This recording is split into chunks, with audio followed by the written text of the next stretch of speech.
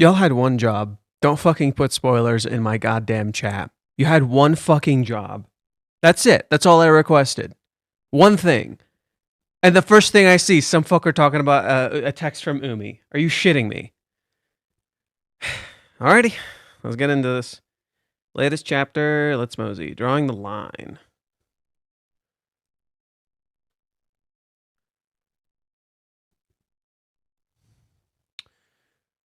I asked if we could talk because...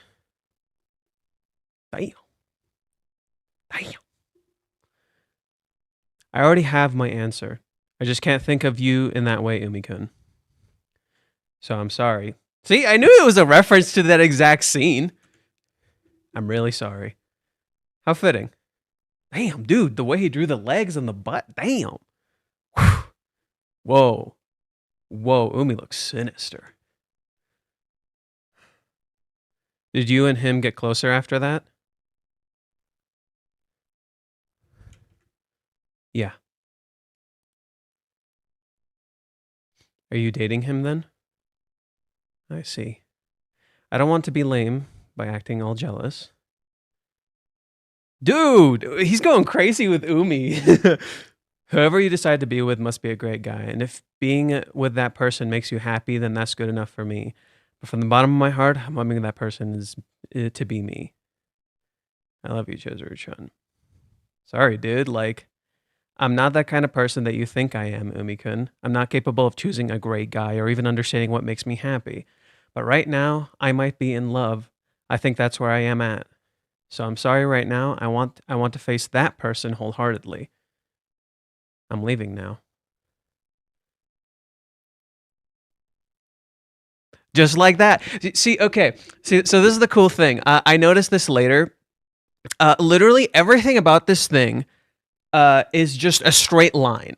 That's something I kind of noticed after a while, after I like sat down with it. Did you notice how literally every single aspect of how she's interacting with Umi is drawn with a very straight line? Literally a straight line next to them. Chizuru's clothing. Look at Chizuru's clothing right here. Straight lines. Her clothing is to avoid attraction because she knows people would get jealous over Umi, right? Literally, the entire point of this scene is we're playing it as direct as fucking possible, you stupid idiots, right? This is the kind of scene where he doesn't want you to overthink. Literally, just straight as fucking possible, right? The reason Chizuru goes to the game, it's something she said they would do in the past. She got it over with, and that's it, right? It's a nice way of saying goodbye, right? I can't think of you that way. That's it, dude. Now, I found it interesting that, like, Umi would, you know, like, okay, Umi is kind of shitty now, right? If this is how it was, Umi is shitty. That he would tell Kazuya, I'm gonna be your friend, dude, and then he goes and just does this shit, right? And it's like, okay, so you are shitty. Like, no matter how you slice it, that was pretty fucking shitty, dude. And I think that's kind of interesting, right? Like, it's really interesting that that's kind of Umi's character. That, like, oh, okay, fuck you, man. Fuck you, dude. Okay, Umi sucks. Cool. Let's just get out of the way. Umi fucking sucks, right? Like, I was expecting different from him, but I guess no, right? Yeah, he has good qualities to him that he can be happy that she's happy. But at the same time, like, wow, okay, just straight up shitty, right? Just brings Kazuya to this event, confesses to Chizuru in the background after telling Kazuya he's gonna be his fucking buddy, and then just dips. Like, what the fuck, dude? Dick move. Absolute dick move, right? This is too much information. Oh, Kazuya. Okay, back to Kazuya. I like how we flipped it. The past few chapters have started with Kazuya, and then they go back to Chizuru. This one starts with Chizuru, straight to the fucking point. Straight to the fucking point. Just immediately, nope, but goodbye, done here. Goodbye, GG's. Just fucking leaves, right? Literally, and that's the whole point. Like, literally drawing a line. Literally drawing a line, right? Just, nope. Just making it crystal fucking clear. That's my intent. Have a good fucking day, dude. Bye-bye. GG's. Okay. I got ahead of myself and requested everything, including internships and full-time positions from similar industries. How long is this gonna take just to read them all? My head. And now I can't make sense of the emails. Should I sort this stuff into personal folders like the PDF and JPEG files? I never dealt with this many before. Now I'm paying the price for slacking off on college. Movie production. Film data, budget, equipment, schedule, location data, script material, casting, crowdfunding, other. I really did a lot back then. I can do this. I can do this. If it's Mizuhara, I can do anything. Okay, so first, the food service industry. New folder, food service industry. Umi. Huh. Okay. He never contacted him before. It's weird. Okay. It is a call. Yeah, it's a call. That's weird. Conveniently contacts Kazuya after getting rejected. That's pretty fucking convenient. Yeah, it's a call. Yeah, it's clearly a call. It's a call. How convenient. Okay.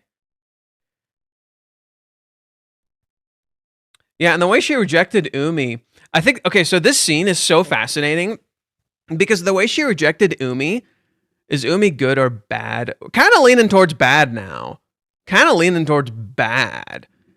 Here's hoping he doesn't do something super shitty. But what's cool about this scene is that literally the way she says, the way she does it with Umi is so straightforward. The way she does it with Umi is so, she doesn't feel bad about it or anything. Right? She's just like, nope, like, I'm sorry, I just don't view you this way, and it's literally the same thing. And right, Umi was clearly just avoiding this, right? The scene was as straightforward as humanly possible. And I think it's fascinating how Umi, did you and him get closer after that? Right? And look at Chizuru's face here, right? Hidden in shadow. I always find it fascinating how Chizuru, when it comes to Kazuya, is always hidden in shadow.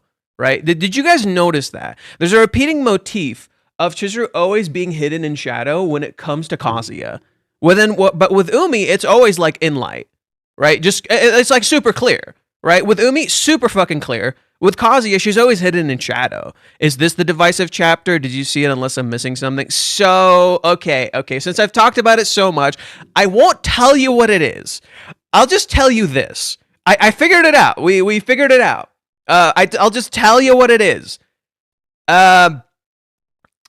Well, okay, I won't tell you what it is. I'll just tell you I already predicted it in an earlier video. I already predicted it in an earlier video, and it's not at all what you think, and you probably will not guess it, because it's so simple. It's so unbelievably simple that you will not guess what it is. It's not at all what you think. It's very, very small. But in a sense, it's very, very big. This was big. This was big, right? But the thing Reiji's talking about is not what you think it is. I knew this chapter would be a rejection. Look, all the signs were leading to a rejection. I thought we were getting played. Reiji's just like, yo, look at the fucking outfit, you stupid dipshit. It's literally as straightforward as humanly fucking possible. The fascinating part is, why is Umi contacting Kazuya, right? I'm curious if he'll try to help. Let's see what the teaser for next time is. Also, the other thing I said is that literally this entire sequence is a direct nod to... This entire sequence is a direct nod to the discussion with Sumi. Literally, it's similar. Just the difference is it's literally in night and they're in public, but nobody's there.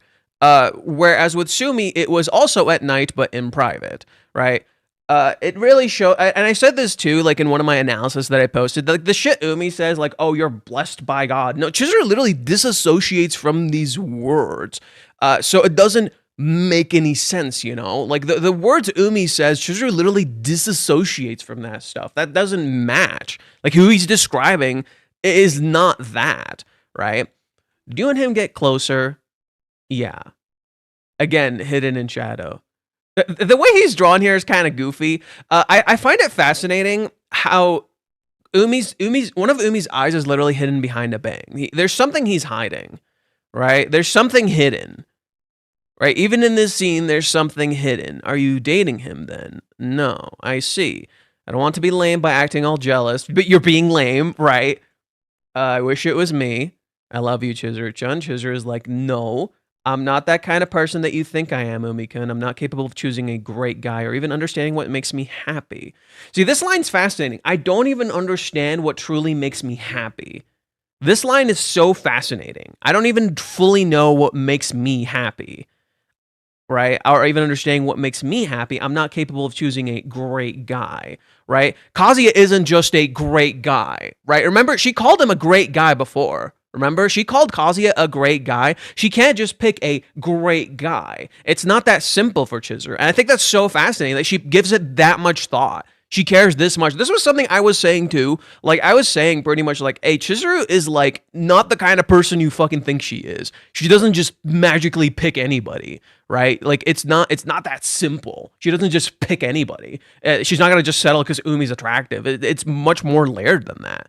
But right now, I might be in love. I think that's where I'm at, right? So notice this too. She didn't magically change from I love him. She still thinks I might be in love.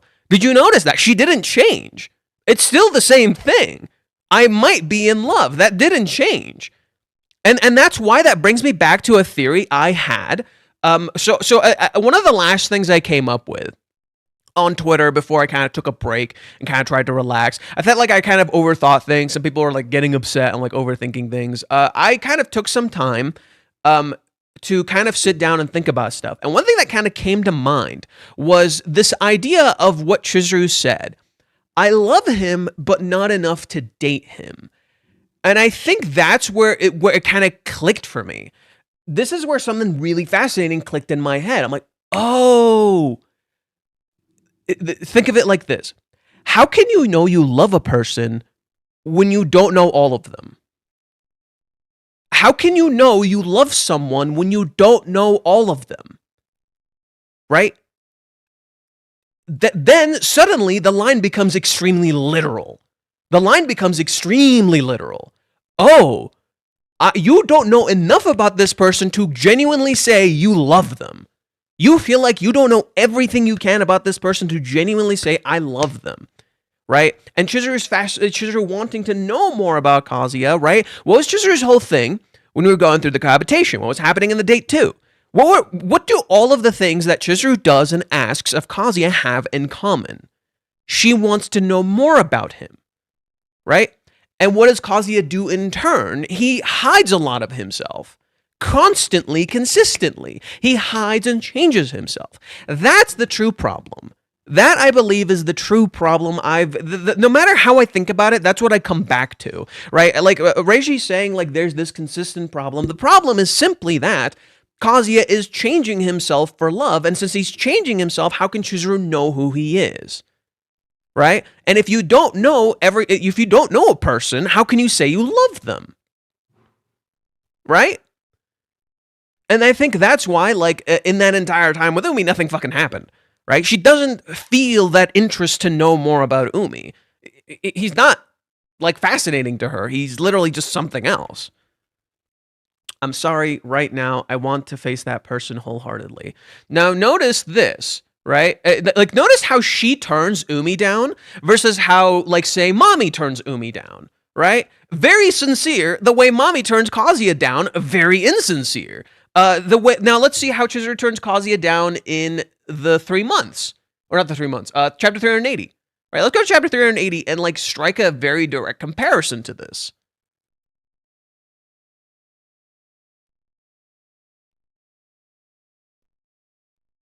Right? What do you see? What do you see? Very different scenes. Right? They're similar, but there's an inherent difference between the two. Right? Chizuru, when she's turning Kazuya down, it almost doesn't have an answer. Right? And she's falling apart. She's falling the fuck apart. When Chizuru is turning Umi down, it's quite different. That was her intent from the start, right? The moment Chizuru got here, that was her intent from the fucking start, right? When Chizuru got here, like, Reishi's intentionally striking a contrast between the date and this scene. The moment Chizuru came here, that was her intent. That's it. Shutting this down. GG's. We're fucking done, right? I have not faced Kazuya earnestly. I have not faced this person wholeheartedly. That was the teaser for this chapter. I'm sorry, right now, I want to face that person wholeheartedly. I have to confront an issue wholeheartedly, right? So that was the teaser for this chapter. It makes a lot of sense that it comes all the way back around. So this scene, complete opposite of that, right? Complete opposite of that. The scene with Chizuru here with Kazuya. There's a lot of visuals that indicate this to you. For instance, when she's with Kazuya, notice how they're literally surrounded by water, right? Look at how they're literally surrounded by water. The water is everywhere, right? The ocean is literally everywhere. The divisive chapter. No, the divisive chapter was not 390. I know which one it is. You're all wrong. You're literally all wrong. I'm just telling you right now. You're literally all wrong. That's not what the divisive chapter was. I'm just telling you right now that you're all wrong. I know what it is. I know what it is.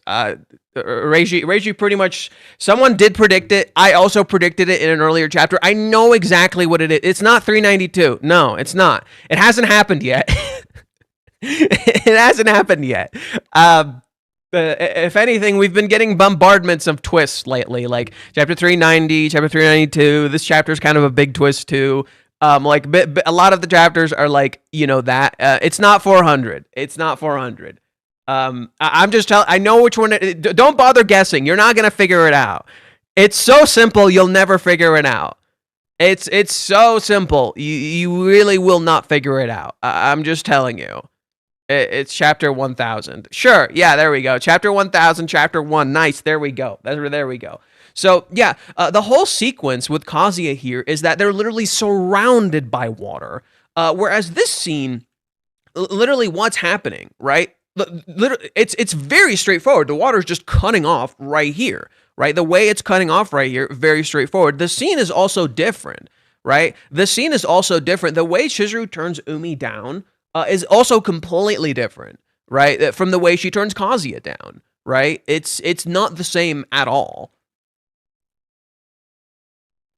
And I think that's so fascinating to show you, hey, the way you've interpreted this scene with Kazuya and Chizuru turning him down is not the same whatsoever, right? The scene where you saw Chizuru turn Kazuya down was not the same as Chizuru turning someone else down, right? Turning someone she doesn't actually have feelings for down, completely different story. But turning Kazuya down was quite difficult for her. It was not something she actually wanted to do, and that was not her intent to begin with, right? I think a lot of people look at Odaiba and look at the date as like, oh my god, was Chizuru just going to turn him down the whole time? No, because you see this. This intentionally creates contrast. Here, Chizuru did walk in with the intent to turn him down. And you see it from the start. You felt it from the fucking start, right? It was so clear and in front of you. You think it's going to be something else because you mispredicted Kazuya's entire thing, right? You saw Kazuya's entire thing. You misunderstood that entire thing. You thought this would be similar to that. I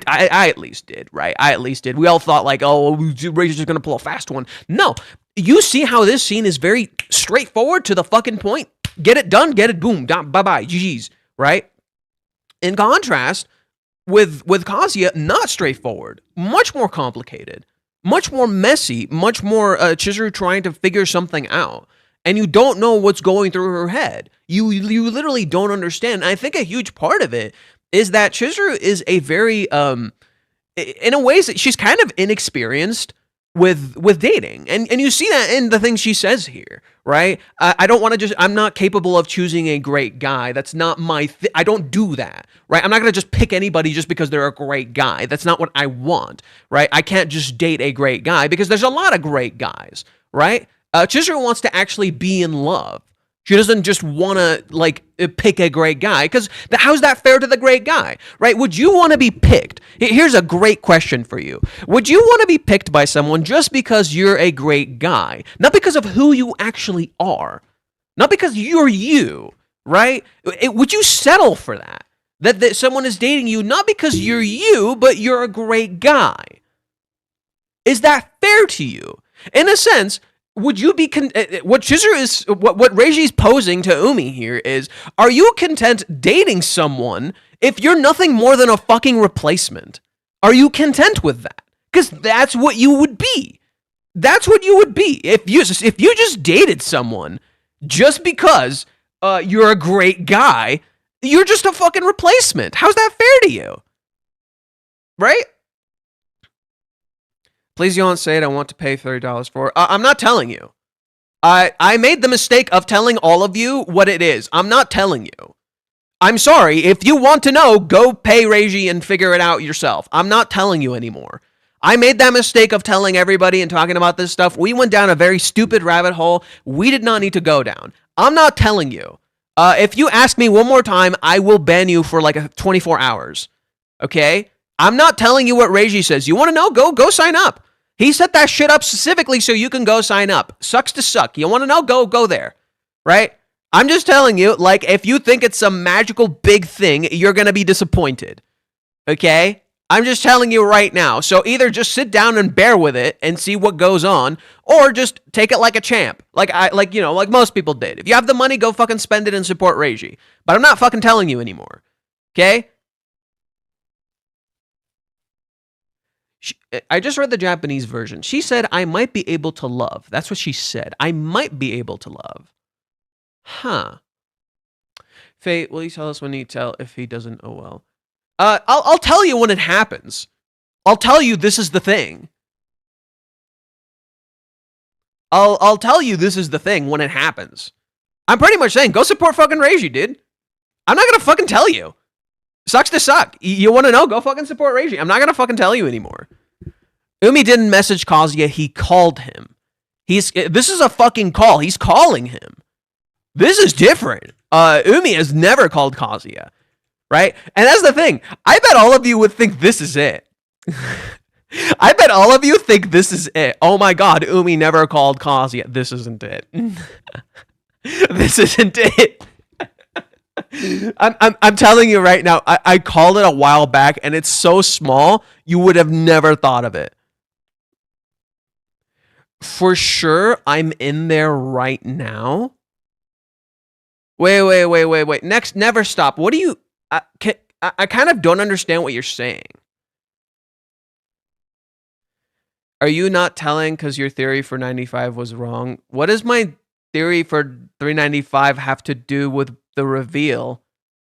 I already said on Twitter I was wrong and I apologize, and I said I was overthinking things and blah blah blah. What do you want? Are you expecting me to say sorry some more? Because I have some self-respect. I'm not gonna keep saying sorry for something that fucking small. Fucking suck my ass. Like, Glitch, if you're here for some sort of thing from me, I might just, like, give you, like, a temporary ban, dude. I'm kind of done with people, like, getting on my case for shit. This isn't the kind of community I'm fostering. Umi's going to rent Kazuya, it is known. Okay, let me see the panel again when she said, I might be in love. Here? I can just go buy the Japanese version. Oh, wait. Reload the page. I do need to take a picture of these and send them over, so... I'm on the bottom panel, she said, I'm sure I'm there. I think that's where I'm at. I mean, that's not really different from what she said. I'm not purchasing the Japanese version for you. I'm purchasing it so I can send it to my friend so he can tell me what the next times and shit are. Really nice chapter. Yes, it is. Yes, it is. It was good. It's something I think the fans needed. She didn't say I think. She said I'm sure that's where I'm at. Oh, okay. So yeah, that seems to make sense. I think okay, that's a cool thing we missed. I'm sure that's where I'm at. I'm sure that right now I might be in love. What did she say instead of I might be in love?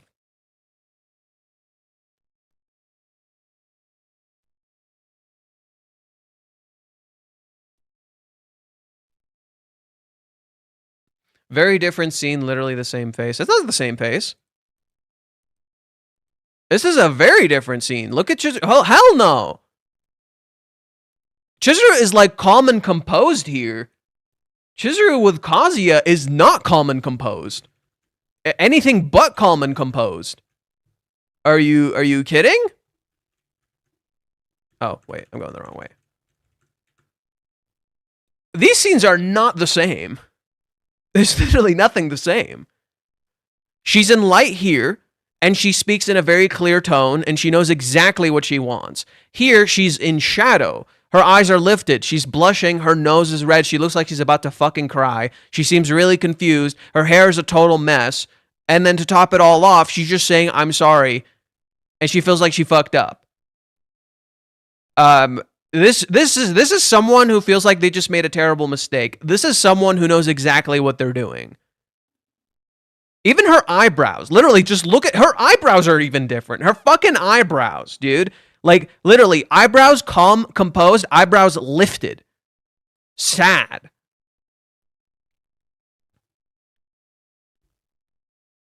What I don't understand is why did it take Chizuru this long to turn Umi down? She clearly knows the answer. Right? She knows her answer for Umi. She knows her answer for Umi. Right? She knew she never felt anything for Umi. But that's the fascinating thing is like, why did it take this long for her to turn Umi down? That's the only thing I don't understand. Why did it take so long to turn him down? Right? It feels like there's something we're not seeing. It's like, why did it take so long to turn Umi down? Umi ran away always. Oh, okay. I guess that makes sense. He like wouldn't let her do it. He kept avoiding it. He literally wouldn't let her do it. Damn. Punk bitch. Fucking coward. Okay, I guess we can see it that way. Right? So the first time when he confessed, he told her, you don't have to tell me right away. I'll wait for your answer. And then when he goes and shows up to Chizuru's house and he confesses again, he seemingly doesn't let her do it, right? He just fucking dips. And then again, here, he was trying to dip again. Again, he was trying to like drop all this praise on her and just so he can avoid it again. Right? So it's like, what the fuck is the point of avoiding it? He didn't do anything for the relationship. Umi seemingly did nothing for the relationship. Like, what the fuck was he expecting? That seems really idiotic. Like, a relationship is about forming a fucking bond and working through that shit together. Umi seemingly has done none of that. Right? He's seemingly done fucking nothing. And then he wants to have a relationship with her. I think that's why, in that sense, Kazuya in Odaiba kind of mirrors Umi to some degree. He's basically wobbling between Umi and himself, where Kazuya isn't really doing things in the date. In the date, Kazuya isn't really doing things. That's the final part. That's the thing that kind of messes everything up in the very end. Is Kazuya seemingly doesn't do something when he should have. When it's clear he should have. Like, when they get to the beach, it's literally the perfect fucking spot. It's literally the perfect fucking spot. Right? It's the spot. This is where you fucking do it, dude. This is where you fucking kiss her. And he doesn't do anything. And then afterwards, he does something. And that becomes a real choice. He takes a real action. He does something actually meaningful. And then they get closer. That's why I'm saying, like, I think Kazuya is kind of the issue, is like, the things he's doing for love are all wrong. And literally, if he just has faith in himself, he'll start doing the right things, right? And basically, Kazuya is transforming himself for love. He's seemingly changing himself for love, right? He's doing all of this stuff not necessarily for himself, and it's like he kind of has to find like a natural path. Right? He has to find a natural path and a natural purpose for why he's doing what he's doing, not to do it for other people. Kazuya is so unstable. He's not unstable. He's not I wouldn't say Kazuya is unstable. I think Kazuya is actually probably the most stable character in the series if he's true to himself. When Kazuya is true to himself, he's probably the most stable character in the series. Period. He has his shit completely together. When he knows what he wants to do. But when Kazuya does things for other people, he kind of loses who he is, and that's kind of where Kazuya is right now. He's kind of doing things for other people. Anyways, back to this. Okay, so indecisive but not unstable. It's not indecision. It's like the question is, why is the indecision happening? K does it for the love of the game. K, who the fuck is K? You mean Kazuya?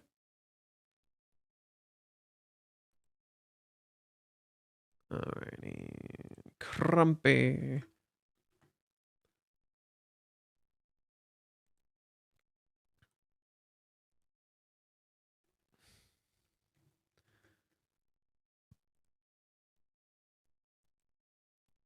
Yeah, again, I get Umi was avoiding shit, but I don't know. Feels like there might have been a little more. I guess we can simplify it to Umi is avoiding shit. But hey, I actually said Umi would call Kazuya, or not call. I said he would text Kazuya, and I guess it fucking happened. Right, I did say Umi would text Kazuya. I mean, that was just fucking inevitable. If you're gonna reintroduce him and you have that one thing of Umi having Kazuya's contact info, of course you're gonna fucking use it. Like, of course. The divisive chapter is real. It's not. It's not what you think it is. Did Reiji tell you this week straight up about the divisive chapter? He revealed a spoiler. I'm not talking about this anymore. I'm not going to tell you. Stop asking. Okay, you're getting a temporary ban glitch. Stop asking. I've given you all the info you will be getting. I'm giving you all of the info you will be getting. I'm not going to tell you anything moved. That's it. You're not getting anything else from me. Okay? If you ask anyone else who asks me about the spoilers, you're getting temporarily banned. Okay? Just understand right off the bat. What is the symbolism of the maid outfit? Well, there's a heart, and this maid outfit is clearly for Kazuya himself. And when we see it earlier, for instance, in the 3 months, she was also wearing a maid outfit in one of the covers. So this seems to connect to that. Everything Chizuru's doing here, she's doing it for Kazuya, right? So the maid outfit's kind of for him, right? In another way you could look at it, it's kind of like the, what was I thinking of? Yeah, it's just a 3 month thing.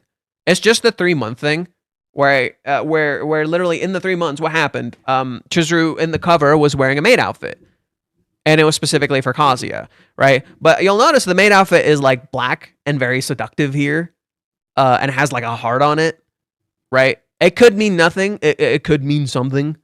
So at the moment, I don't know. I just know Chizuru's doing this for Kazuya, and a maid gives, right? A maid gives.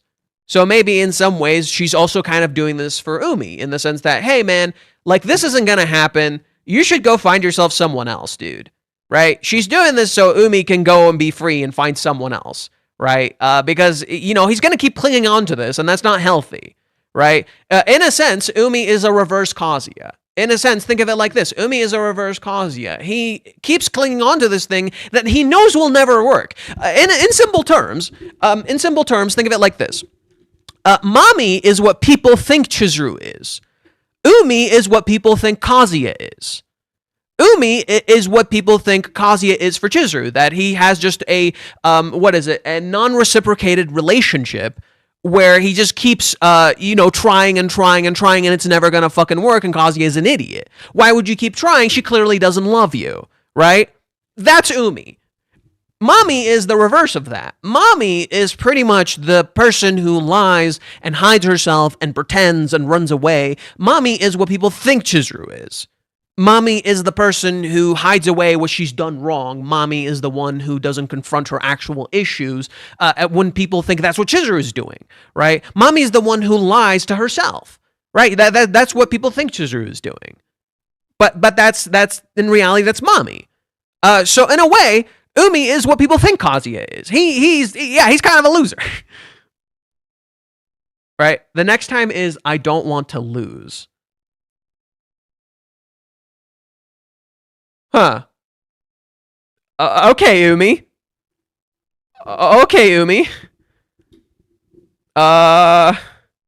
So the teaser is I don't want to lose. Chizuru is it's the part of at TR from NTR.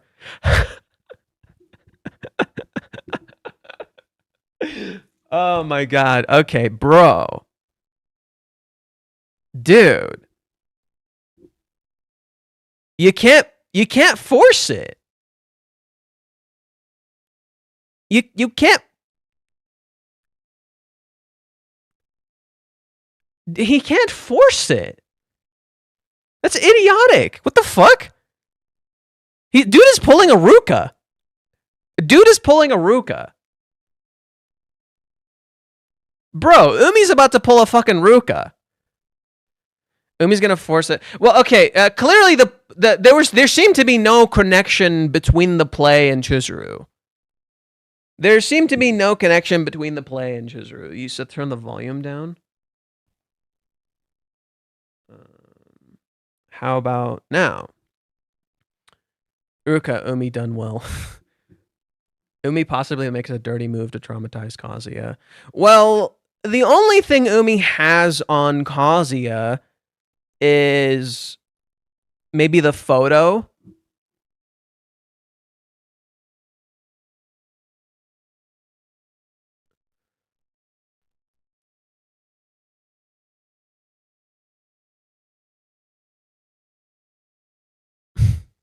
I don't know, man. That's kind of sad, dude. Like, damn, dude, that's kind of sad. Like, bro. I think Chizuru can force herself into a relationship with. Yeah. That gaslight Kazuya that he'll be a burden to Chizuru's acting career when he realistically helped her. That would make some sense because, right? What does Kazuya see here? The movie production. Right? Kazuya saw all of his efforts for Chizuru in the movie production. So naturally, what would Umi try to do? He would try to tell him you're a burden to her career. Right? That would be an interesting thing to do, especially considering what did Kazuya do before, right? What Kazuya didn't want to get in the way of Chizuru's acting, right? Kazuya didn't get. Oh, that could work.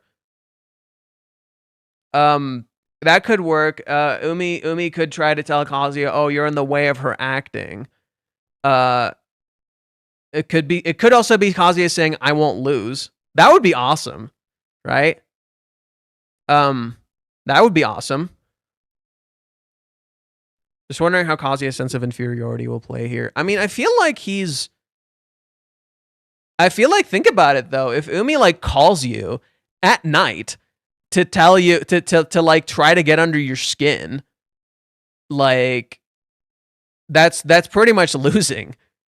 And Kazuya would just be like, yo, no, I got this shit on lock. Like the fact that this dude is insecure around me, like damn. And everybody was like, oh, Umi and Chizuru were gonna get closer and and no, it was none of that.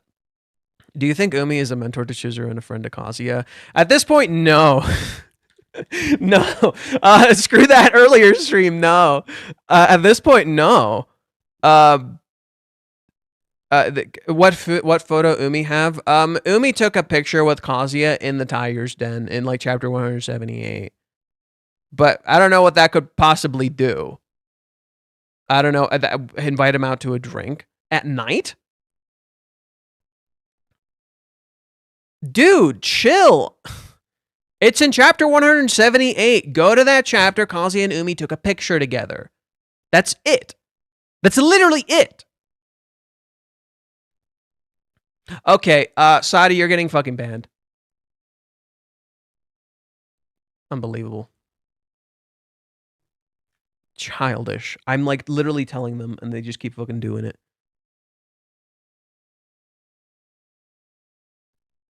Go, Umi, show your inner Mitaka so I can laugh on both of you. Bro, spam. Right? Bro kept spamming. Fate's month-long Umi is a good guy theory just flushed down the toilet. I mean, he's not like a bad guy. but he's kind of pathetic. He's kind of pathetic. Right? Umi's kind of fucking pathetic. Like, he's a sad, wet puppy. I remember I made a meme for this like a while back. It was in chapter 288 or 289. It was literally chapter 289. He's like a sad, wet puppy. It's fucking pathetic.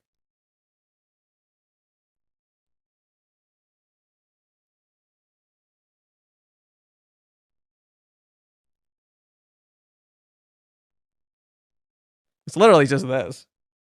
How people think Umi is. Absolute Chad. Too cool. Chizuru loves him. Real Umi. Sad, lonely, wet puppy dog with as much riz as a coconut. Okay, I guess I was right on that front. Right? Sad, wet puppy dog with as much riz as a coconut.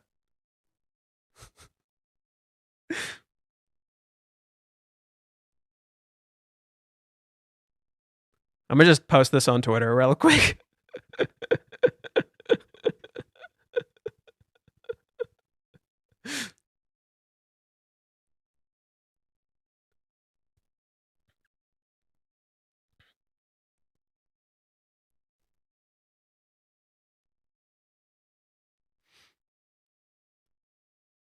Faye, are we still shipping Umi x Chichun?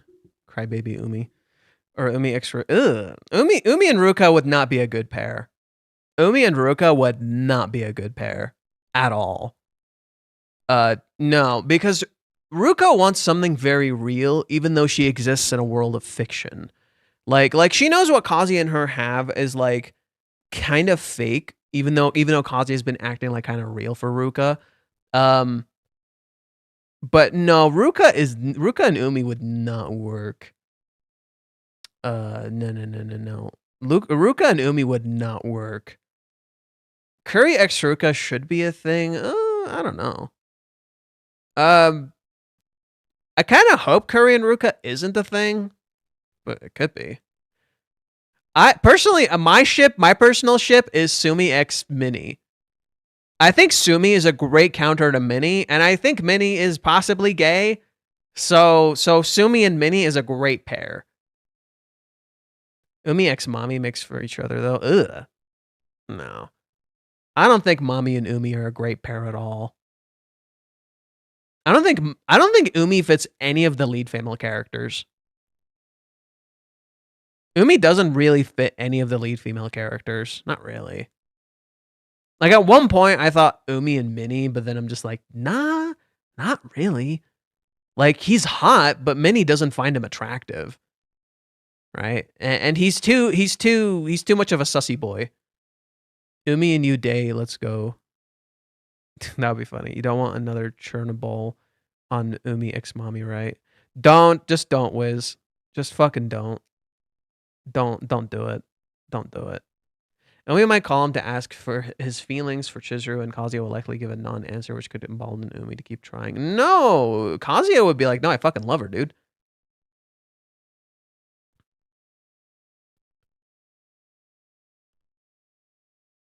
Sumi would heal Mommy in one day out together. Oh, you wish.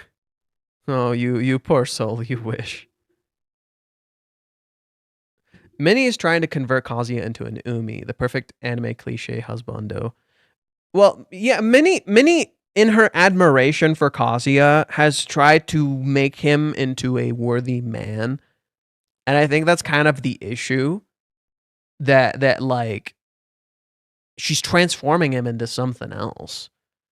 What I think could be happening, my personal theory, what I think could be happening is that Umi is going to say something that contrasts what Minnie has been saying, which would be really fascinating, right? I think what would be super fascinating is if Umi says something that contrasts what Minnie has been telling Kazuya, in particular this piece of dialogue. The super earnest and timid angel gave you a silent answer, the full-fledged I love you. Chizuru didn't say that. So it would be fascinating if Umi says something different from this to Kazuya about Chizuru, which would leave Kazuya a little befuddled and a little confused. Umi tries to be a bro to Kazuya to research if Kazuya has a good match for Chizuru when it's none of his business. That doesn't make any sense. It's clear Kazuya and Chizuru are getting close, so like it doesn't really feel like that. If there's a clue how long Chizuru and Kazuya will not meet, I don't fucking know. Honestly, I don't blame Umi for not giving up. Kazuya got rejected and didn't give up either. Well, that's the thing though. No. Jesus, that's stupid. That's kind of stupid. Because when Kazuya got rejected, it wasn't just, oh, I don't love you. She literally says, I might love you.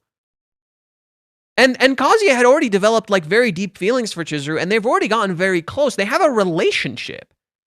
Kazuya and Chizuru actually have something. Right? Umi doesn't. Umi doesn't even work towards his relationship with Chizuru. Like, seemingly that doesn't fucking happen. Right? So, I just don't get it. You know? Like, what Umi has with Chizuru is not a relationship. He doesn't really work towards it. He doesn't really do anything. Like, Umi never actually tries to get closer to Chizuru, because if he did, and if he actually helped her, or if he actually formed a relationship with her in any meaningful way, like, we would have seen something different, but he doesn't. Umi's literally not around. Umi's literally not in a relationship. Like, he's literally not around. He's the epitome of the guy who's just not present. And if you're not present, what the fuck is the point? A relationship is about being present. A relationship isn't just about persistence, it's about being present in someone else's life. It's about impacting that life in some way. You matter. You matter in that person's life. So it doesn't, so what the purpose of Umi existing is useless to Chizuru. Like, you shouldn't have to be that. The last page in Japanese version line says, are we getting an Umi backstory next? I don't fucking know. Umi's Lord Farquaad and Chizuru is Fiona and Kazuya is Shrek. I mean, isn't this the joke we already made? Isn't this literally the joke we already made? An incoming call from Umi to Kazuya, a premonition of a great storm. Ooh. Ooh. Interesting. Do you think Umi will try to make Kazuya doubt himself by telling him he'll be better for her than him because Kazuya will be a burden on her career, like he did with Chizuru when he visited? Well, he didn't say that in particular. So the great storm is coming. Umi bad guy confirmed then. Guess so. Right? Guess so. Umi only exists because of Kazuya from the phone case, the crowdfunding, even the goddamn party. He wouldn't get Chizuru if he didn't use Kazuya as an excuse. Pretty much. Umi is literally kind of just not Kazuya's feelings. Umi essentially is kind of like the illusion of Kazuya's feelings, in a sense. Just as Ruka is kind of the illusion of Chizuru. Chizuru wants to touch Kazuya's ocean, right? The ocean, not Umi, the ocean represents Kazuya's feelings. Umi is not the ocean. He merely has the ocean's name, right? Kazuya is the one who loves ocean life, right? Kazuya loves ocean life. Umi merely hosts the ocean life. He's also Yatsuyu, also stealing anything from Gude. Well, that's okay, but understand, this isn't simply Maison Ikoku. Because in Maison Ikoku, Mitaka is constantly present. Umi isn't. This isn't Maison Ikoku. You can't just keep comparing them. It's not the same fucking story. Like, you can't just be like, oh, he's just Mitaka, that's it. That's the entirety of Umi's character. I wonder what happened to Chopto. I don't fucking know. Kyoko's house.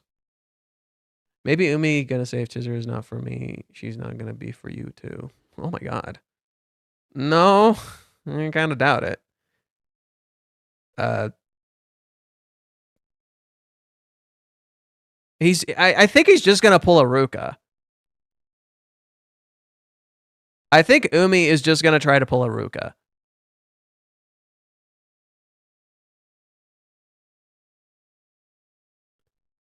What if Umi tells Kazuya to stay away from Chizuru or else he'll sabotage Chizuru's acting career?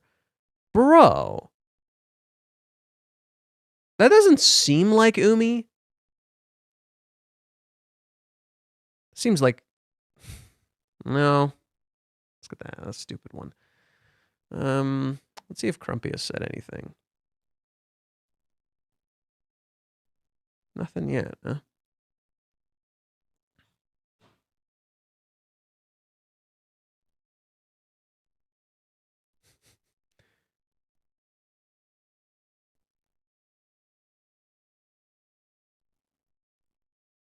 And we're blocking this person.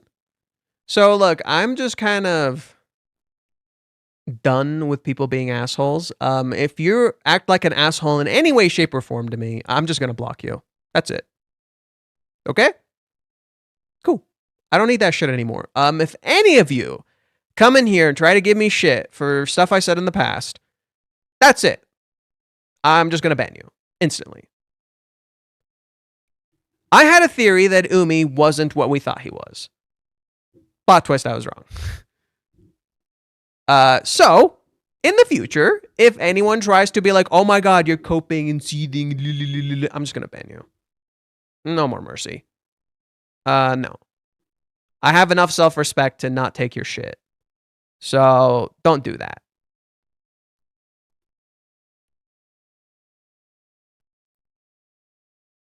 I just can't think of you in that way, Umi-kun. Seems to me no matter what happened with Kazuya, Chizuru just never had that feelings for Umi. Yeah. Like, literally, that's what she's saying to him, and he's just like, no, I refuse. That's what she's saying to him, and it's just like, no, I refuse. Right? I think he will say one-to-one what Chizuru said, that she wants to face that person, that she's maybe in love with him. That's a decent theory. Chizuru has never had any feelings for Umi. He has never made her blush or make her heart race. Kazuya has. Yeah. If Umi makes a dirty move, Umi actually has a sense of inferiority over Kazuya. Maybe chapter 18 happens to Umi's head every day. His move will be if he can't have her, you can't have her either. That seems really shitty. Like, doesn't he want Chizuru to be happy? He wants to be the person who makes her happy. But why would you rob her of happiness? Out of your own conceitedness. It seems really fucking stupid. It's perfectly fine to be wrong with theories. Hell, all of us are wrong with 90% of the shit we say. A lot of people can't just be like, they were wrong, oh well. Yeah, like, look, I'm gonna be wrong about shit. And I had a theory Umi wasn't shitty, you know? And I was wrong. Okay, Umi was shitty. Reggie was playing him pretty fucking straight. But if you're gonna come up to me and say to me I'm fucking coping and I'm stupid and all that shit, bro, I'm just gonna block you. I have no more patience. I don't need that emotional frustration. You're not that important in my life. I don't need that. I'm just gonna ban you. I'm sorry.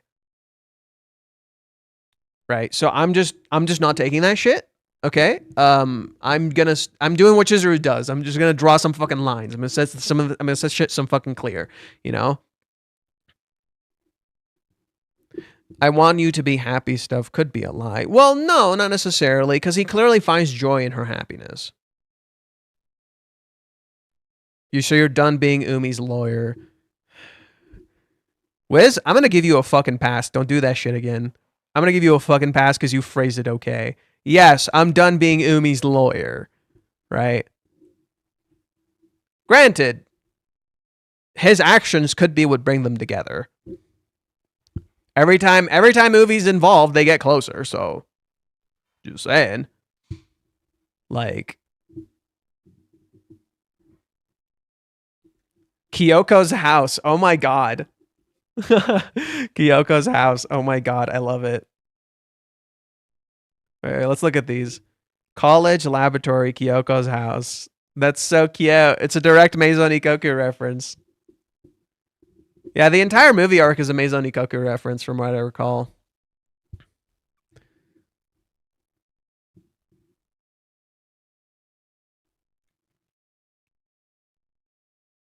You know what this shot reminds me of? Oh, you know what this shot fucking reminds me of? Dude. Oh, wow. Okay. Oh, Reiji, you're a fucking god, dude. Reiji, you're a fucking god. Okay. This is chapter 290 after Umi shows up. And this is a reference right here. This is a manga panel. This is a reference to just before the Tiger's Den.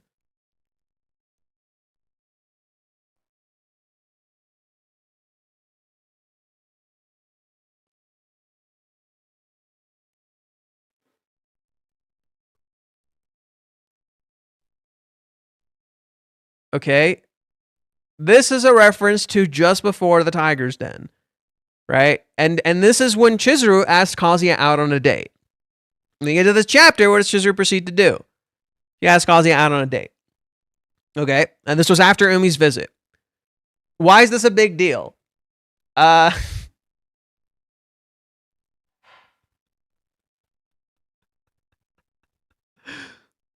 my god.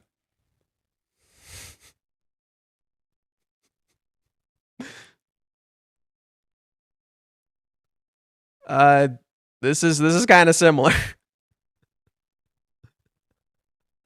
This is kind of the difference is Chizuru texted, Umi called, right? Maybe we might finally get an explanation about the Tiger's Den.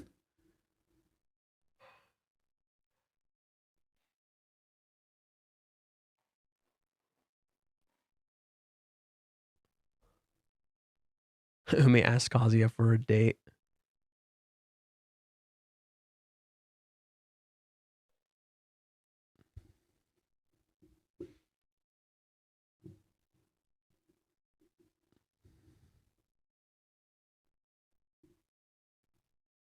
What attention? What? Umi will scream, she will be mine, then hang up. Doubt it. That seems very stupid. I think whatever Umi's gonna do might ultimately bring them closer, Kazuya and Chizuru. Fate, you might be proven correct still. Kazuya knows about the Tiger's Den and the fake date, so the call may be Umi telling Kazuya to go for it. She loves you. No. Umi clearly envies Kazuya, and he's kind of jealous of him. The reason we can say this is because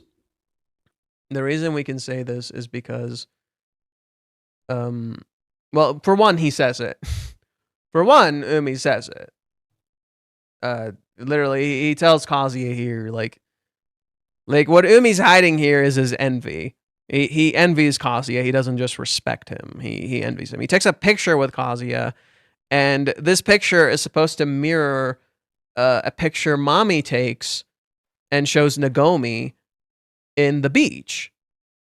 And in the beach, Mommy's jealous of Chizuru.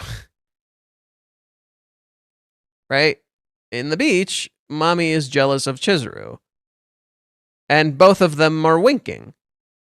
Right? The images are literally the reverse of each other. The images are quite literally the reverse of each other. Right?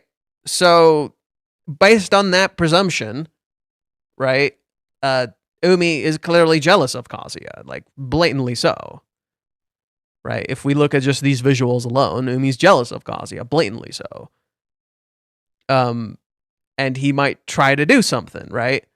So you see Mommy, and you're under the impression, Mommy is trouble. What if it's Umi who's actually trouble this time, right? Right? You see Mommy coming back, you're like, oh no, Mommy is trouble, and then what if it's Umi this time? I'm still not fully convinced on Umi's, but I don't think Umi is a bad person, but I don't think he's like I guess Mitaka is a decent comparison. Like, Umi isn't a bad person, but he's not like willing to give up, I guess. So you're telling me Umi has been mommy in disguise all along? Well, the difference between Umi and mommy is mommy has no choices. Umi does, and he keeps making stupid choices. And he keeps chasing things that he can never have. Right? That's Umi's issue. Umi keeps chasing things he can never fucking have, instead of going for something he can have. Right? And basically, like, literally what Chizuru said in chapter 380 is very fitting, or chapter 382, I think, is like, it's very fitting. It's like, okay, like, you can't like keep loving a person and hoping it'll work out, but it won't. And you have to draw the line. And Chizuru draws the line, but he fucking refuses to. He's pulling a Ruka. Going on Twitter was a mistake, good lord. Why? What's wrong with Twitter? What's going on with Twitter? Let's move it here just in case.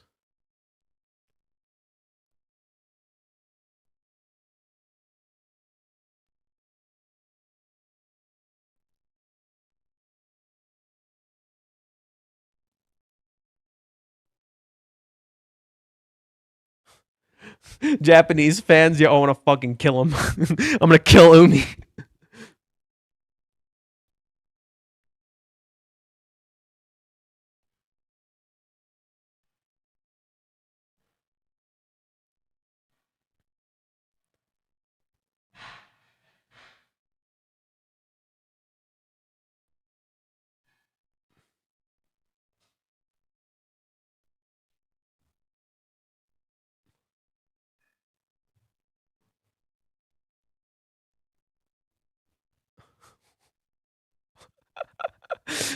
Next time on Kanojo Okarishimasu, Umi dies.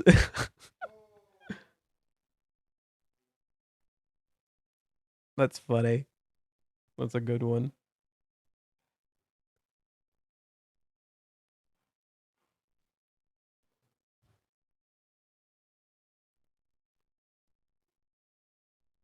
I'm not seeing much. I'm assuming you probably went to like with the girlfriend stuff.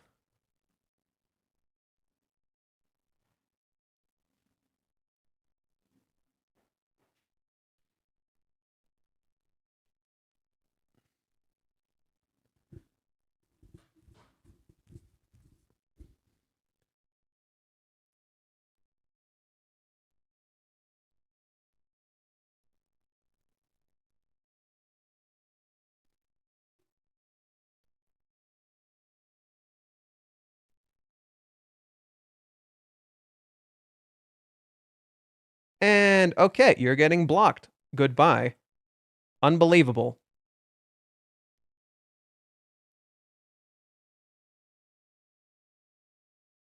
That's it. That's it. My patience has run so thin, dude. Fuck off, man. Literally, yeah, okay. I see what you meant. Literally, just I go on Twitter and literally everyone wants to give me shit. Fuck it, I'm just blocking everyone. I don't care. Not no, fuck you, man. Are you shitting me? Get out of here.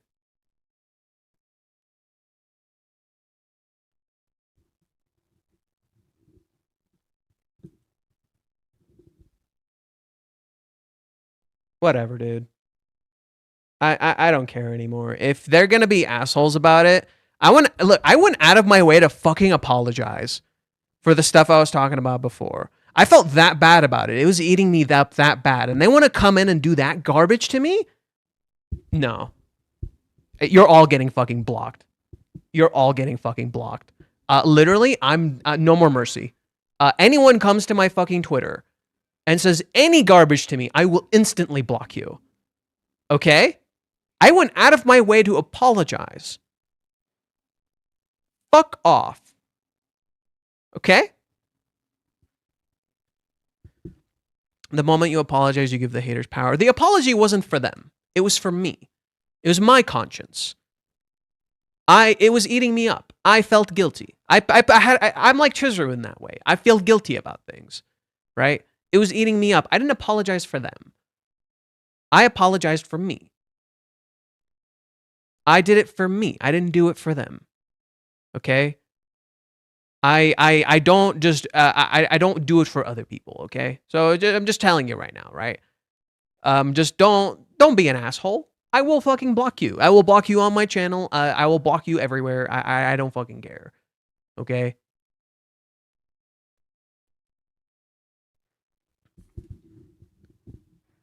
Also, Lawless, do you have admin privileges?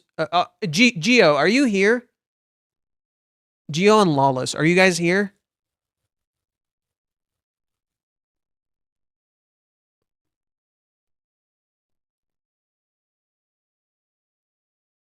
Should see what the main servers have been saying. Lol, they're just assholes. Yeah, I mean, there's a reason I don't go to the main server. There's a reason I don't go there. Right?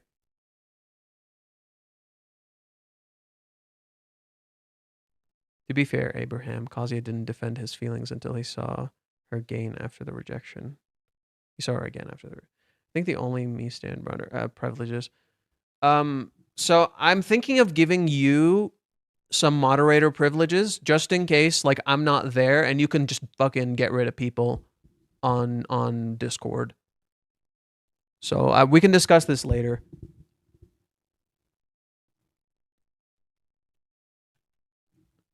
Have things from Japan already come out? What does it say there, Johan? I don't know.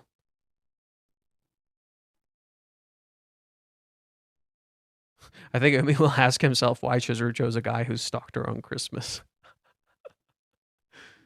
Like, he doesn't even know the context of that. He literally doesn't even know the context of that. Like, there's so much more to Chizuru and Kazuya's history than just that singular instance.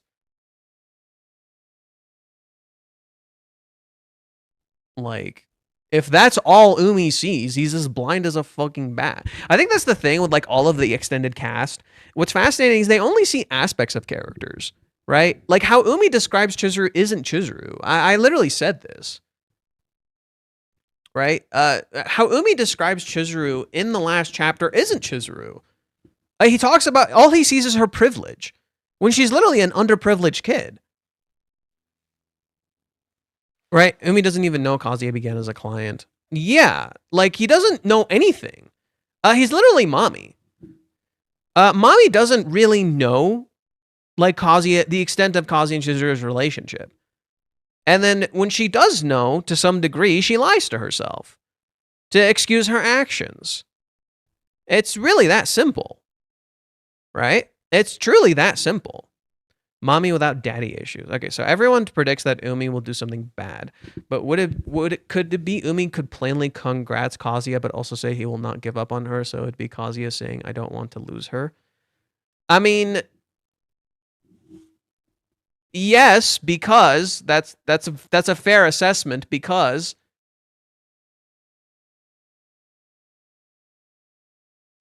where is it? What does Kazuya say in chapter 179?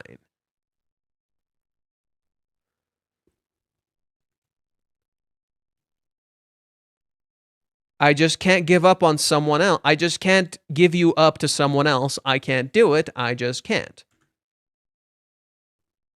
I don't want to lose. That sounds like something Kazuya would say.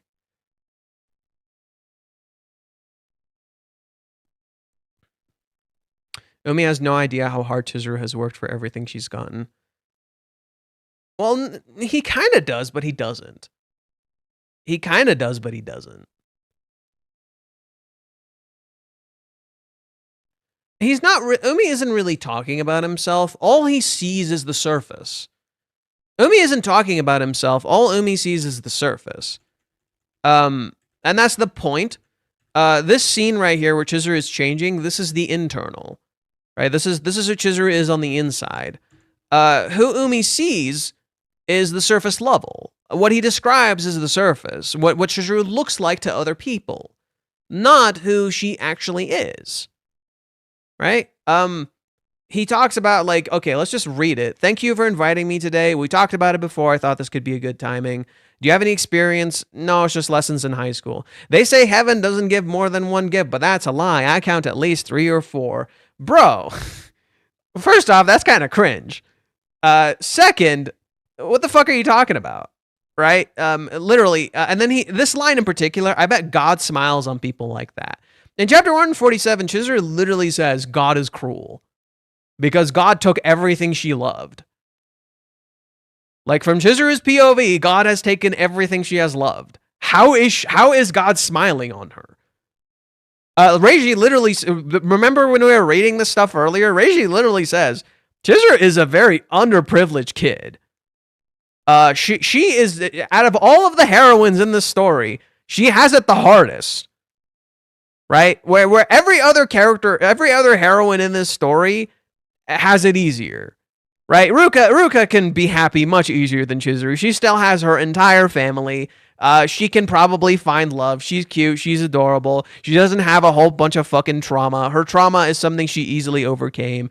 Mommy, yeah, she has a terrible family circumstances, but she's fucking rich, and she's smart, and she's privileged.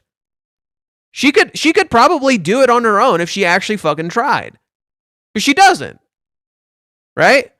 Mommy at least had a family. Sure, they're an abusive family, but at least she had a family. What is it? Sumi has no fucking flaws. Who are we kidding? Sumi has no fucking flaws. Right? Sumi has no, literally the entirety of Sumi's character is constructed around the idea that she could literally do anything she wanted, and she uses her excuses as her personality.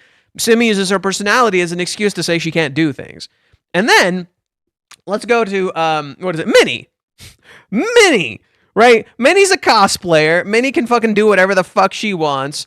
Minnie is perfect. Minnie like is constantly living her life, just do whatever the fuck she wants, and she uses literally kind of what Sumi says. She uses her personality as an excuse to not chase love because she's afraid love is lonely and she can't fucking handle it. But she's literally lying to herself. So literally every other fucking heroine has it so much easier. Right? Literally, they could just fucking try, and then they'll get what they want. Right? Chizuru, literally, no dad, lost her mom so young she can't remember her. Her mom is a terrible influence, right? Or not a terrible influence, just like has a bad history that comes back to haunt Chizuru. Chizuru's grandpa dies in a horrendous accident. Chizuru's grandmother, her last living relative, also fucking dies. Chizuru doesn't even know what her dad looks like, and he's just seemingly disappeared from her life. She has no family. She constantly fucking works her ass off every single day just to even get a little bit of the privilege other characters have, and everybody only sees that she's this beautiful, attractive, perfect girl. Right? And to top it all off, she goes through this shit alone. She doesn't even have, like, true friends like Kazuya, right? She has like college friends. That's kind of it. She just kind of has college friends. That's kind of it. So when Umi says this shit, right, he doesn't see shit. He doesn't see shit. He's not actually there, right, to comfort Chizuru in any meaningful fucking way. Right? So in that sense, like, yeah, Chizuru has it a lot harder than other characters. Chizuru's been through fucking hell and back. And she's still persevering, right? She's definitely underprivileged. And then Umi only sees the privilege. Umi only sees how Chizuru appears, right? She only appears amazing to him.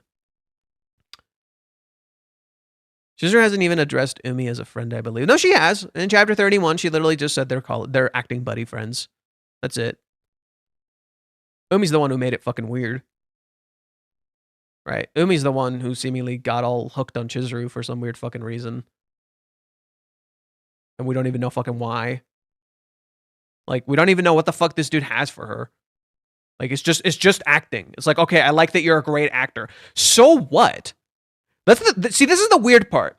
What Umi likes in Chizuru, you can find that in other people. What Umi is attracted to in Chizuru, you can find that in other people. What makes Chizuru special? Like, what makes Chizuru special to you? Why is Chizuru particularly special to you? You don't even see her, right? What Umi sees in Chizuru isn't even the real her. So what the fuck is he talking about? You could literally find that in other people. Like when Umi tricks her into that date, he literally says, like, I love this side of you, the acting side of you. It's beautiful. Okay, and you can't find that in anybody else. What makes her in particular special? Right? You can find that in somebody else. So why is it special with Chizuru? Right? That's the whole point. It's like Umi doesn't actually see Chizuru. He doesn't look past the surface. He only sees the surface. He was so scummy for tricking her into that date. And like I thought there was like other reasons behind that. Like there's the whole thing with Nanaho and like maybe she broke up with him and blah blah blah. Maybe Nanaho like thought, hey, you have a thing for Chizuru. You keep like focusing on her. You're not actually interested in me. Maybe Nanaho like called him out on this bullshit. Like he isn't actually committed to anyone. That could have been it, right? Because again, we don't know the details of that. And Chizuru still kept interacting with Umi. And maybe she thought he got the picture, but he didn't. Right? And then now she like sets the ground rules straight. Like, okay. But yeah, like literally Chizuru says it here. It's like the person you describe isn't me. I already have my answer. I just can't think of you in that way, Umi-kun, right? With Kazuya, she didn't have her answer. That's why she rejected him. She didn't have her answer. Here, she rejects Umi because she already has her answer. She already knows. Right? I don't want to be lame by acting jealous, blah, blah, blah. Right? And look at Chizuru here. It's like, bro. Look, I get it. You can keep saying I love you all you want. It's not going to... She doesn't even react. Right? She doesn't even react. It's like, bro, you can keep saying I love you all you want. It's not going to change anything.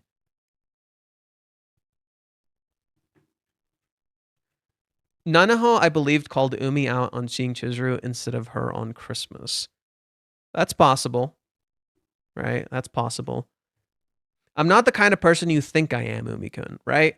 I'm not, right? I'm not that dude. Right? I'm not that, right? Stop thinking I'm that. Like, you don't actually see me, right? And the reason she reacts the way she does here is because it's Kazuya, right? Kazuya sees the real her, right? Kazuya actually looks past the real her. He sees the little girl underneath. Even when he kind of doesn't. That's the sad part. It's like Kazuya sees Chizuru and he doesn't.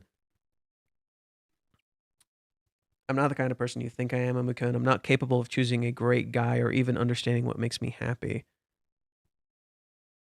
But right now, I might be in love. I think that's where I'm at. So I'm sorry right now. I want to face that person wholeheartedly.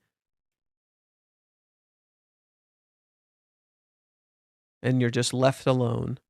Isn't it fascinating how Kazuya is the one who walks away, right? Remember how Kazuya is the one who walks away when Chizuru rejects him? Here, Chizuru is the one who walks away from Umi. That's a cool nod, right? Chizuru literally walks away from him. Whereas with Kazuya, she was still following him even after the rejection. Kazuya is the one who walked away from her. That's the entire sequence. Remember that? Kazuya is the one who walked away from her. Kazuya knows how to take an L. Yeah, I guess. Yeah, Kazuya's taken a lot of L's, dude. Kazuya is like the L king.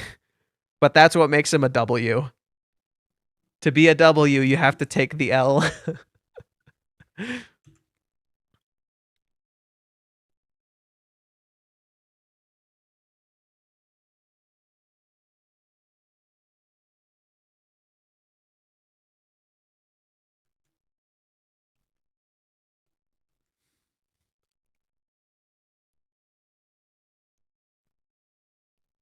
Umi just knew to getting rejected.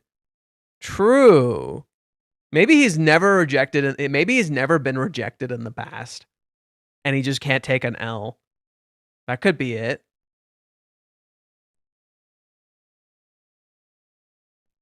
Kazuya take too many more L's. He may be Yamcha lol. He already looked like Yamcha earlier.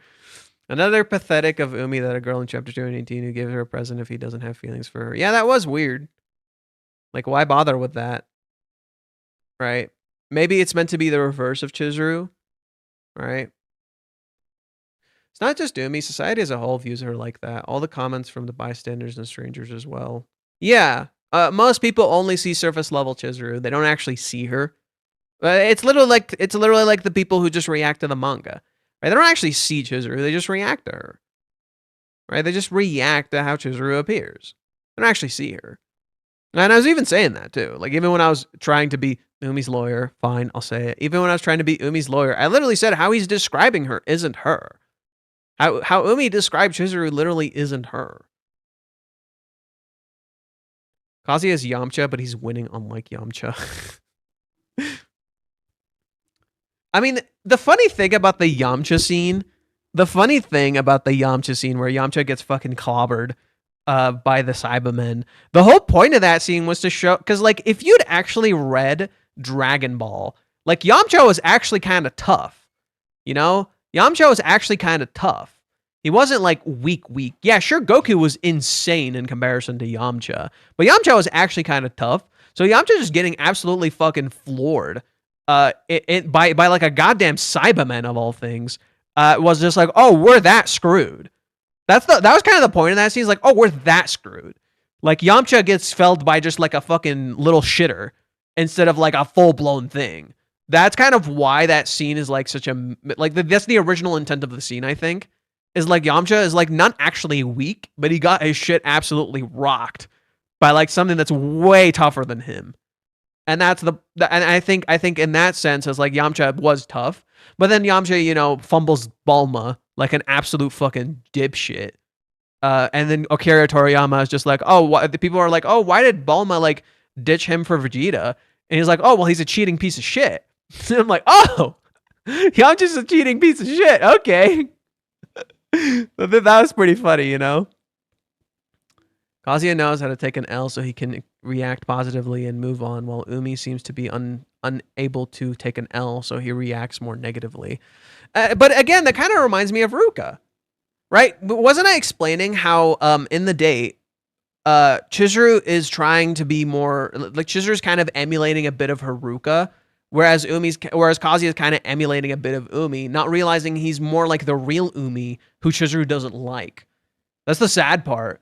Is like the Kazuya in the date is more like the real Umi, who's not actually there.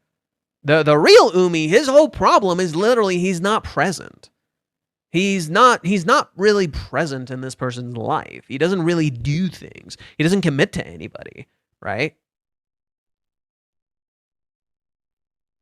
Kazuya is experienced in how to handle situations when they don't go as planned. But that's the thing. But the difference between Kazuya and Umi is Kazuya is a doer. Kazuya gets shit done. Umi doesn't. I've said this before. Like a great example is... Let me go to it.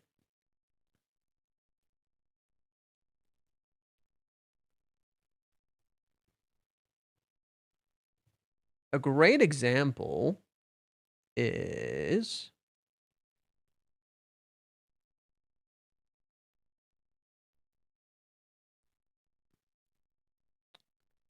Chapter 52. Or no, sorry, not chapter 52. Chapter 53. Yeah, chapter 53. Right? And this is so fitting too. Chapter 53, this is chapter 359. Or 395. This is chapter 395, this is chapter 53. How fitting. In this chapter, right, Chizuru wants to give up on her acting. She thinks she's not talented. Kazuya's just like, bro, I'll work as much as I have to, so you chase that dream. Don't give up, right? Don't give up on your dream. You're fucking amazing. Looks like an idiot, and Chizuru walks away. Chizuru gets home, Umi calls her. And what does Umi do in his stupidity? He puts this girl to try and cheer Chizuru up. He knows he can't do it himself. Umi's literally not a doer. He can't do it himself. He uses other people to do what he wants to do. He's literally fucking powerless. Right? So what happens here, right? Oh, I had fun too. Right? It doesn't help, right? What Umi does not fucking help. Chizuru takes it like a champ because she always does. Right? Umi, it's literally like Umi passes the ball to Chizuru, just like in the last chapter, and Chizuru is just able to take it. She can handle it. But she doesn't want you to pass the ball like that. She doesn't need that shit. Right? She that's not what Chizuru wants. And then she cries, right? After Umi says that stuff, he just reminded her of what she fucking failed. He just reminded her of how she fucking failed. It didn't do anything. It just made things worse. He's a dipshit. In contrast, Kazuya actually takes action, right? Both Kazuya and Umi use external forces to do what they need to do, except Kazuya's external forces is something he actually has control of. He's using his own money to do what he needs to do. He's reminding her of what he said. Kazuya actually gets shit fucking done. That's the difference between him and Umi. Umi doesn't do anything, and that's why when Kazuya is emulating Umi in the date, the problem is he's literally not there. Right? The problem in the date is Kazuya is literally not there. He's not doing things. He's running away. He's not present. Right? That's the problem. I need Umi's backstory. I need Umi backstory. Can't really understand someone who shows up once every 100 chapters. I don't know, man. Did Mitaka really have a backstory? I don't think so.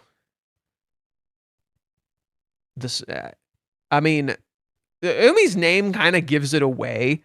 His name is literally Center of the Sea. Right? His name is literally Center of the Sea. And what's in the sea?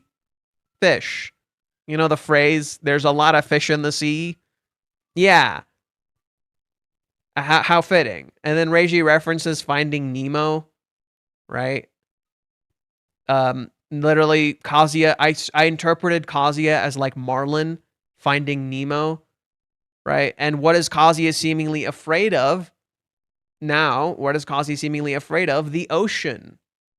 Literally, Umi is the ocean. Kazuya is afraid of the ocean. The ocean is nothing to fear. The ocean is not something to be afraid of. It is something to explore. It is something to go through. And Umi is not the actual ocean, right? Umi is not the actual thing you're afraid of. I still wonder if Reiji is a Disney fan. I keep telling you bitches, he's just a movie fan. He's just a movie fan. He just likes movies. Umi's backstory, cool actor guy, that's all you need. Well, if you think about it, maybe it's like his whole thing is like he has familial expectations. I don't know. Reiji proceeds to give every character a happy ending except Umi. I mean, he may give Umi the Mitaka ending, which would be fucking hilarious. Right? Maybe he thinks he fucked up, right, with some girl. And then he has to like take responsibility only to realize nothing happened. Umi can only give one shallow thanks, retweets, shallow compliments, shallow things like money, status, while Kazuya gives real things like love, dreams, hopes, happiness. Umi's judgment will most likely defined by what he will say in that call. I mean, people already don't like him, so I don't know what to tell you. Notice when Kazuya says, I love you to Chizuru, she fully blushes. However, when Umi does, she is barely blushes, showing more detail. Well, no.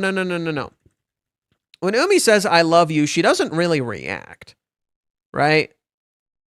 Umi says it so seriously and all that stuff. And look at how handsome Reiji draws him, right? Look at how handsome Reiji draws Umi. Oh my God, he's so fucking gorgeous. Oh, he's so fucking sexy. Oh.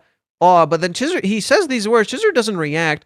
Why does Chizuru blush? She blushes when talking about Kazuya. Not about Umi, right? She blushes here, but not because of Umi. She's thinking of Kazuya. That's why she blushes. That's all. Right?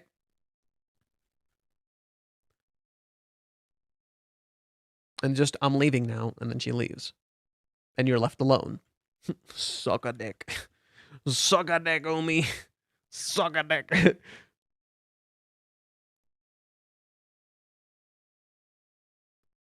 Watch Umi have a 180 in the phone call as Umi's straight up depressed, and you as the reader feel it every single bit of it. I don't know, man. What she really meant when she said to face that person wholeheartedly, to commit to them. She thinks she's in love with him, so she's gonna commit to facing them head on. So she's gonna face Kazuya head on. Why is that why is that so complicated?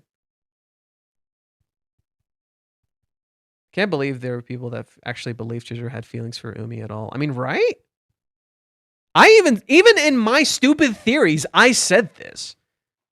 Even in my stupid hypotheticals, I said this. Chizuru doesn't have feelings for Umi. Even when Verkez literally told me, oh, she has feelings for Umi, I'm like, no, that's stupid. She literally doesn't. Why is she gonna face him after she rejected him? Did you miss the part where she kissed him? Are you new here? Did you miss the part where she fucking kissed Kazuya? Did you miss the part where, you know, you don't actually know what was happening in the date and why the rejection even happened? Hmm? No? No? Yeah, okay, that's what I thought. It's amazing how every straight up said, I love you to her face.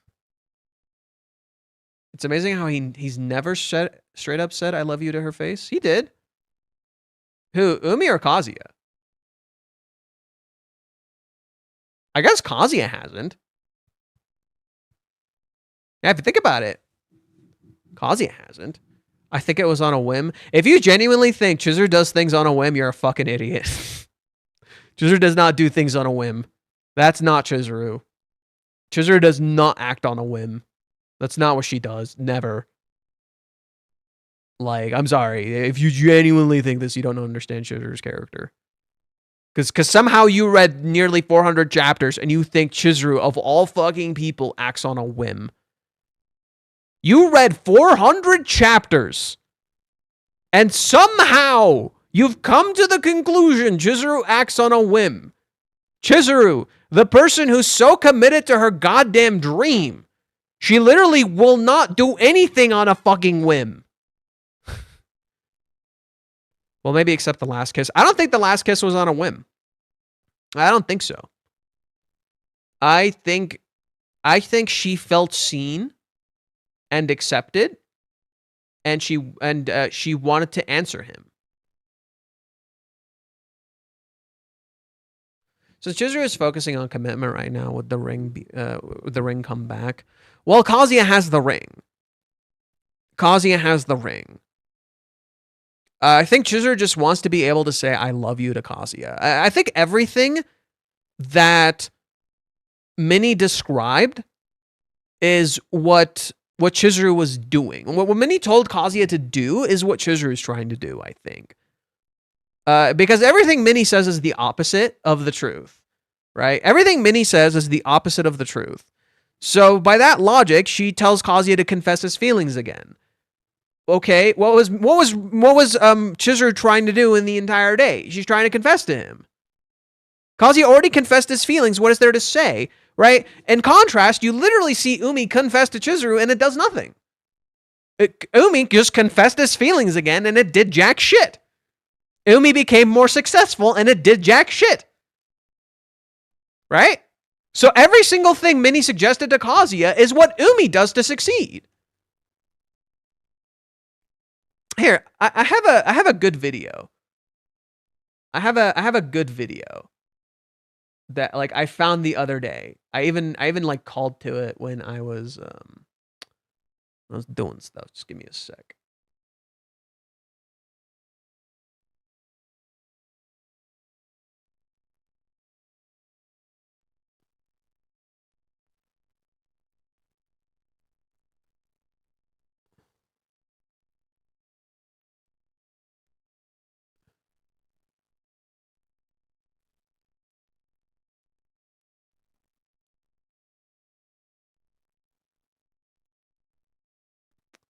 Well, here's hoping I don't like.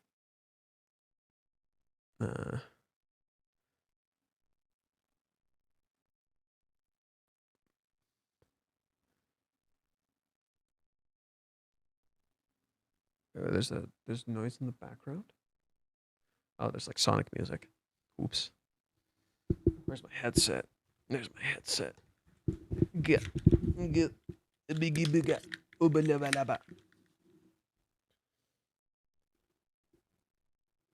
Okay. So let's listen to this. He falls to his knees. He's about to give in when she yells, "Help me, please!" The Reaper approaches, drawing its blade, but he stays in his stillness, stabbed and afraid, for he cannot take another hit. And even so, this might be it. His head is heavy, muscles weak, his heart is bleeding. She is screaming, "Make it stop! Stay away!" She starts to seek a weapon to fight with. She reaches for something, is met with nothing, raises her fist and prepares to fight. But the Reaper stands pernulous, the body of night. It raises his weapon, preparing to strike. But she did nothing wrong. It's not her fault. These are his problems. He needs to solve. How is this on me? It came for you first. But I couldn't handle it. Yeah, now it's on her. She can run if she has to. But you know she won't. And do you really want that? No, but I'd rather her be safe. Then get up and fight. I'm in too much pain. But right now she's about to get hurt because you aren't dealing. But if that's what she wants, what's wrong with that? Nobody wants that. She's willing to do it because she cares about you. But if you don't help her, you're kind of taking advantage of her kindness. And you don't want that, right? Of course not. But I told you, it hurts too bad right now. But is it going to stop? I don't know. Exactly. And it's about to strike her. I know it's easier to fight when you're healthy, but if you can do it when you're hurt, you can always do it. Nothing can stop it. So he stands up in agony, blood soaking through his shirt. He takes a step forward. Everything hurts. But through the pain, he takes his aim. The Reaper brings down its blade. One last breath, he's out of time. The arrow flies. His eyesight fades. But now he sees that true power lies not in weapons, money, and fame, but in doing what he must do, regardless of pain. What if you could take someone who started a conversation like this? Oh my God, is that? Oh my God. Oh my God. Ugh, hate this guy. Oh, I think I added this one because I was curious. Yeah, charisma on command. I like, what's his name? Dr. K. I like Dr. K. This guy's a fucking idiot. This guy's a fucking idiot. That was so good, right? Literally, it's not about money. It's not about being healthy. It's not about success. It's not about weapons. It's not about fame. It's literally about doing what you need to do regardless of pain.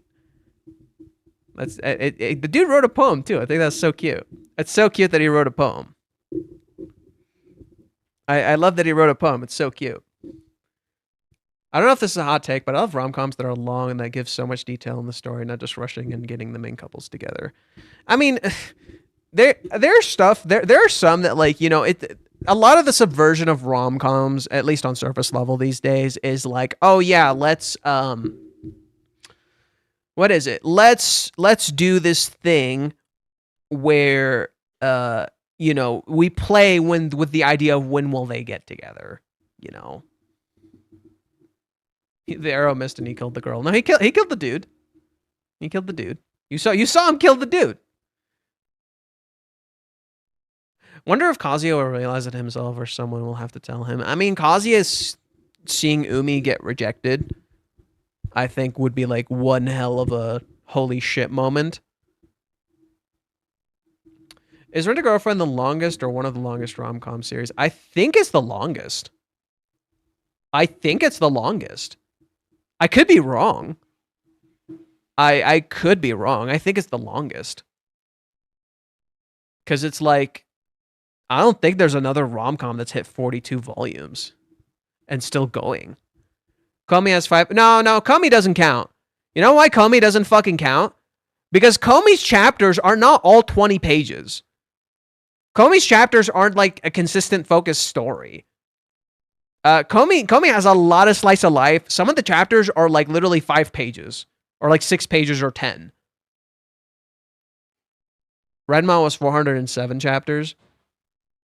But was Renma a full-blown rom-com? I felt like it was more of a like an action comedy / rom-com. Komi has more, but also has shorter chapters. Yeah, it's more, but the chapters are literally like 500. But like literally, the chapters are like 10 pages sometimes. This series is at least 10 consistently 20 pages each. Like just on pure page length, it's more. On pure page length, it is more.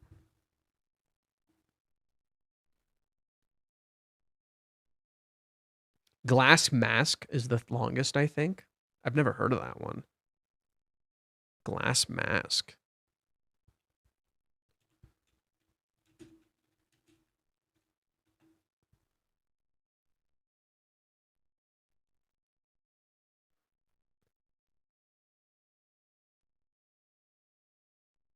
It's 49 volumes, and it's been on hiatus since 2012.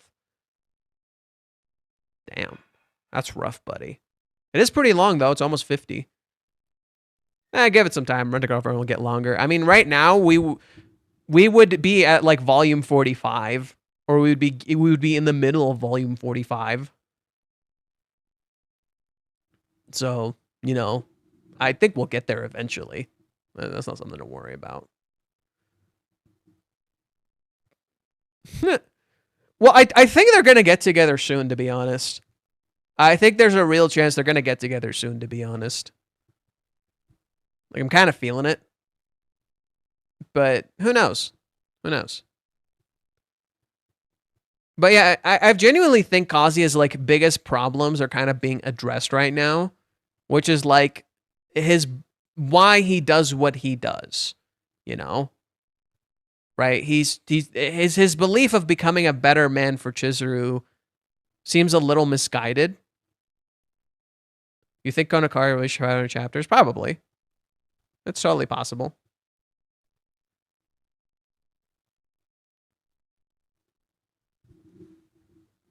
I wouldn't be surprised if Reiji actually commits to the 1,000.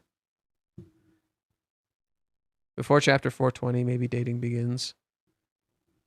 Yeah, I kind of hope they start dating soon. Wrapping up Umi sounds like the manga is entering its final third.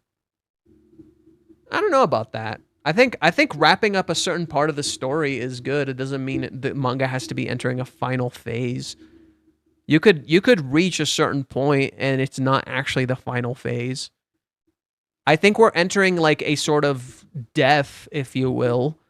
The 400 chapters, like in the 400s, we're entering a sort of death. So it's like the death of something in the past.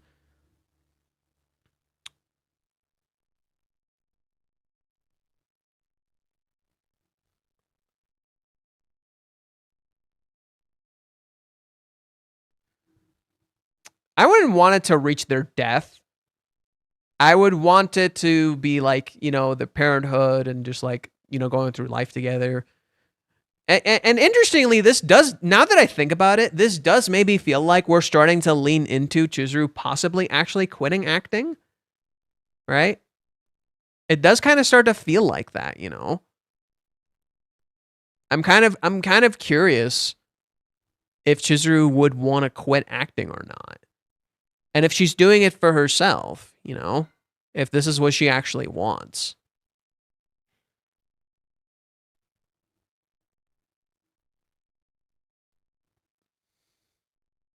Quit her dream. Well, I've said this before. Chizuru's dream, she loves acting, okay? So she loves acting, but her dream was in part for her grandparents. So maybe this last play is a final hurrah.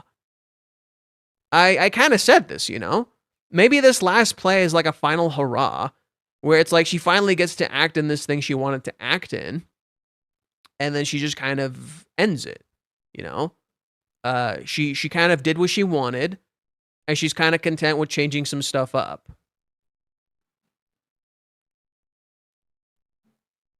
Like one final try. Yeah, but it's like Chizuru already kind of achieved it, you know? Are we sure the play is real? Yeah, again, we don't know that. It doesn't seem like the play is real. Yeah, it doesn't seem like the play is real, but it could be.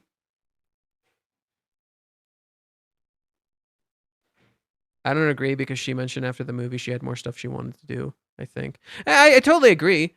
I don't think Chizuru would want to also quit acting because she does love acting. I'm just saying a part of the dream is dead. right? Chizuru does clearly love acting, but a part of the dream is dead, right? Because a part of it was for her grandparents, you know, and they're gone. So what did Chizuru want from this dream? She said a home-produced movie isn't enough for her. Yeah, she just wants to do more acting. When did she mention actually wanting to star in a movie? In both confessions, Umi is looking at her, but his body facing another direction. This signifies he's not willing to face being rejected. Oh, so he's not like fully facing her. Right? His body isn't actually looking directly at her. Yeah, in a sense, it looks like he's ready to leave at any moment.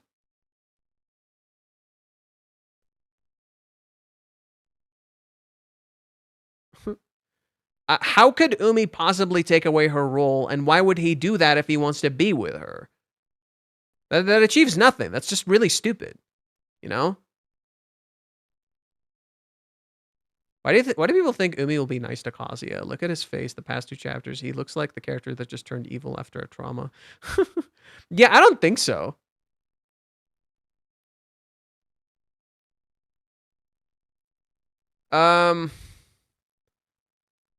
Why are you linking me weird things? I'm not gonna watch that.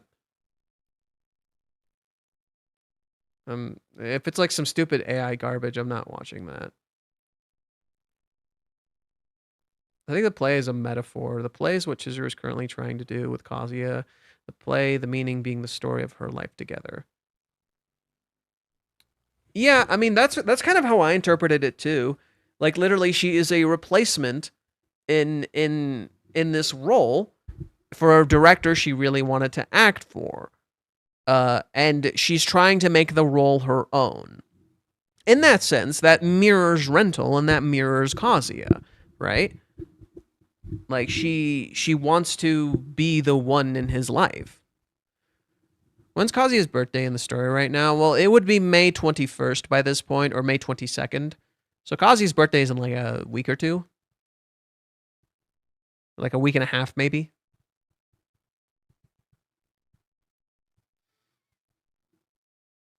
So it's near. And the play doesn't happen because she wants to make the relationship real. She doesn't want to act out a relationship anymore. Yeah, I mean, we kind of had this kind of idea, you know. Umi's called might finally spark the fight. Only the time Kazuya will be upset with Chizuru, and she being desperate to talk to him, she uses the ticket. That's possible. I think Umi is like the necessary conflict. About less than a week. Oh, I gotta check if Crumpy has said anything yet. Oh, nothing. Nothing. I guess Crumpy's busy today. That's too bad.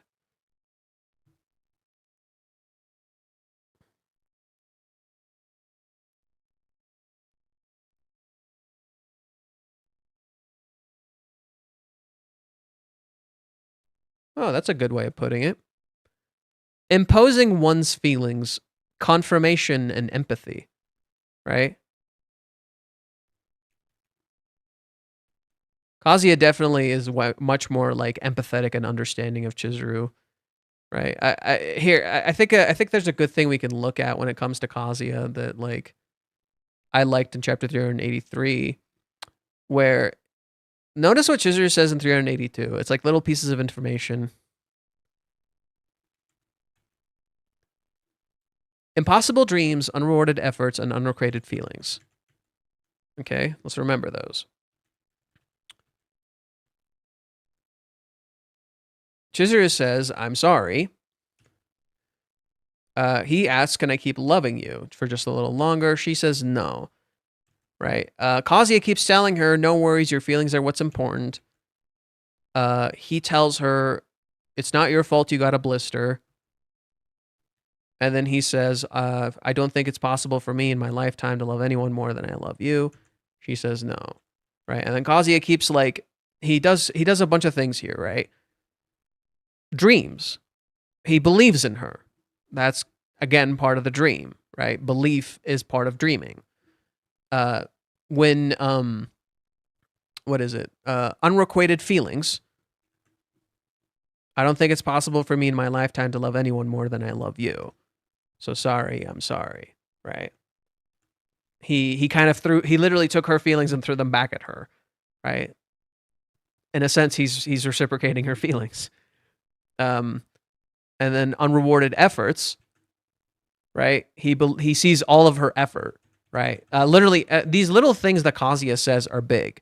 Don't worry about it. You're not heavy at all. Effort. No worries. Your feelings are what's important. That's life, you know? Again, he sees her. He rewards her effort. And then finally,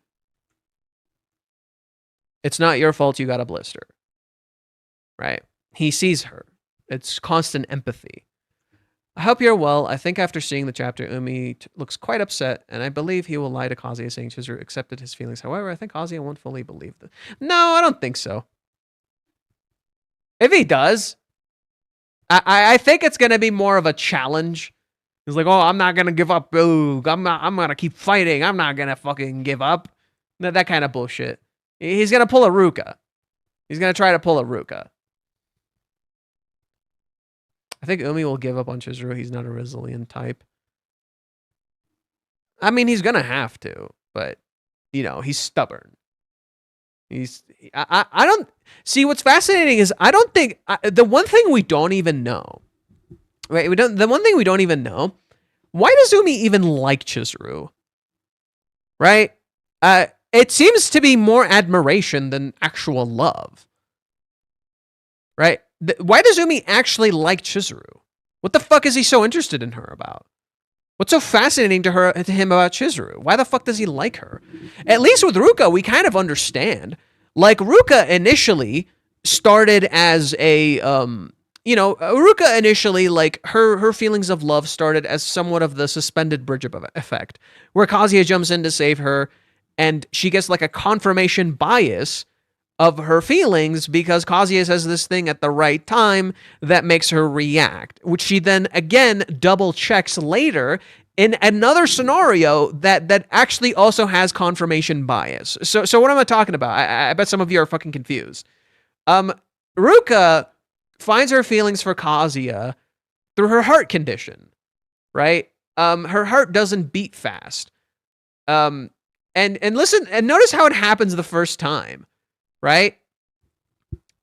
Kazuya's following her around, and Ruka is like getting kind of freaked out, and then she runs off, and she falls over, and then Kazuya jumps in to save her. Right? This is what the suspended bridge effect is basically when you think you're like about to get hurt, and then someone saves you, and then that person suddenly appears way cooler.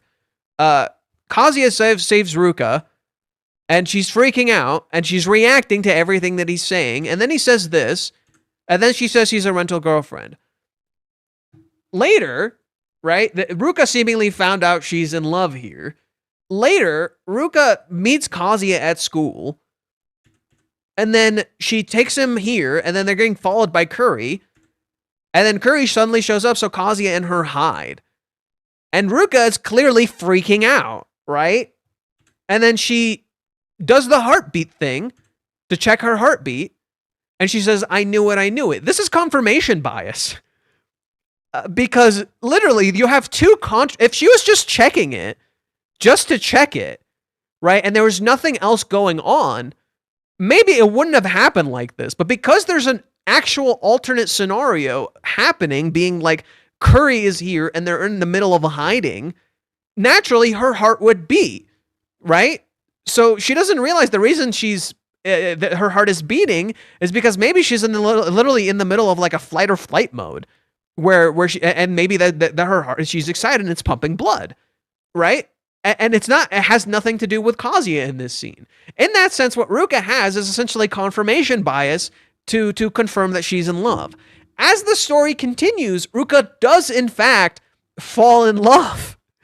Right? As the story continues, Ruka does in fact fall in love, and no other arc proves it than Hawaiians. Hawaiians proves it without a shadow of a doubt that Ruka is in fact in love. The problem is that she has to let go of this love, right? So Ruka and Umi mirror each other in that sense, right? Ruka and Umi mirror each other in that sense because Ruka wants something real and she uses her own confirmation bias to say this. Umi is kind of in the middle of Ruka and Mami, right? Umi is kind of like in the middle of Ruka and Mami.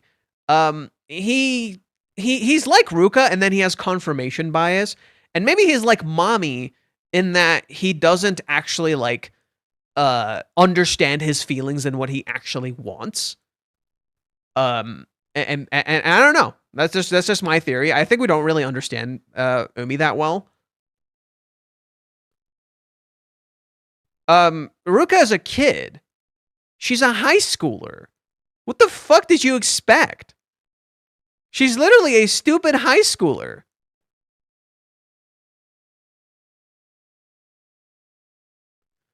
Okay, well, goodbye, fraud. Never seen you again. I see you as a fraud. Your predictions are wrong. Bitch, it's not my fucking story. Dipshit. It's not my fucking story. I'm not a guru. I just like this series and can fucking read.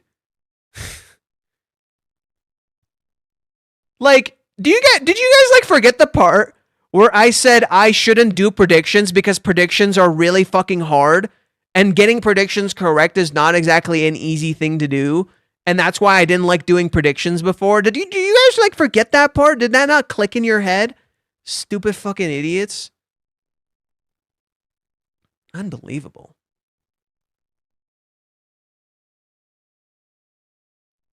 We could have told you the same thing about Ruka, that she is a high schooler. What? What? What?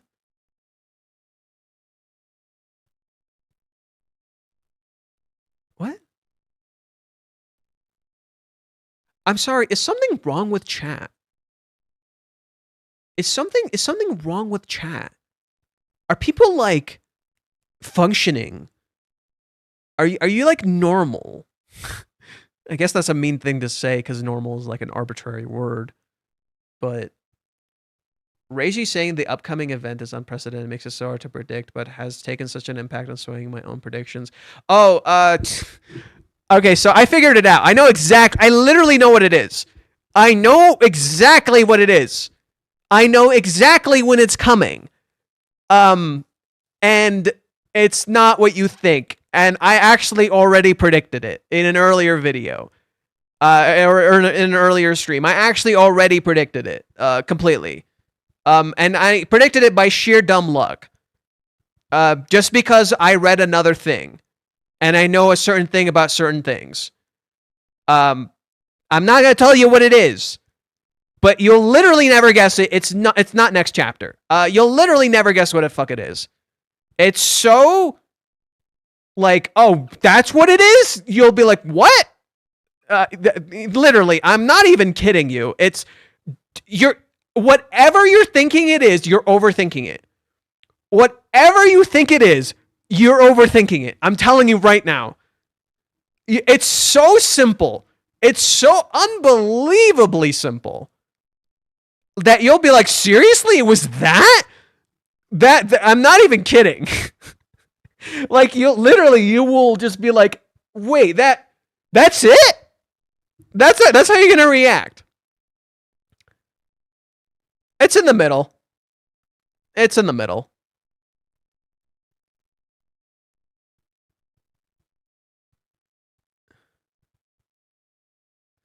You think people will drop the manga as an overreaction by Reiji's part? And in part, a little bit. Just a little bit. Just a little bit. He is a tad. He is overreacting just a tad. I think so. I think he's overreacting just a tad. So someone guessed it correctly, and Reiji confirmed it on paid Twitter. Interesting. Yeah. And it's a guess I already made weeks ago. Weeks and weeks ago. And I was like, oh. Oh. Really? It's literally how he described it.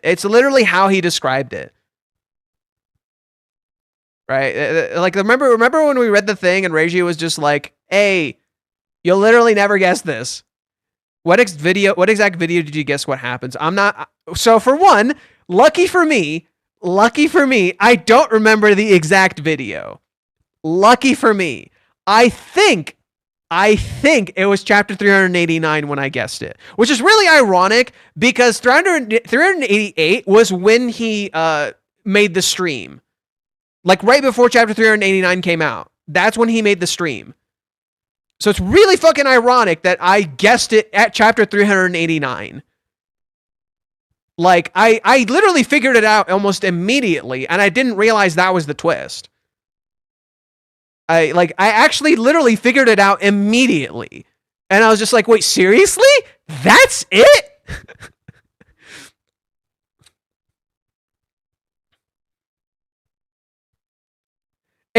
Literally, everything you're thinking is wrong.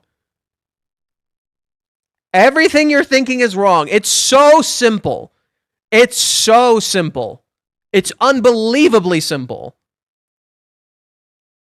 Because on one hand, it's massive. On the other, it's literally nothing. On one hand, it is massive. On the other, it's literally nothing. Can you send me I'm not sending anybody links to anything. Just go to Reiji's Twitter if you want to subscribe. I'm not sending you links. No one gets special privileges. You want to see this? Go to Reiji. I still don't know why it's such a big deal when a prediction is wrong. You do that when discussing first about TV shows, and no one will say a word if the prediction is wrong. Oh, you want to know why it's such an issue this time? It's because I'm defending a character people seemingly view in such a terrible way. I'm saying something that they believe is a bastardization of the manga, that I'm destroying Chizuru's character for saying this, even though, like, what I'm saying isn't necessarily a destruction of Chizuru's character, and literally I was just misinterpreting events. I was just misinterpreting how things were, right?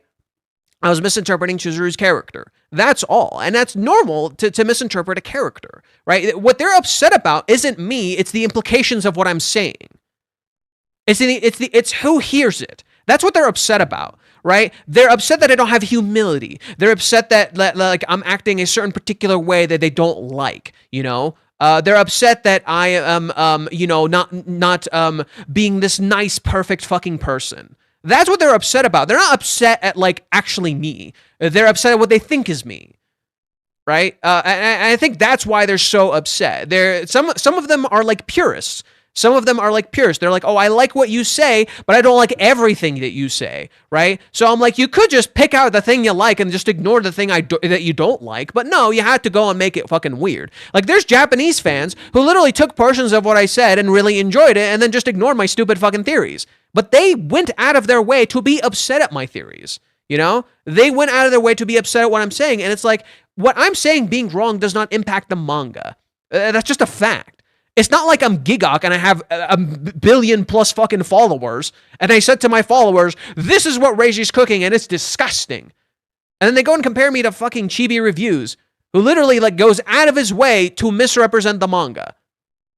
Like actively out of his way, intentionally so, to misrepresent the manga and the characters and their intent. When all I'm doing is trying to explore intent and what Reiji's cooking. Yeah, and notice, like, when I make my predictions, I don't speak of them like they're absolute facts. I always include words like, I think, maybe, or this. When I include words like I think or maybe, it literally tells you, hey, this isn't a fact. I'm not speaking with facts.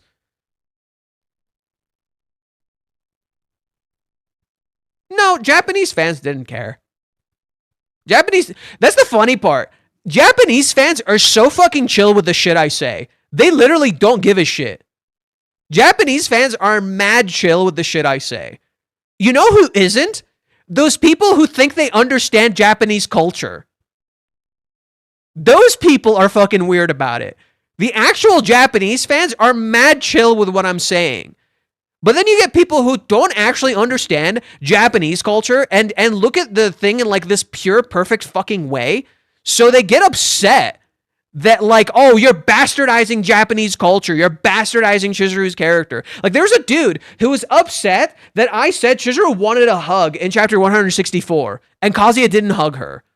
And she's like, oh, well, hugging in Japanese culture is weird. I'm like, bro, she literally had a flashback to being hugged by her grandmother. And then Kazuya literally said hugging her would not have been weird there. He just did it because he was freaked out and he thought she would break in his arms. That's it. The story straight up told you they wanted to hug. She ran into his fucking arms. What do you mean? Japanese culture, it's weird to hug. The fuck? Like, it's like people like acting like fucking purists, you know? They think that they're acting like they understand a culture. Like the culture is completely infallible. It's like, are you stupid?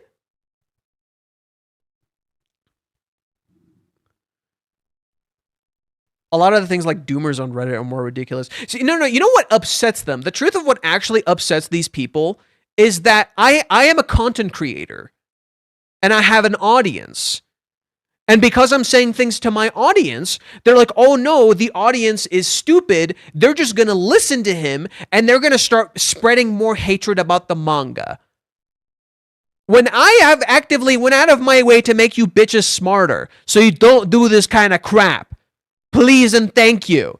Hey, look at me, fucking stupid idiots. Don't be stupid.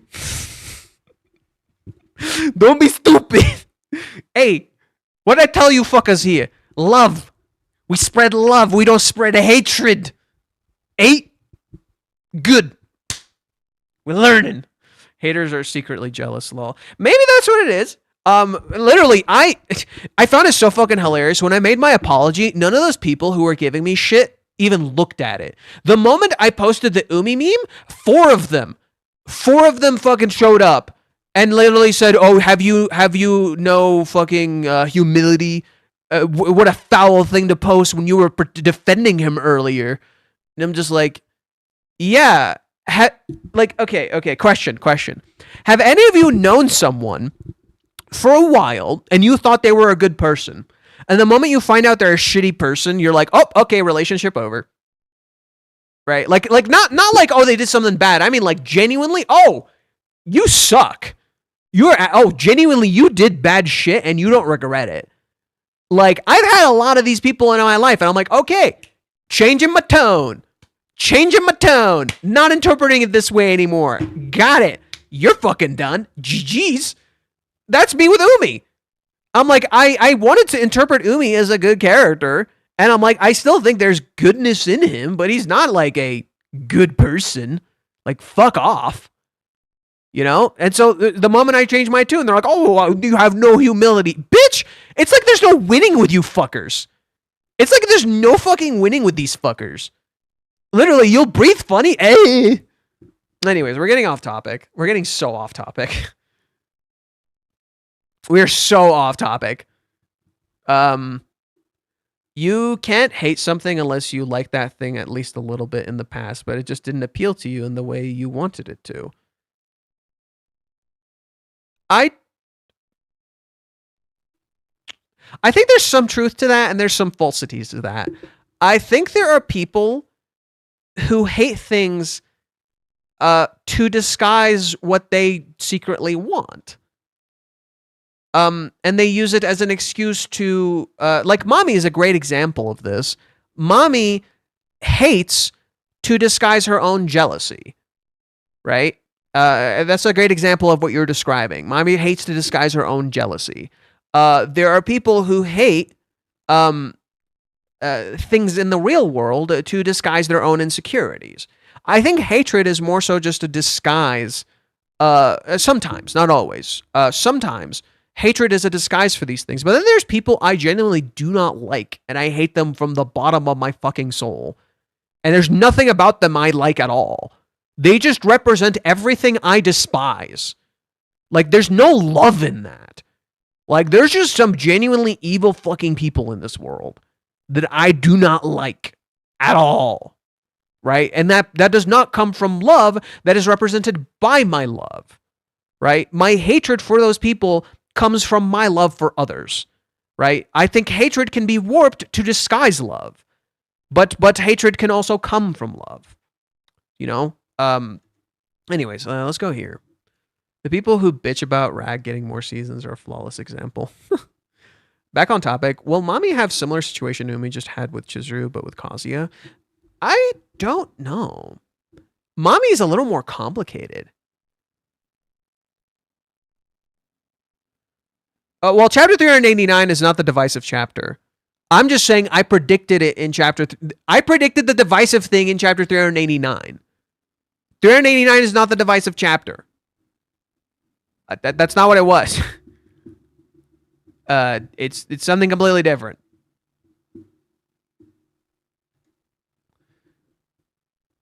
End of Umi, rip Bozo. Oh, no, there's going to be more.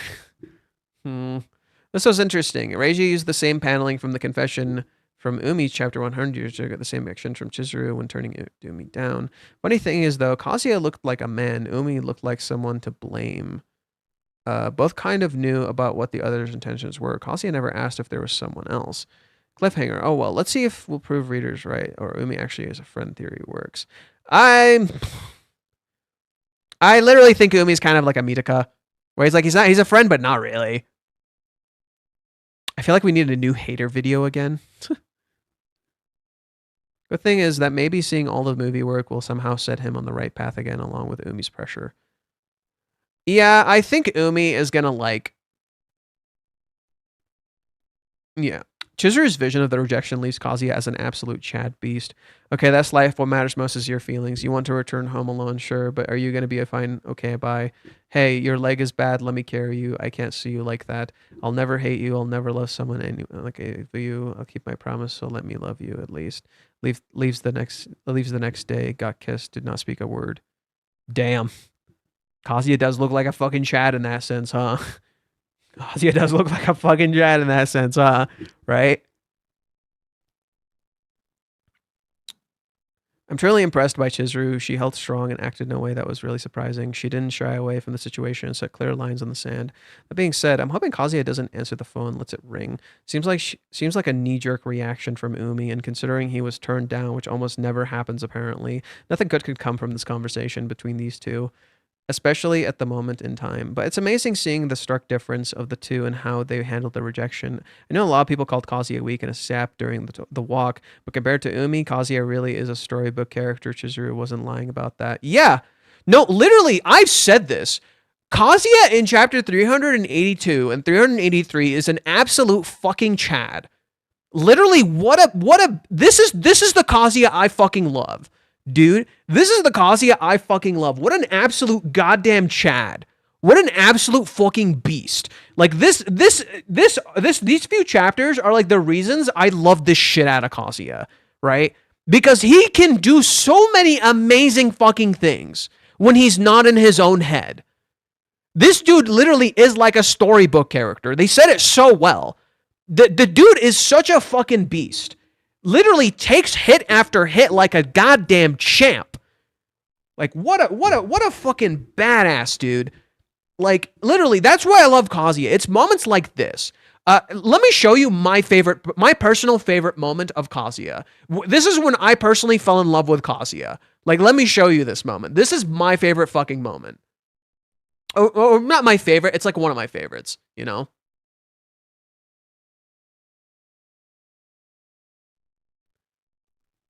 When he's walking with Mami, like most people fell in love with Kazuya when he jumped into the water, when he did the heroic shit. I loved him here. This was the scene where I'm like, oh, okay, this is the character. This is the GOAT. I'm sorry, Mami, you know, look at how Mami's treating him, right? Kazuya wants to do something with Mami, and Mami just like, you know, just treats him like he's nothing, right? He's just a sad little he's just a sad puppy. Right? He's just a sad, pathetic puppy. I'm just a piece of trash, that's all. Even though Mami-chan doesn't feel the same way, I couldn't bring myself to dislike and hurt Chizuru. I couldn't bring myself to dislike her, and I hurt Chizuru.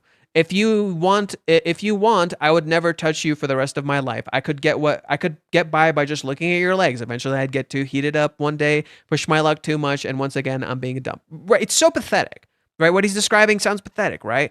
I'll just keep being knocked down over and over, but there's nothing I can do. My heart's screaming out. It's screaming it. That I do anything in order to have Mami-chan not hate me. But really, Kazu-kun, she's interesting. That girl you're going out with, that is, huh? She seemed so mature and polite, but all of a sudden she yelled out. What a strange girl, you think? I'm not good at dealing with those landmine kind of girls. It's kind of like hard to deal with. A pain in the ass? Well, I can't judge you for choosing a pretty face because you're already an adult that can make your own decisions. But if you don't look for what's on the inside, she's not that kind of girl. Mizuhara, she's not that kind of girl. Dude, 2 seconds ago, he was like crying like a little kid. He just wants to be with her. He doesn't want her to hate him. He's like, I love her so much. The moment she shit talks Chizuru. Nope. Don't talk shit like that. Don't talk shit about people who work hard. He loves this girl so much at this point, and she's shit talking Chizuru, and he knows Chizuru by this point. He sees how hard she works. He sees all of her efforts, right? He's like, don't fucking do that. He stands up to Mami, this person who he deeply loves, and he's like a pathetic person when it comes to himself, right? But the moment she shit talks Chizuru, hell no. Hell no. What's going on, Kazu-kun? Did you alcohol too much? What? You're kind of being scary, you know? Sorry, I haven't gotten over it yet, but I still like you, right? He confesses. He's on the ground. He's weak and pathetic, but Chizuru's presence, when someone insults her, when someone goes after her, Chizuru's presence empowers him.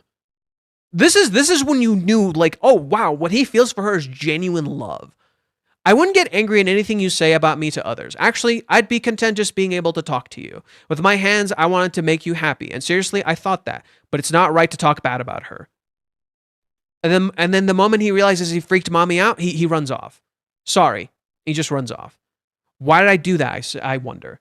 I don't even know myself. I definitely made Mami-chan hate me, but it's strange. I don't regret it. Trash. I'm definitely on her blacklist, guaranteed. All I want to do is see her. I want to apologize to her. Right? He shows up, he sees Chizuru. Again, Chizuru takes that shit and she's fine. And he's like, why the fuck are you okay? Why are you just taking this? Why are you acting like this? Why are you pretending like you're fine? I did something fucking terrible to you. Why are you pretending like you're fine? No, we couldn't. I said something that probably was going to make me be hated by her, so I just ran away and came here. I'm really sorry, Mizuhara. What am I as a person, I wonder? Right? Like, genuinely, this is where I was like, Kazuya is my favorite fucking character. Because I'm just like, he's literally just going through depression and he's having a clash of identity and he doesn't value himself, but he sees the value of others. That's what makes Kazuya special. He sees the value of others. He sees how amazing other people are. He sees how amazing Chizuru fucking is. That's what makes him special, but that's the reason why he needs to start valuing himself. And I think here, when he's running to Chizuru, this is Kazuya valuing himself, right? He's valued his own feelings for Chizuru that Mami toyed with. That's where Mami fucked up. And I think one thing I like that the anime didn't do is Mami freaks out here, right? She secretly didn't want to be hated by him either. And Kazuya scared her, right? And she's like, I feel like I fucked up. In the anime, they make her angry. Here, they make Mami a little more scared, a little more hesitant. Right? And then when Kazuya shows up, it's like, you know, he says sorry, but Chizuru values these feelings of his, even though, right? Like, listen to what he says. A clueless and naive idiot that gets involved and had you be made fun of. I'm just a pile of trash hanging on to my pointless attraction forever and ever. She tells him your feelings are not pointless. Simply, it's hard for you to forget because it's special to you, right? It just shows that you thought of it as more than just a relationship. How about you keep doing this rental girlfriend thing? You see, there'll be nights where you're sad and you want to die and all you get is later or bye-bye. But if you're fine with it, I'll lend you my ear, right? For something to be forgotten, there are two ways. The first is where time withers it away, and the other is to make new memories to take place of the old, right? And then he tries to hug her and she's like, nope, we're not doing that. We're not at that point yet, right? Do you think Kazuya's neck contention might be displayed through a kiss, as both Chizuru and him say there's no words for their love to express for both? I don't know. Thank you for the donation, but I don't know. I genuinely have no idea. Kazuya is subconsciously a Chad when he just lets go When he just lets go, he's a Chad. When he starts thinking, he starts acting lame. It's not when he's thinking. It's when he thinks he needs to present himself a certain way. It's not when he's thinking. It's when he convinces himself he needs to be a certain way. Ever since Hawaiians, Kazuya's tried to change himself, be someone else, just so he can get liked. Rishi's art has improved so much. I think there's a beauty to the earlier art, and then there's a beauty to the current art. I think the older art had better line work. I think the older art had much better line work, and that was beautiful. I think the current art has like a different style that's beautiful in its own way.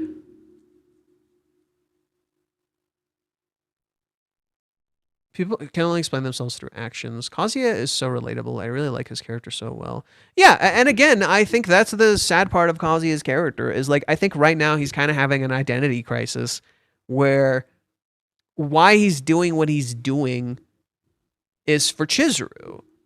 But he needs to start doing stuff for kind of himself, Like getting a job and doing all that stuff, that should be kind of for you, It's not just for Chizuru. And I think I've said this before, Kazuya can guide Chizuru through love.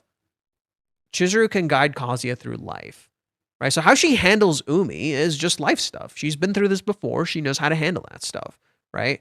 I think Chizuru knew from the start she was never interested in Umi. You saw this as early as chapter 127. She clearly wasn't interested in Umi. Umi could just fucking tell she wasn't fucking interested. And then he kept trying anyway. That's what I don't understand, That's the part I don't fucking get. Why does he keep trying? Like, I don't understand Umi's motivation, I just don't get it. I don't fucking understand. Why does he keep trying? Like, I'm not, like, I get it. It's supposed to mirror Kazuya. It mattered to him. It's not pointless. But I need to understand him more to get why he keeps fucking trying. I just don't get it. These characters feel like humans with cool and pathetic sides. Every single character has that, which is brilliant. Yeah, that's a good way of saying. Kazuya isn't a Chad or a simp. Kazuya isn't a Chad, a simp, or whatever overused internet buzzword. He's just a person, and that's what makes the manga brilliant. Yeah. Can you blame Kazuya? Can you blame Kazuya? He was rejected so much for being himself. Well, so like what happened in Hawaiians was messy because it wasn't really just Chizuru's fault. It was kind of Kazuya's fault too, and it was Mommy's fault. In Hawaiians, there were clearly other things going on, and Kazuya didn't consider the fact that Chizuru was going through grief, and she always deals with shit alone. And he could tell there was something bothering her. The problem was he felt the need to confess over helping her first. He lost the reason of why he was confessing.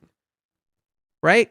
His confession was for her, right? His confession was for her, but it was also for him, and he kind of lost the reason of why he was confessing. Well, Faye, if you've ever been rejected before, it's hard to accept reality. I'm talking about Umi. I've been rejected before. What's your point? Are you talking about? Wait, you're talking about Umi? Well, now I'm just confused. He felt like he couldn't help her unless he was her boyfriend. Yes, but that's false because he helped her throughout the entire series and he wasn't her boyfriend.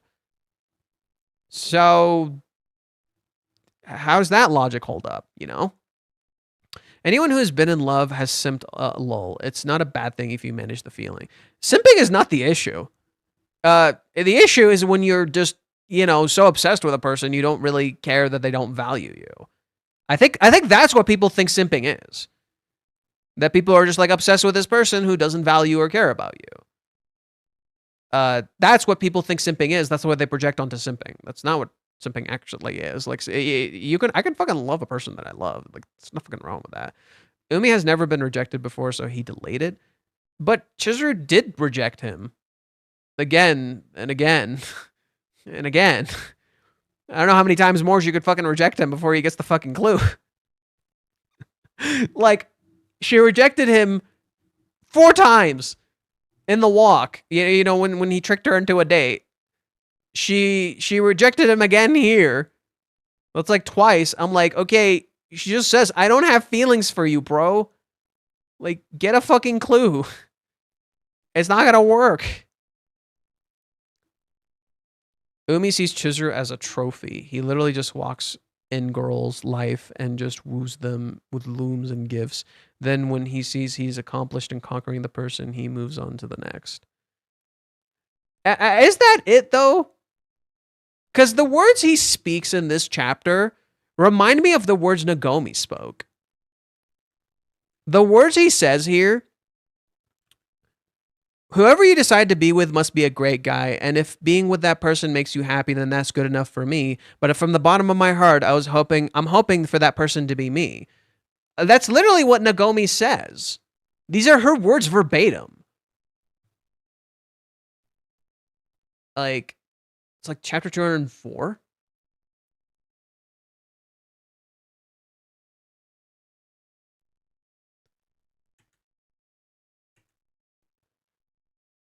I told her I'd love her even if she were an alien disguise, which might be an exaggeration, but it's not a lie.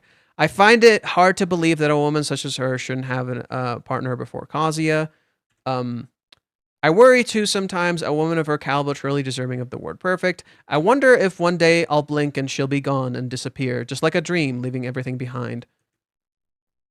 If she did, Kazuya would marry another woman, we would hold a grand ceremony, and the woman would become an heir to the Kinoshita family.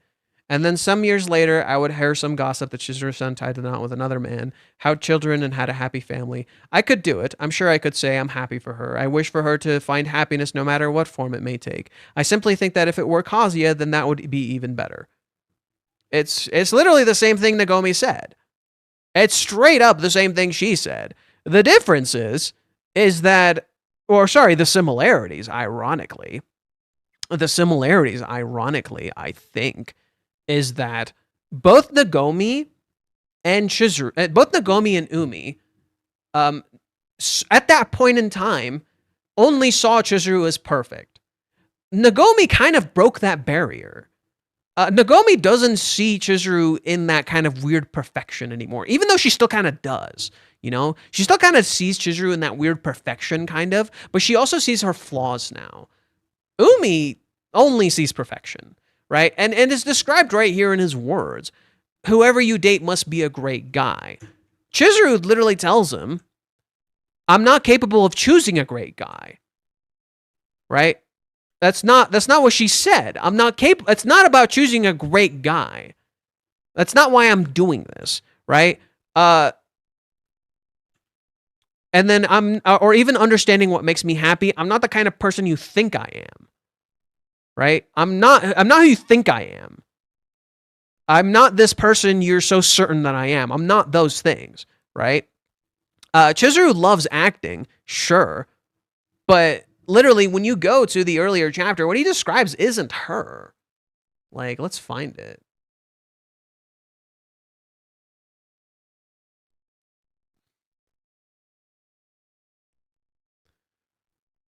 Right, so this thing, we already disassociate from that. Right, she has a billion gifts. She's so amazing. Literally how Nagomi describes her. Right, literally how Nagomi describes her. You're so amazing. She's perfect. Literally, Nagomi literally says she's fucking perfect. Right? A woman of her caliber, truly deserving of the word perfect. Right? You have a gift from heaven. In a way, that's why seeing you makes me happy, Chizuru-chan. You're gifted at everything, and you never stop trying to do your best in every way, right? That's kind of fascinating that he looks at her that way. That, you know, the reason she makes him happy is because you never stop trying to do your best at every day. But listen to how Kazuya describes it. Kazuya describes it a little differently. What Kazuya feels for Chizuru is not quite the same as Umi. Right? I bet God smiles on people like that. It doesn't seem like you're skipping any acting classes either. I guess I just really admire those things about you. Right? So you just admire her. Right? So what Umi's describing is admiration, not love. That's two different things. What Umi describes is admiration. Now, let's go to how Kazuya describes it. Right? Chizuru asks Kazuya, how do you know you love me? Right? And then the way Kazuya describes it, in his mind, not to Chizuru, in his mind, right? Listen, look at what he remembers. He remembers two particular things: the kiss, and when Chizuru was crying. I love her because I love her. Right? I don't fucking know. I can't overlook any of it. I love her silky hair, her chest, her perfect legs. Superficial stuff. Her shoulders, when she was shaking back then. Her eyes. She's so gentle to other people, but deep down she's incredibly strict with herself. She's a rental girlfriend, yet she's really innocent when it comes to love. Her lips, her voice. Even as I stand here, the real me inside of me is wanting to hold you so tightly. Right? Everything about her. He loves the entirety of who she is, not just the things he admires. He loves all of her. He wants to know literally everything about her. Right? Umi just admires Chizuru. What Umi feels isn't love, in my opinion, it's just admiration. Yeah, maybe it's love. Maybe it's love. But what he feels is just admiration. Right? Because all the things he described, other people can do these things. Right? Everything he described here, other people have these things too. What makes this special about Chizuru? She's, oh my god, I found the perfect way to explain it. What Umi feels for Chizuru is she's his muse. She's his muse. That's all it is. She just inspires him. That's it. She's just inspiration. She's his muse. He doesn't actually love her. She's just the thing he aspires to be. She's just the thing that inspires him to be this other thing, to be a better actor, to be these better things. He wants to show off because of her, right? She's kind of just his muse. That's what makes her special to him. Damn, if only he could say all these things to Chizuru during the day. It's like Minnie with Kazuya. Pretty much. Yes, I've explained this before. Umi is Minnie's Iamori. Sorry. Umi is Chizuru's Iamori. I heard my sentence back to myself. Umi is Chizuru's Iamori. Fuck. Yeah, that's all he is. Except, unlike Iamori, he is not a, he believes what he feels is love. I don't see that. Can you give an example?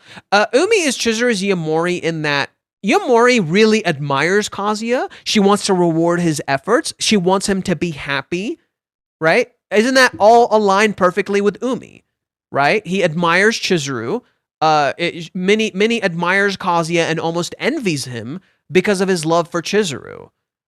She envies what he can do. The difference between Umi and Minnie is that Umi is at least kind of honest with himself that what he might be feeling is love. Minnie runs away from love. I think that's kind of the difference. Minnie kind of runs away from love. Chizuru is on his level. Yeah, and that's also a fucked up way to look at it, right? Like, Chizuru has to be on Umi's level, right? All the other girls aren't on his level. That's kind of the other sad part about Umi's character, right? He's like, oh, she has to be on my level for me to be in a relationship with her. I'm like, so other people don't matter because they're not on your level? Like, fuck out of here. Right? That's actually how he treats the game. Isn't that literally how he treats the game? Right? He treats the game in that exact way, where when they're playing, he's literally making fools of everyone. Right? He's literally making fools of everyone. He passes the ball to Shiori and she scores. He's literally constantly in the center of attention. He's literally constantly showing off. He does this thing where he runs in between the dude's legs here, right? It's literally all like, I'm superior to everyone here. And then when Chizuru is on his fucking level, right? He admires that she is on his level. She admires that she gets the same attention as him. Right? He admires that she can keep up with him. But again, admiration. That's not love. Right? What he's feeling is not love. Or at least it's being mixed with love. He's confusing admiration and love. And I think that's just sad. Right? I think that's the issue with Minnie too. Is I think Minnie has almost kind of mixed admiration and love. I think Minnie has that same issue where she seemingly mixed her admiration for Kazuya and tried to mold him into someone he's not. And this mirrors Umi's exact words here. He's literally molding, in his mind, he's trying to mold Chizuru into someone she's not. But Chizuru is a very individualistic person. So she's not going to just be molded into something she's not. Like, she's not going to let anybody do that to her. Right? That's why she resists Minnie. That's why she doesn't play with Minnie's games. Right? When Minnie pushes her into a particular corner, she doesn't play that game. She resists. She doesn't play how Minnie wants her to play. She does her own thing. Right? And maybe Minnie did push her in a particular way. Like, I do think Minnie has not been a good support to Chizuru. But yeah. Not to mention the look on her face is telling me that I have to answer seriously. Yeah, and there's like a lot of, and that's the thing. That part, what I just showed you, is just one part of what Kazuya described, right? There's layers to his feelings. There's other layers. So this scene is just one layer. Here's another layer. This is another layer to Kazuya's feelings, right? When they're laughing about the manatees. Who would have thought the break area would be the highlight of today? I was worried over nothing. I thought we couldn't get excited over anything because of how packed the place was, and then the rain would be depressing for her. The place and what you do there are important, but who you're with matters most. During future hardships and difficult times, we can laugh together over little things like this, or hang out together even if there's nothing to do. Even on the rainiest day, I think I can have fun as long as I'm with you. Right? That's another part of Kazuya's feelings. There's more. It doesn't just stop there, right?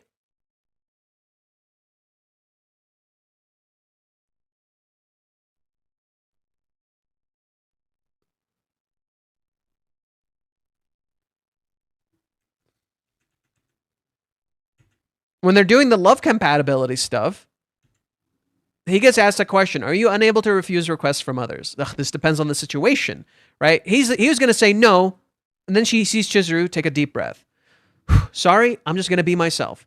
She's thinking about the same thing. It's strange. She's always so perceptive. It's like she can read my mind and know how I feel. I feel like I can share all of my troubles and happiness with you, no matter how small they might be. I've always seen you as nothing other than a perfect match for me. I want to date her. I want to date Mizuhara. Right? Listen to how many layers there are to Kazuya's feelings. He's like an onion. Layers. Right? Whereas Umi's feelings seemingly stop at that one particular layer. Right? And every time Kazuya interacts with a different facet of Chizuru, he feels a different thing. Right? What he feels for Chizuru is so layered and complicated. Whereas with Umi, it's literally just stops at, oh, you're my muse. That's it. You're my muse. You inspire me. I admire you. That seems to be the entirety of Umi's feelings when you boil them down. You're my muse. You inspire me. I admire you. Whereas Kazuya's feelings have gone so far past that. What he feels transcends that by so much. What they feel for each other transcends that by so much. I like that the Shrek reference stuck. The problem we get to build up to Umi falling for Chizuru. They're friends, yes, but it seems to come out of nowhere. Yeah, and I think that's something Reiji is aware of. I think that's something Reiji is aware of, that it seemingly came out of nowhere, right? And what the fuck does Umi feel for Chizuru, you know? And Reiji is clearly setting up to tackle and explore that. Who is Chizuru trying to mold? Chizuru isn't trying to mold anybody. No. Umi and Minnie mold the people around them into who they want them to be. Umi and Minnie. Minnie molds Kazuya into who she thinks Kazuya should be. Right? And Kazuya lets her in his desperation to be worthy of Chizuru, or to have Chizuru, to just be with her. Right? Umi does the same thing. He molds the people around him into his own perception of who they are, right? He tried in his mind how he perceives Chizuru is who he wants her to be. She's not that though. She doesn't want that. She doesn't want to be what the fuck he's describing. She's not those things. She's not privileged. She doesn't look at herself in the way that he looks at herself, the way he looks at her. She doesn't think I'm gonna date a great guy. It's not about dating a great guy. Kazuya is a great guy, but that's not why she's dating him. right? It's not about picking a great guy. It's about, why do you love someone? Why do you want to be with someone, right? Like, to Chizuru, she wants to feel like this is the one. This is the person. That's why, right? And Kazuya feels this too. Yeah, he fucks up with Ruka, but he knows she isn't the one. Yeah, he the way he describes Mommy is another similar situation, where when he talks about Mommy, like, the things he feels for Mommy are not the same things he feels for Chizuru. Right? If I ever saw Mommy-chan again, I thought that I'd hesitate more. I thought that her cuteness would overwhelm me and I'd get weak and flustered. I thought that I'd be a mess like before, but that didn't happen. But this feeling is the one thing that never changes, right? The feeling he has for her, the feeling he describes as love. What Kazuya, this is why Reiji says he's writing about love and why he's talking about Kazuya and Chizuru's relationship deepening, of their emotions for each other deepening and connecting, of their bond. That's the thing people love to fucking misinterpret. That's why he says that. It's about this feeling that they feel for each other, right? And Kazuya confidently says, I love you, Mizuhara. But notice again, this is the fascinating thing about the I love you, as Kazuya says. Every time Kazuya says, I love you, he looks away. I think that's the most fascinating thing about Kazuya's character. Every time he professes his love, he looks away. I think that's so fascinating. Like, even in chapter 164, he looks away.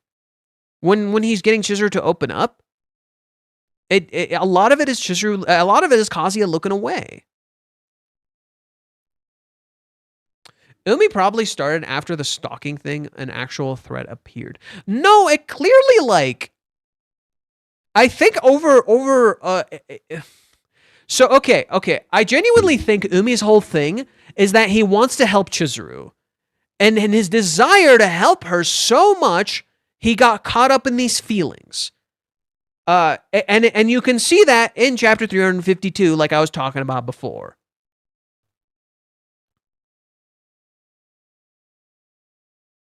No, not where it is. Let me find it.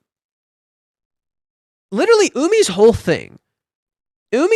thing is that he's always wanted to help Chizuru, and he fucking sucks at it. That's just a fact. He just fucking sucks at it. He can't help her. He's not the one. Here's instance one, right? Here's instance one, right? He got her into the play. It didn't do shit, right? And Chizuru, Umi's like, hey, you're going to come to the party? Chizuru leaves. Okay. You get to chapter 353, Umi trying to help, right? Right, so Kazuya helps. Umi trying to help gets Shiori to call Chizuru and say thank you, right? And it doesn't do shit. It just makes her feel worse. Umi wants to be Chizuru's knight in shining armor, and he's not. It's one of those. Umi is like that kind of story where you just have to accept, bro. Like, it's just sometimes you can't be that for someone. Sometimes you're just not that for someone, and it's okay, right? You're just not gonna be that person, and it's okay. Just let it go, right? You can be that for someone else, but you're just not gonna be that for her. And the thing is, Umi just kind of keeps trying to be Chizuru's knight in shining armor in his desperation to support her, right? He got caught up in supporting her. That's just what it is. He just got caught up in supporting her. In his admiration for her, he was blinded, right? And he started catching feelings, I guess, in his admiration. Clearly so.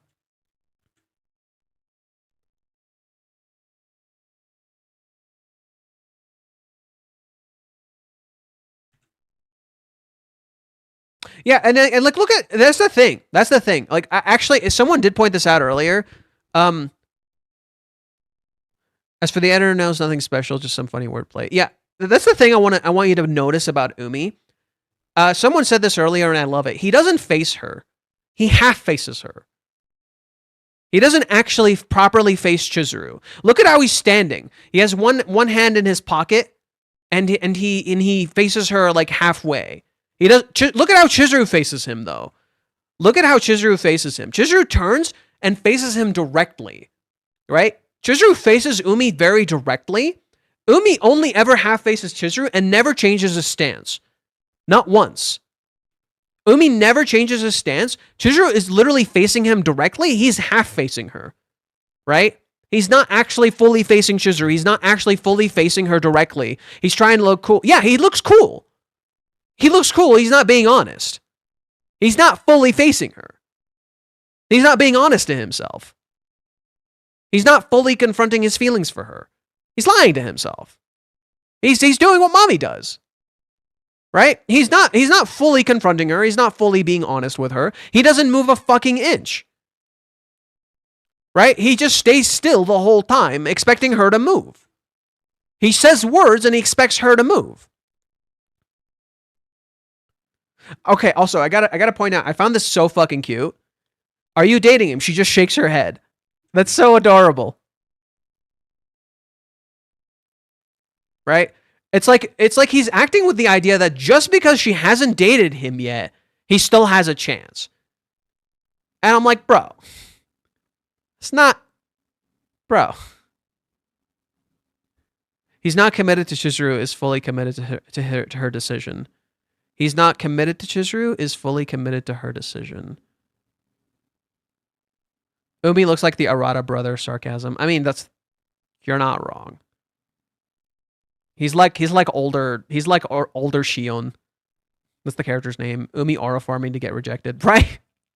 Yeah, I think that's such a brilliant way to convey that Umi isn't facing her honestly and directly, right? He's not fully facing Chizuru's feelings, right? He's only half facing them. He's only facing them a little bit, right? He looks at her, but his body's turning away. I still have a chance, so that's why he called Kazuya, pretty much. The I see means exact. He does. That's the thing, though. He says I see, but you only have one eye. I see, as he only looks with one eye. He doesn't see her honestly, right? Everything about Umi is halves. Everything Umi does is a half measure. Every single thing Umi does is a half measure. It is never truly committed. This is a reversal of Mommy's character, who Mommy doesn't. Mommy never faced Kazuya's feelings honestly because of her circumstances. She used her circumstances as an excuse. Question: did Umi refer to Kazuya as that person before? Yeah. They both talk about that person. They both talk about Kazuya as that person. Yeah, he's always referred to Kazuya as that person. Right? They both talk about him like that.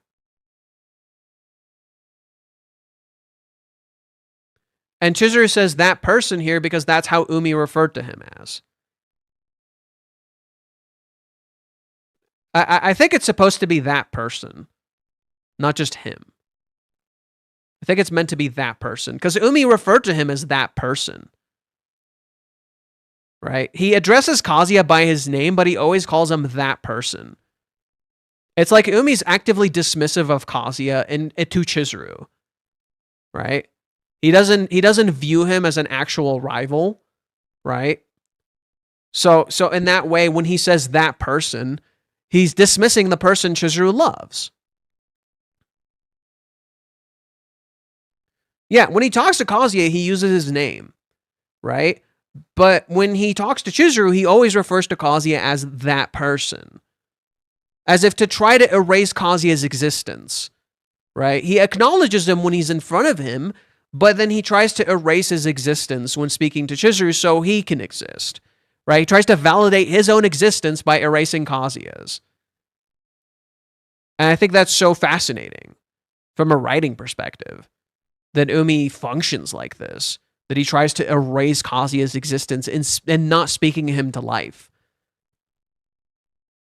Funny thing, I genuinely think Umi likes Kazuya. Yeah, and that's like that's why I think like it's kind of the same with well, maybe I don't know. It could be. I think Ruka and like Chizuru could be good friends if they, didn't have their fighting. That's why I believe that his statements feel so fake. He's too scared to call him that guy to Kazuya's face, a subtle insult. Yeah, I think this is Chizuru throwing this back in his face, right? I think this is Chizuru throwing that back in his face. That Umi kept calling Kazuya that guy or that person, right? Because that's what he called him in... We can go to the chapter real quick. It's like one...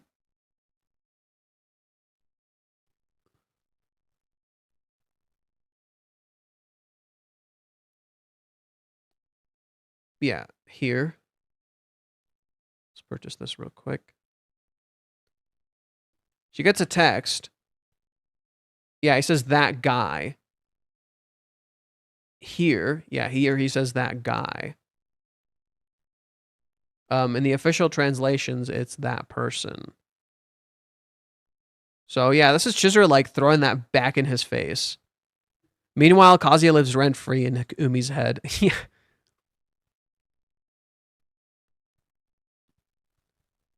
Yeah, Umi isn't really facing Chizuru, He's half facing her. He looks like he's ready to walk away at any moment. And that's not love. We need the reverse NTR scene of Kazuya and Chizuru like 218 when Umi thinks about the rejection later, lol. That feels weird. I kind of don't want that. That just feels weird. I just want it to be real. I don't need Umi's thing. It's crazy how you can reference chapters fate. I want your memory bank. I've just read these a billion times. That's all. It's practice. It's practice. I just read it a billion fucking times. What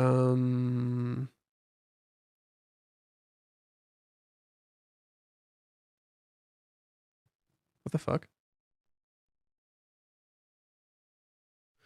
I honestly consider this chapter positive, but with small concerns. The chapter strongly underlines that Chizuru still doesn't have a clear idea of her feelings. Even when today she thinks that it's in love, but in front of Umi, she still doesn't admit an explicit feeling of love for Kazuya. No. So yeah, we read this earlier.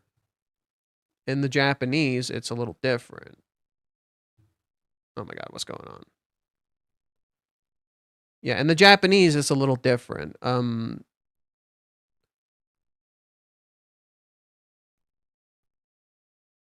Where is it?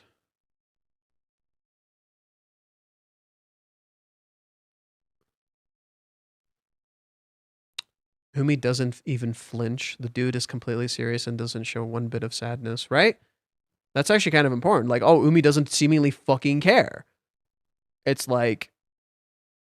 So, okay, Chizuru can reject you and it just doesn't fucking matter to you, right? He just looks serious and upset.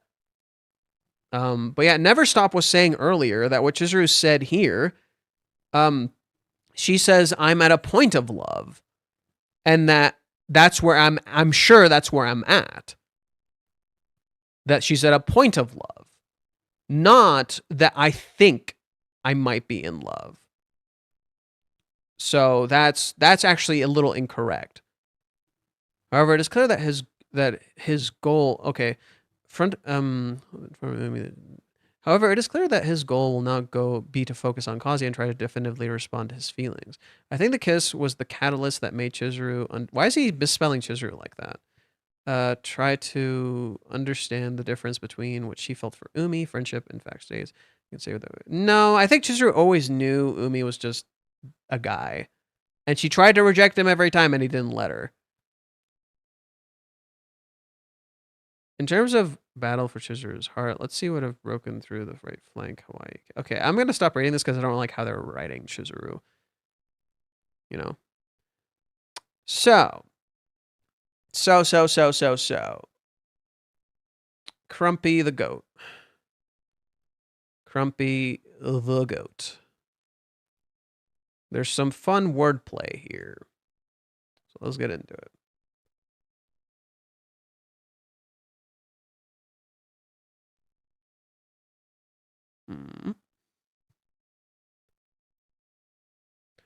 Regarding Umi-kun, who harbors affection for her, what did Mizuhara want to say? I like how here they're both facing in halves, right? And then afterwards, oh, poor Chizuru, dude. He literally wouldn't let her talk. Poor Chizuru, dude. And then she had to face it head on. All right, and then we turn here. Oh, she looks so sad at first. I think it's so sad that like every time Chizuru turns someone down, it really hurts her.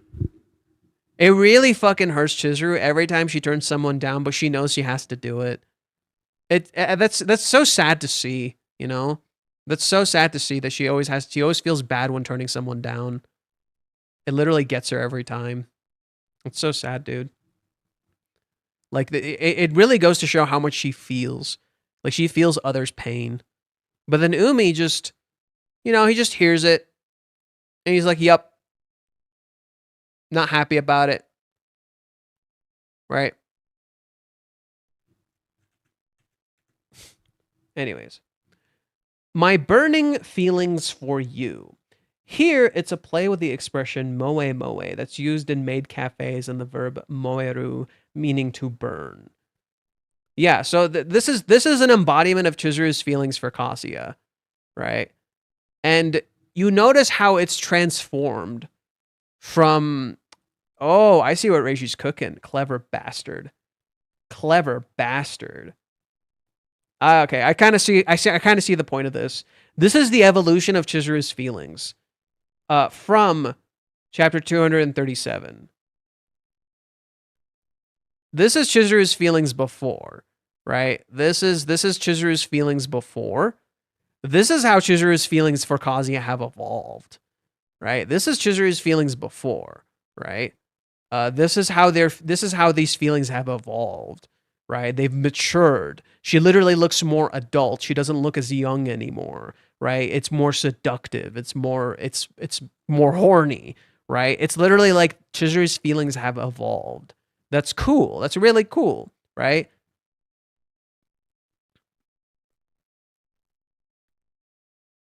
Yeah, and in that chapter that I just showed you guys, in that chapter, this is when Chizuru wanted to hold Kazuya's hand, right? She doesn't just want to hold his hand anymore, right? It's not just about holding his hand anymore, right? Here, she just wanted to hold his hand, right? This isn't just about holding his hand anymore. Oh, she wants way more, right? Finally, the last page.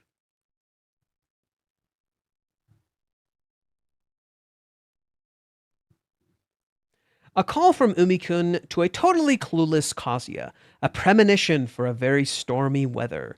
The expression for stormy weather is explicit for a sea storm, and since Umi's name means sea, you understand the wordplay. Next time, I don't want to be known. What? Wait, what the fuck? Wait. Can you explain the next time?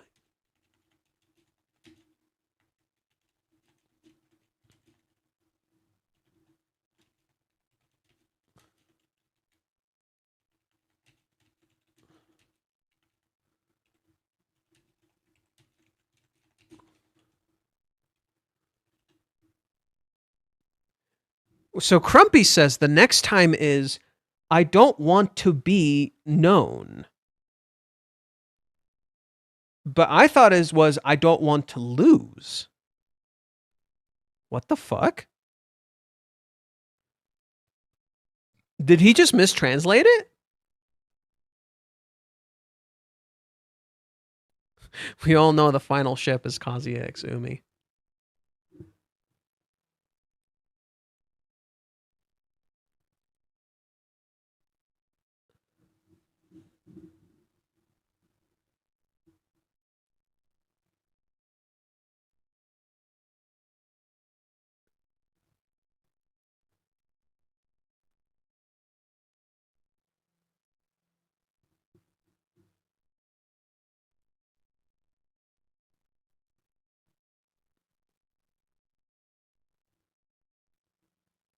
I don't want it to be known, or I don't want someone to find out.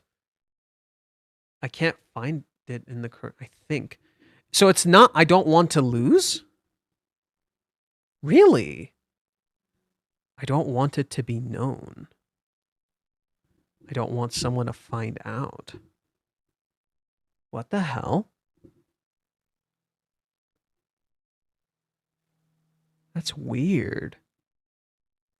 Could you give me an example of the phrase? Wait, what?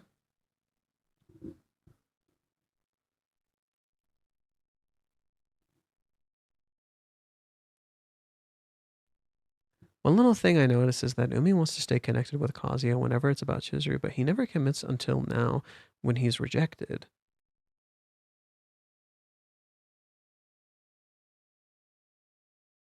What the hell?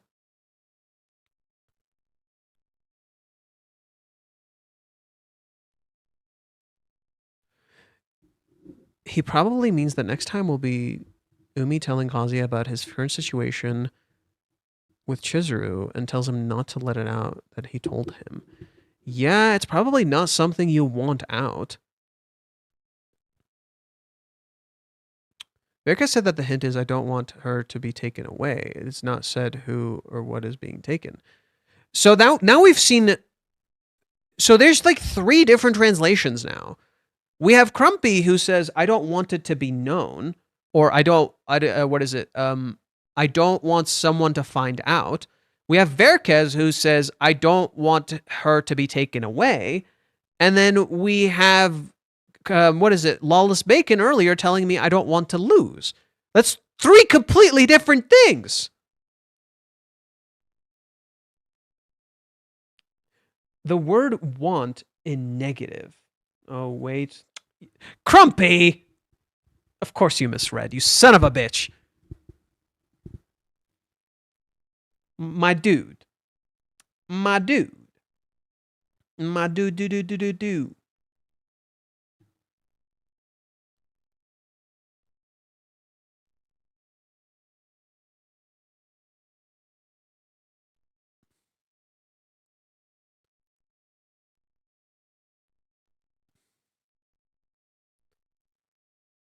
Wait, I misread the kanji, lol. Son of a mother. Son of a mother. The curse of the kanji. Yeah, it seems to be a running gag with Japanese.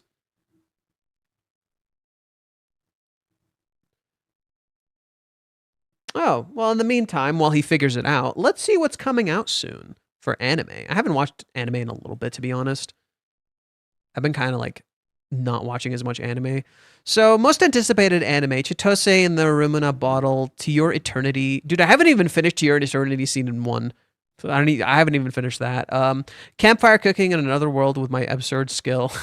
May I ask for one final thing? The monster wants to eat me. Ooh. Renma 1/2, Season 2. My Hero Academia final season. Oh, shit! Is it actually the final season? Is it actually the final season? One Punch Man Season 3. Dude, One Punch Man Season 3, I'm so curious if that season's just fucking cooked. Like, absolutely wrecked. Cause, dude, I haven't seen anything about it.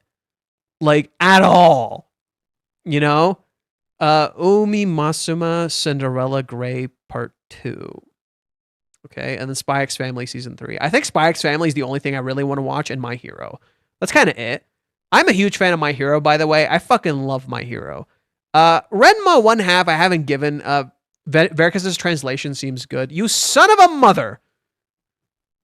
I don't want her to be taken away.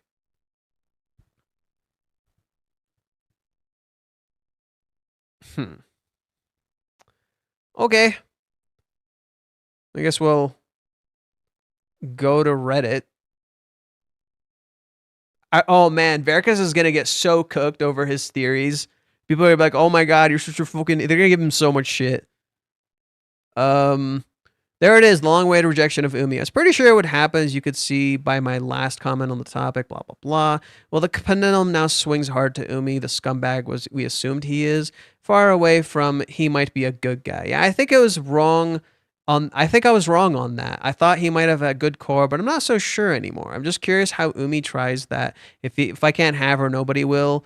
Well, no, that's not what he's going to try to do. Okay, so I find it really strange that everyone seems to think if I can't have her, no one will. But that doesn't seem like Umi. I think he just doesn't want to lose, and he still thinks there's a chance, so he's going to keep trying. Not that nobody can have her. That doesn't seem like his MO. That doesn't seem like what he's trying to do. I feel like next chapter might be as straight as we think it is.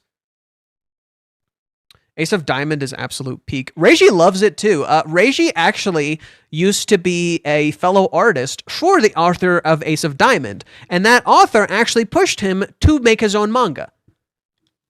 And so Reiji actively supports the Ace of Diamond author. He actually went to I'll pull it up. I'm gonna move it here just so you guys don't see like the subscriber stuff, because I don't want you guys to see that.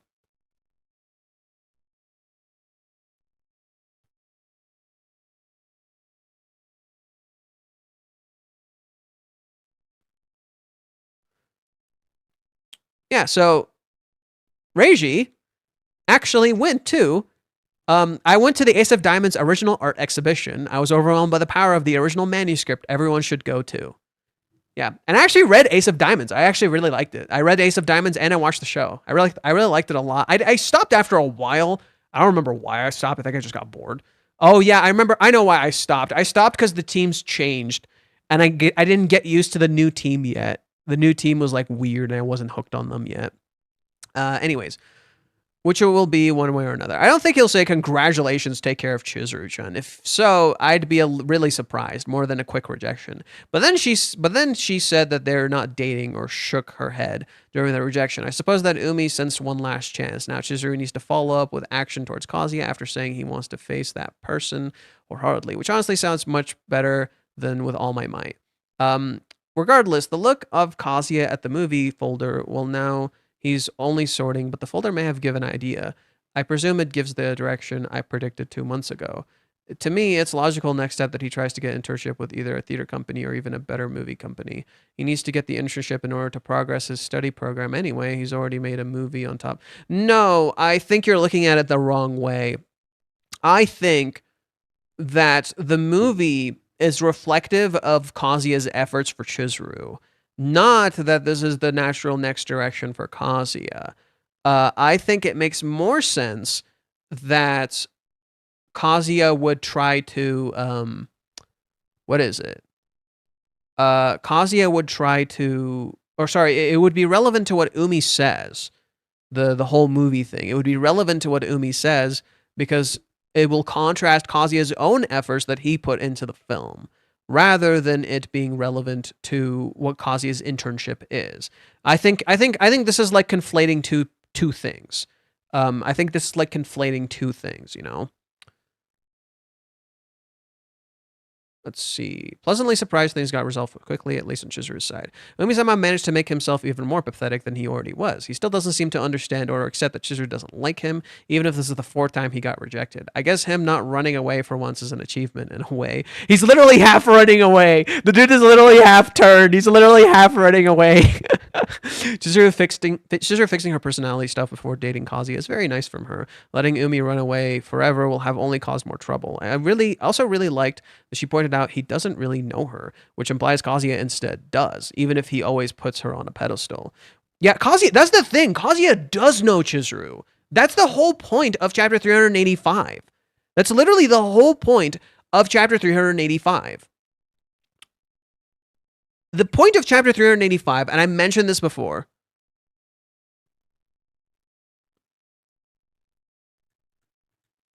that's literally the whole point of this scene. This scene is a direct parallel to the izakaya.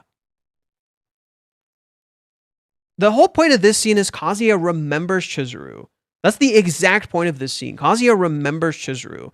In the izakaya, Chizuru showed him her real self, and Kazuya forgot.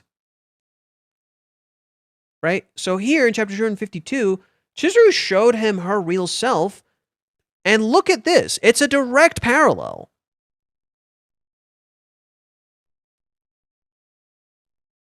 right? It's a direct parallel. Doesn't it make you sad or anything? Chizuru feels in shadow, isolated. I really meant what I said yesterday. He literally remembers her. He literally remembers who she is, and that's why she reacted. He sees her. He remembers who she is. That's the reason she kisses him. He remembers her. He sees her. He doesn't see the thing she's presenting to him. He sees the real her. She felt seen, understood, right? Umi doesn't see her. Umi sees part of her. Umi only sees what he wants to see, literally like Minnie.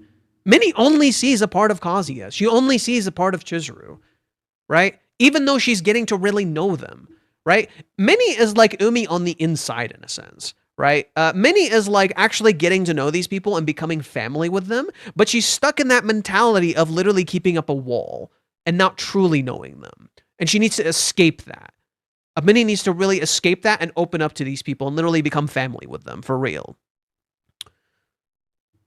Chizuru fixing her personality stuff before. See, that's what's weird. Is like, did Chizuru change? What personality thing did Chizuru change here? This is pretty consistent with who she is, right? I don't get that. This is pretty consistent with who she is, right?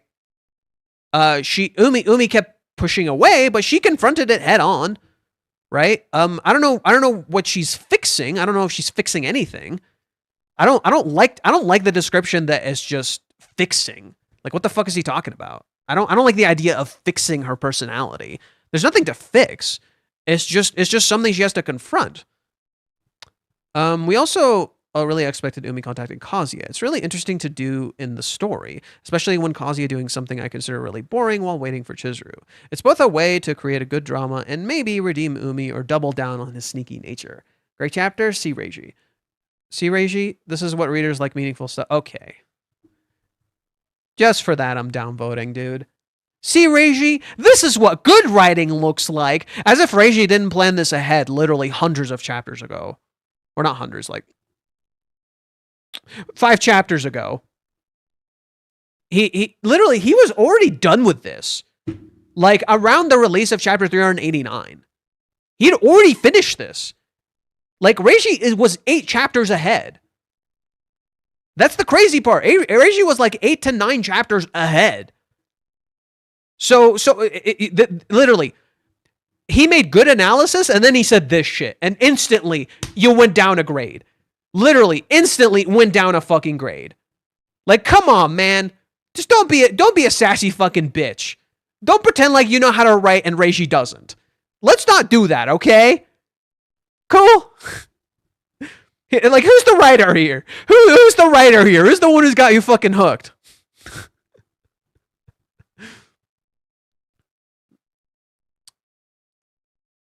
Yes, go Chizuru. For a second I was worried, but just like I have faith in our boy Kazuya, I have to believe in Chizuru. Sure enough, she turned Umi down. I'm so proud of her. And to the mini haters, she wasn't right about everything, but she was right about this. Well, yeah. Minnie could just tell she was just gonna turn him down. That was just fucking obvious. Yeah, Minnie literally told you she was gonna turn him the fuck down.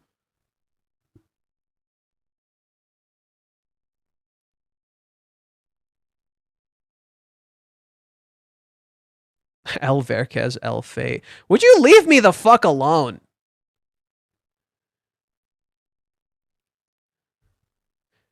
I didn't think Chizuru would kiss him. People are putting words in my fucking mouth. I said there might be a kiss in the play, and it would get resolved. I did not say she would kiss him.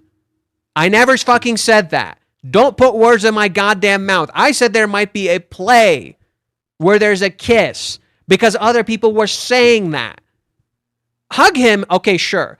I said it might be hand-holding, or hugging, because I misinterpreted Umi's character. Whatever. I'm not gonna read all this. Thank you for trying. Don't bother. Thank you for trying. Don't bother. They'll forget this. You know, some people will hold a fucking grudge and they'll literally never let it go, and some people will just forget this and move the fuck on. You know, First impression. Well, disregard my delusions then. They're not relevant here. Good for us. Chizuru actually rejected Umi properly. It's a nice surprise to have this actually be what it should have happened. I do apologize for triggering people unnecessarily again. Chizuru says she knew her answer, so this is good enough for me right now. But now Umi called Kazuya after being rejected. Tease her next time. I don't want her to be taken away. Yeah, I feel a little happy because it would have been... I've been saying I'm pretty sure Kazuya will ruin this, and this time I think on the pretense he's holding Chizuru back. Yeah, that was a theory some people had. Let's see. What's going on? You look pretty dumb right now. Oh, wow, what a dick. You look pretty dumb right now. Have a major egg on your face. Really, it just shows you don't actually understand the story at all. You're so stupid. Ugh, you're so dumb. I know more than you. You're so stupid. No need to be harsh, dude. He's just making theories like everybody else here. Hey, don't bully him. He's like discussing and speculating in the community. It's pretty fun and I appreciate the effort. See, this is why I like some of Reddit. You know, some of you guys are actually kind of nice. I'm proud of you. You know, do more of this. Be good people. Don't be this little fucking prick. Don't be this little fucking prick, you know? Yesterday he looked dumb when everyone already knew the answer to his theories. Today he admits his mistakes and keeps a low profile. If you're one kicking him while he's down, then Verkas isn't the fool here. Damn.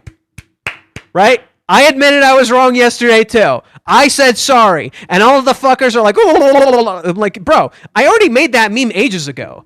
Right? I already made that meme ages ago. Who fucking cares? Like the meme I fucking posted on Twitter, I made that meme ages ago. Right? This fucking shit, I made this ages ago. Are you kidding? Like ages and ages ago. I'm just committing to the bit. Are you shitting me? I'm just committing to the fucking bit.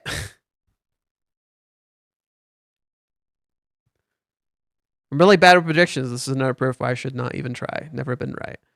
I mean, I was... Okay, it's okay to predict Verkas, right? I do like reading... Yeah, you know, it's okay to predict Verkas. Don't beat yourself up too much, dude. Take it like a champ.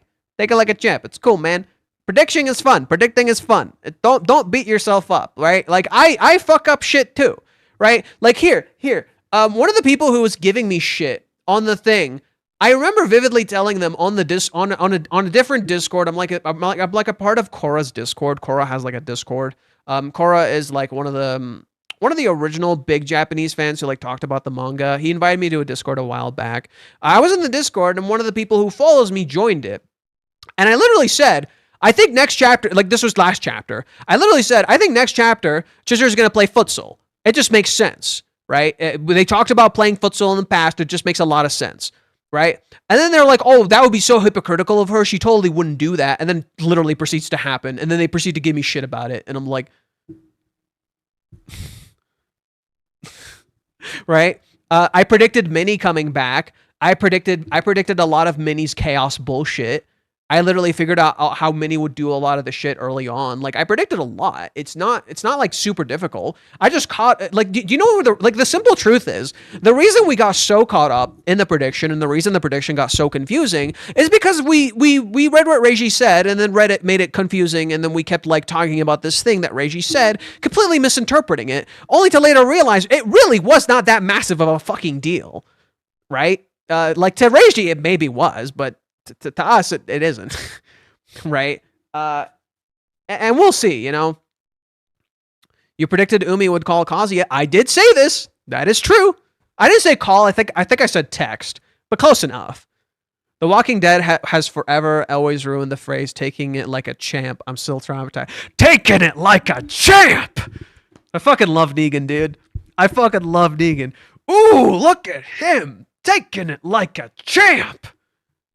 Now I'm going to pull it up. Oh yeah, I was listening to Infinite's theme. I recently found Infinite's theme from Sonic Forces. Why is this theme so fucking peak? I feel like I'm listening to like, what is it? Oh my god, what's the fucking band that's clearly inspired this? Linkin Park. I feel like I'm listening to Linkin Park when I listen to Infinite's theme. Like, Sonic Forces may be ass, but this song is not. Taking it like a champ.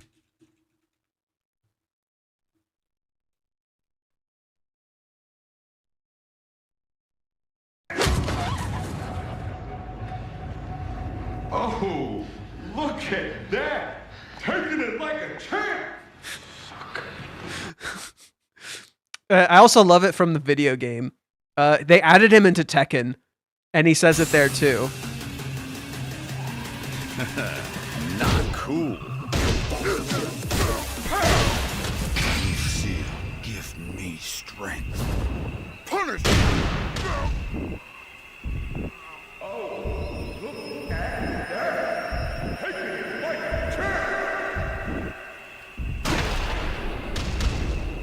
It's a terrible fucking super.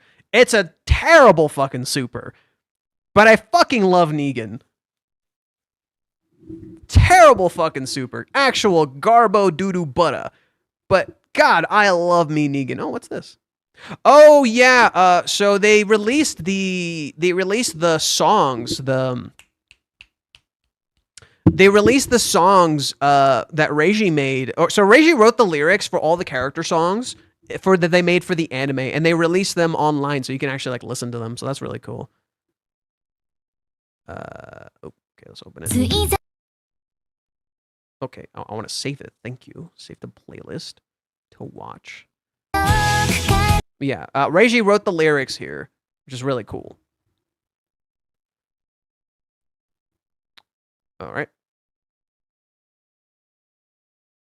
To be honest, I want to face the person horribly should lead to facing him for once. I don't need them to start dating the very next chapter, but kissing and then boom, a few months of no contact one time, even though understandable on the first occasion, felt like one time, one too many. See, that's the thing. We still don't know why Chizuru is not speaking to Kazuya. Right? We still don't know why the 1.5 months thing is a thing. We don't get that. And that's the thing. I just don't understand. Like, why is that 1.5 months things still existing? I don't get the point of that, you know? And it really makes you curious. There's like things we just don't understand. I feel like Minnie kind of created this, but what's the point? Well, the character songs being physical media, they were originally just physical media. They released with the Blu-rays. So when they first came out, they released with the Blu-rays. They always released in the Blu-rays. So you had to get like season 1's Blu-rays to get the songs. They came with those. That's the original physical media. Now they're digital media. So they weren't digital before. They were always physical. Now they're digital. Let's see. The second time is just asinine. It would be interesting if Chizuru was trying to face Kazuya wholeheartedly. Okay, well, we already discussed this. She says that person because that's literally how Umi refers to Kazuya.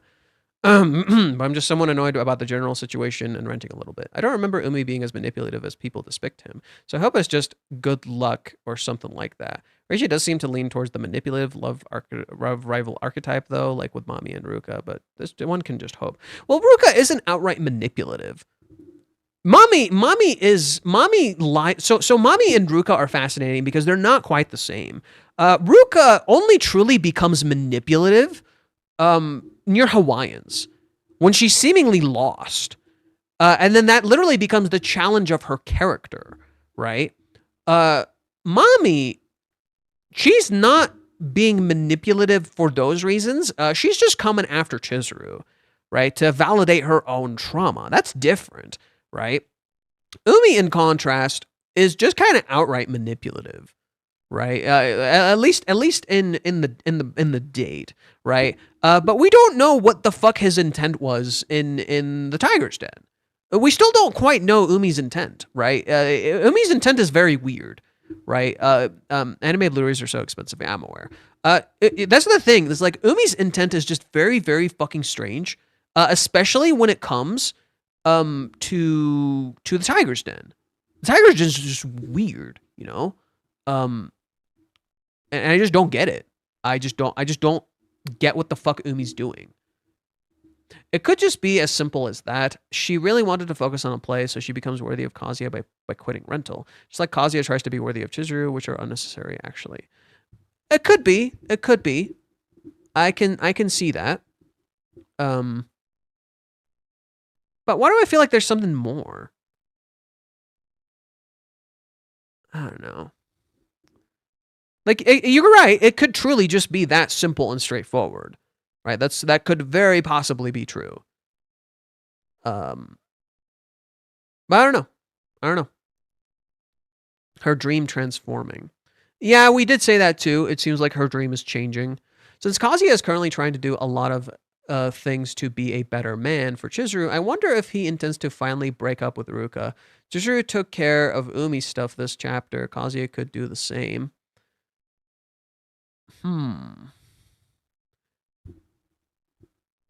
Well, I don't know if that's gonna happen just yet. I kind of don't think so. I think Umi is definitely something Chizuru should handle. It's not like a Kazuya problem at all. It's definitely clearly just a Chizuru thing, right? He's the one who's in love with her. He's the one who's doing all these things. What's Kazuya supposed to fucking do? Umi's the one who dragged Kazuya into it, right? Umi's the one who dragged Kazuya into it. Umi's the one who dragged Kazuya into the whole thing. So it's not that. It can't really be that. Ruka is more complicated because Chizuru is the one who seemingly, in part, started the relationship with Ruka. She pushed Kazuya into it. Kazuya agreed, but Chizuru also pushed him into it. So it's literally a proper love triangle, if you will, right? Like very, very, or not, well, not proper love triangle. Like Ruka likes Kazuya, Kazuya likes Chizuru, Chizuru likes Kazuya, but she also wants to be Ruka's friend. I guess that's kind of a triangle. Whatever. My point is that Ruka likes Kazuya, and Chizuru is the one who pushed Kazuya into that relationship because she thought Ruka was actually in love. So it's kind of on part for Chizuru to also resolve Ruka, not just solely Kazuya. So in that sense, like that's the truth of that situation. Ruka isn't simply Kazuya's thing to resolve. What Kazuya can do is start to set better boundaries, and I think Kazuya is just not practiced in setting proper boundaries. I think that's just kind of weird for him, maybe. Ruka is the phrase "better the devil you know than the one you don't." Than the one you don't. Out of everyone, Ruka has been the nicest to Chizuru. Yeah. Well, Minnie too. Minnie has been kind of nice too. Minnie and Sumi and Ruka are probably the most chill with Chizuru. Mommy is like, oh boy. Mommy's a problem child. It's gonna be boundaries with Mommy. Mommy is complicated, you know. Mommy's complicated. If there's no kissing scene, it's weird she hasn't told him about the play since she likes performing for him. Yeah, that's the other part that's kind of weird, you know? There's like parts of the play that's just kind of weird. It's like, why doesn't she tell him about the play? Why is that being hidden? You know? Everyone's going to reveal their sins to the preacher man, Kazuya. Umi is going to tell what he told Chizuru, and Mommy is going to tell Kazuya what he did at Hawaiians. Damn, Kazuya is a fucking preacher. That's so funny. Okay. I think Chizuru may help with Ruka since she helped with the situation in the first place, but Mommy is all Kazuya. Well, Mommy was all Kazuya, but Kazuya clearly has to deal with Mommy, considering Chizuru has done the brunt force of the work. So Mommy is definitely the thing Kazuya just has to kind of see and fucking address. Like, she's a fucking problem. I could see next chapter being like this. This is my prediction for next chapter. Umi is actually straight with Kazuya, and either Kazuya says the line, "I don't want to lose her." So how did Berkus translate it? I don't want her to be taken away. Either Umi says this line to Kazuya, or Kazuya says this line. And I think Umi will text Kazuya and tell him, like, the truth. Like, I'm interested in her. I'm going to keep trying. Maybe you better, you better get serious or something. Or he can tell him, what is it? I could, another part of that theory is that I could see Umi saying something like, I doubt Umi would say she rejected me. But I could see him like, picking a fight with Kazuya. I was like, I'm not going to give up. I'm going to keep trying. Like, you may have won this battle, but I'll keep trying, and I refuse to let her be taken away. And I think that could be motivational to Kazuya, or it could be negative to Kazuya. It really depends on how Umi approaches it. He could be like he could make himself a proper rival and outright address Kazuya as a proper rival instead of pretending to be his friend. He could actually properly address Kazuya as a proper rival. In so doing, it could make Kazuya feel a lot more like confident in himself. I think Kazuya will say it to himself. That's also possible, you know. But it would be so interesting if Umi says that to Kazuya, you know. 3 things I want to see: Tiger's Den conversation, Ruka send-off, and Chizuru uses the free pass on. The Ruka send-off won't happen for a while. I really don't think so. I think Ruka is not gonna end anytime soon, to be honest. I think we need more time with Ruka. Yeah, I just don't think Ruka is gonna happen anytime soon. Proceeds to sit Ruka down, hands her a glass of water. So we're dating now. Look insanely. Are you happy, Kazuya? Yes, I'm willing. Then I'm okay. Thanks for everything. 2 pages of crying. That's over. No, I doubt it. No, I doubt it. Ruka is much more complicated. Umi, she's crazy. I'll save you from her. Holds his hand. Oh my god. No, I don't think so. I don't think so. So Umi going to give a defeated villain speech, lol. Yeah, it could be a defeated villain speech. It could be... Let's see how Mitaka does it. Viz Media.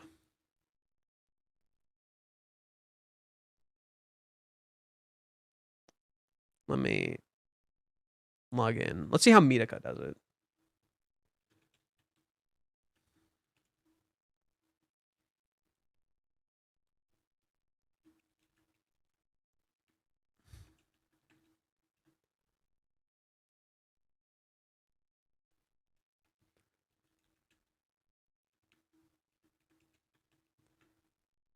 I don't think it'll be exactly like Mitaka, but it would be interesting, you know? For the love of.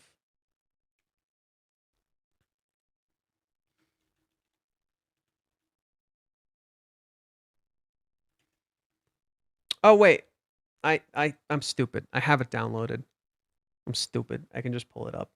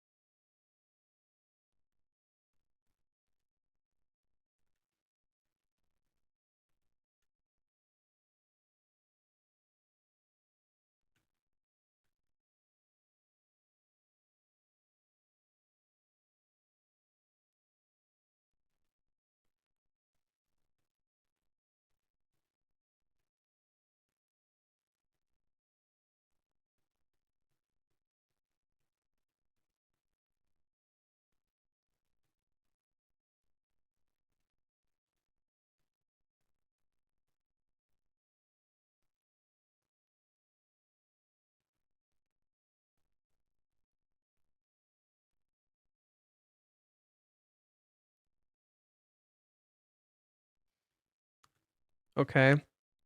Good day goes to Mitaka's place. We need to talk. Sorry, not today. Wait a minute. I don't want to talk to anyone today. Do you know you made Asuna okay? So you're in on too, huh? What are you talking about? All I know is that you can't set up an engagement and then it's none of your business. Yes, it is. Stop dragging the manager into it. Oh, you know, I've been a smooth talker since I was a child. When it comes to arguments, I never lose. I'd hate to put you at a disadvantage. How about we find a park and settle this once and for all? Fine with me. It looks like this is the moment of truth for both of us.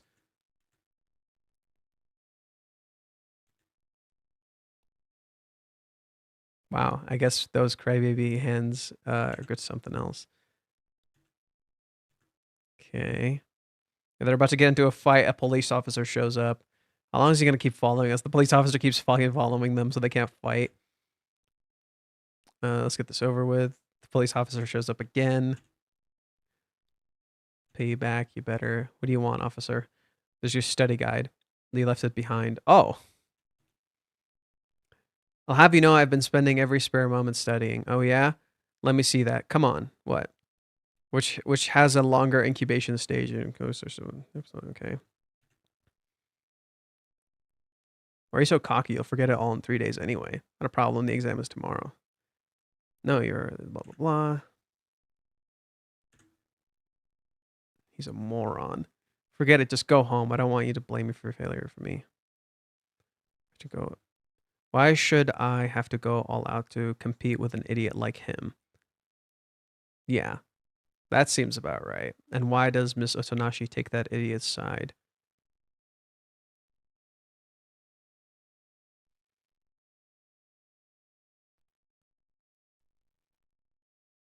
A fateful night. Ooh. Can't believe you went out drinking. There were circumstances. Thought you should pursue the career you wanted. Yeah, this stuff seems really relevant. No. This stuff seems really relevant. No, I thought you should pursue the career you wanted. I didn't really mind whether you became a teacher or not.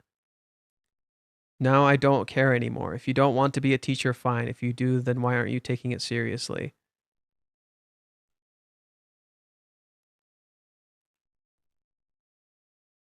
Doesn't this girl, her name is Asuna, doesn't she look like Shiori?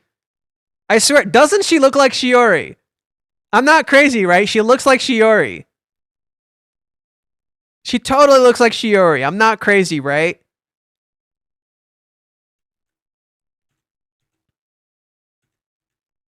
And then he wakes up and he thinks something happened. This is about you, not me. If you don't want to be a teacher, fine. Yeah, isn't this so relevant? Isn't this so relevant? Right? Kazuya is doing shit not for himself. What happened last night? Good day, his eyes are pretty red. He went out drinking, so I slapped him hard. It's about you, not me. I will become a teacher.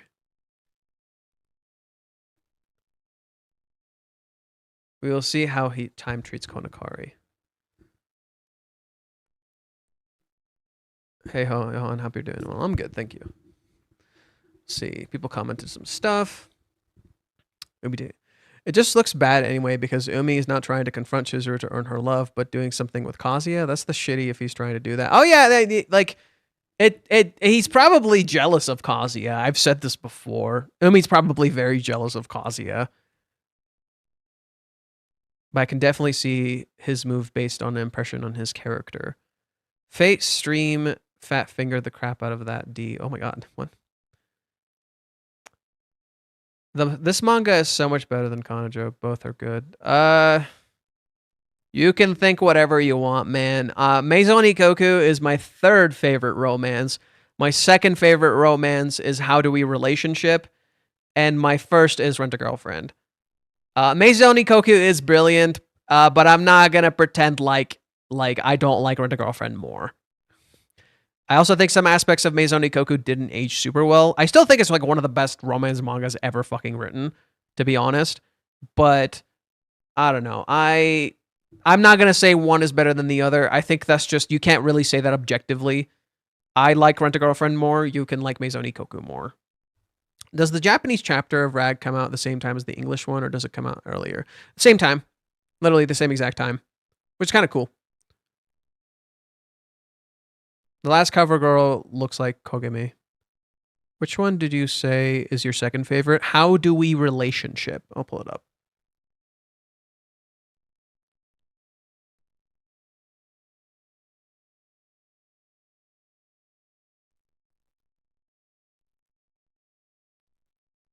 This one. Peak as fuck. So unbelievably peak. Holy shit, so goddamn peak. Honestly, if it wasn't for Rent a Girlfriend, like this one might be my favorite. But Rent a Girlfriend is better in my opinion, for me. But How Do We Relationship is peak as fuck.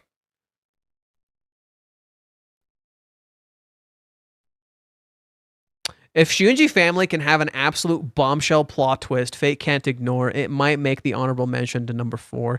A plot twist wouldn't really do that for me, you know? That's not how I view Shiyunji. Shiyunji is just fascinating because it's so like... It's so unorthodox in its approach and yet very orthodox. And it's so weird. What makes Shiyunji so fascinating to me is like the family element. Like it has such a deep element of family, and that's contrasted by like, you know, the weird dynamics between them. That's what makes Shiyunji so fascinating. I think like the recent chapter in Shiyunji, I don't know if it's out yet in English. I saw the latest chapter for Shiyunji. Yeah, okay, it just came out. Like the last... There's some horny stuff. I don't know if I can show the horny stuff. The last page did something kind of cool. The thing I've always felt with Siha's character is for some reason she's always alone. Siha literally feels always alone. Look at how Siha just is literally isolated from everyone around her. Right? Oh god. Oh god. Oh god. Can you please just stop that? I beg of thee. Fit to height, fit both. Yeah, like the biggest thing I see with Siha's character is she's seemingly always alone in her own family. Like literally you're seeing all the sisters like interacting and having fun. Everybody has like a kind of dynamic, but Siha is literally alone. And I think that's so fascinating to me. That like her whole dynamic with her family is literally like she's the odd child out, when usually it's Kono who's the odd child out. But she's so cute that she's not. Siha is actually the odd child out. Yes, that's the blue-haired one. That's the blue-haired one. This also kind of made me realize how Reiji's like kind of okay drawing younger people being naked because there's like a mental disassociation from the fact that like, you know, they're younger, right? He doesn't draw them as kids. So he like it's a way to just kind of change that a little bit. I think that's something I can kind of feel weird about, but I'm also kind of understand, you know, where it's like there's a little bit of a change from that, so it doesn't feel like too weird. It's the thing he does with Ruka's character, where you know, he addresses the age thing, but then he also is okay depicting them in certain ways. Hey man, I asked you why you had a change of heart about Umi. I thought you liked him more than Kazuya. When did I ever say that? When the fuck did I ever say I liked Umi more than Kazuya? Are you guys stupid? Kazuya is my favorite fucking character. Are you guys stupid? The fuck are you talking about? I just became an Umi lawyer. Temporarily. And then the moment I realized, I'm like, okay, he's still kind of shitty. Theory changed. But I never, who the fuck? How the fuck? Umi had like 2 chapters. 15 chapters. Out of like 400. And you think I like him? More than my favorite fucking character? Are you guys Delulu?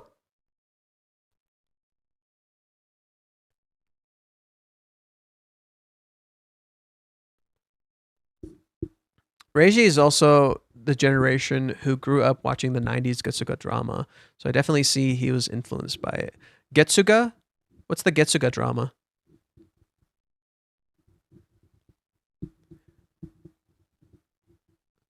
What is this? To me, Kanokari reminds me of the 90s Japanese Getsuga drama, a drama that airs at 9 p.m. on Monday, which mostly dealt with love of the young generation sitting is quite similar. Love it. So Reiji has actually said a lot of his different kinds of inspirations. He doesn't simply take inspiration from Japanese media. He actually takes a lot of inspiration from Western media too. Reiji loves film and TV shows and anime and literally everything. So he takes a lot of inspiration from many different things. He doesn't purely just reference Japanese related things. Like I and on his Twitter thing, like for instance, the Twitter subscription, he'll literally alternate between like a Japanese film and an English one. Like the other day, he saw the live action they made of Alice in Wonderland, and he thought it was shit. He's like, this movie's pretty, but it's fucking garbage. And I'm like, damn, brutal, damn. But then when he did interviews, he said that he had two particular inspirations for Rent a Girlfriend in terms of Western media, which was Breaking Bad and Desperate Housewives. And honestly, looking at how Breaking Bad is written with Jesse and Walter White's dynamic, and I'm like, I kind of see some of that inspiration in Jesse and Walter White in some of Chizuru and Kazuya's dynamics. Not completely, in particular, what he does that's fascinating to contrast the two is like how they have elements of like Walter White being like the smart one, and to use that dynamic to play off of Jesse, who's secretly actually the more empathetic and emotional person, right? In that same way, there's clear inspirations from what is it? There's clear inspirations on what is it? Desperate Housewives, and how Desperate Housewives was was like basically the idea behind Desperate Housewives was that it was a soap opera that's actually written well, and that is something I also see in the early parts of Rent a Girlfriend. And especially some of the later parts. He takes inspirations from soap operas and actually writes them well. And then literally the visuals Reiji uses for his storytelling is very film-like. It's literally like he's using a camera, and it's because he literally is. Like when there are things that he does not that he was only inspired by Japanese drama, but since I've grown up so many 90s Japanese guys to drama, the manga reminds me of them reminiscent, and that's just my takeaway. Well, yes, the Rent a Girlfriend is more reminiscent of older Japanese manga, in particular older romances. That's why people think of Maison Ikkoku. It's more akin to that in some sense. It's not like modern. It's like a mix of modern and not modern. And that's why it probably reminds you of that. There's probably like a very similar thing in that sense of how Reiji writes romance and how he looks at romance. It's a little more traditional, I would argue.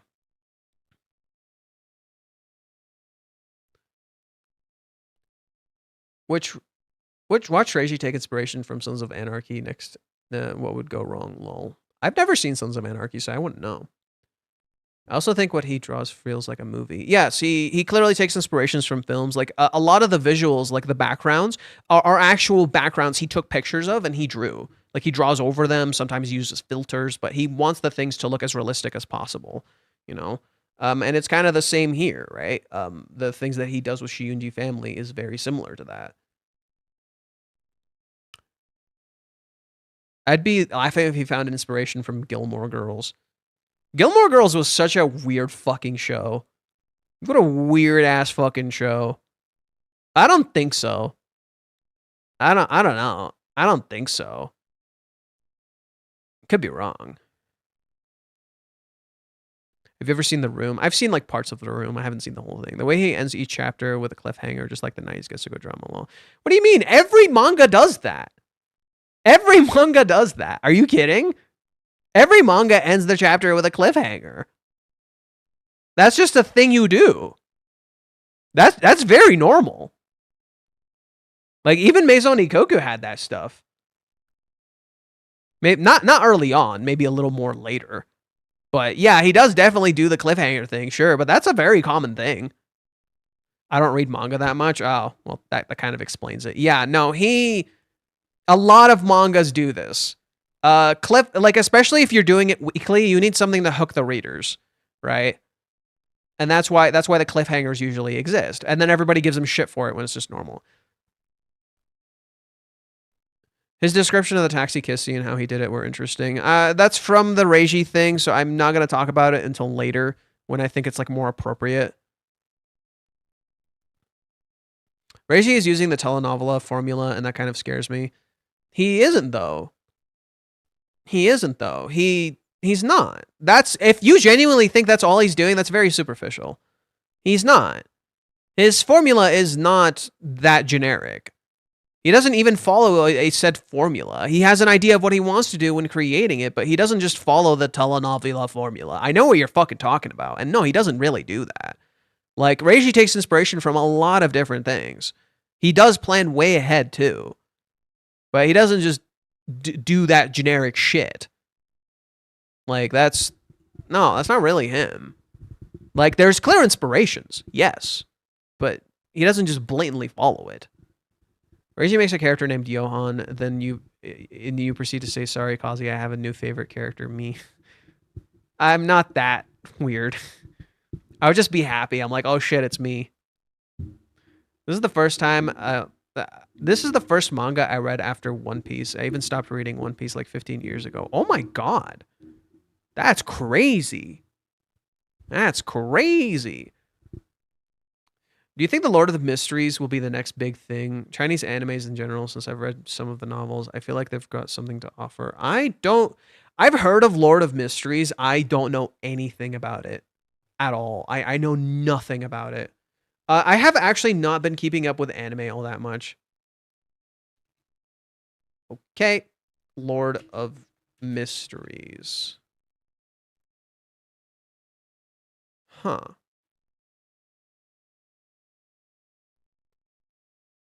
I know nothing about this. You want to talk filler? One Piece is king. One Piece doesn't have that much filler. I don't know what you're talking. If you're talking about the anime, yeah, okay. If you're talking about the anime, yeah, okay. If you're talking about the manga, no, I kind of don't agree with that. Just got tired of One Piece, just endless adventures, and I can't believe it's still going. One Piece like really works when you take it the time.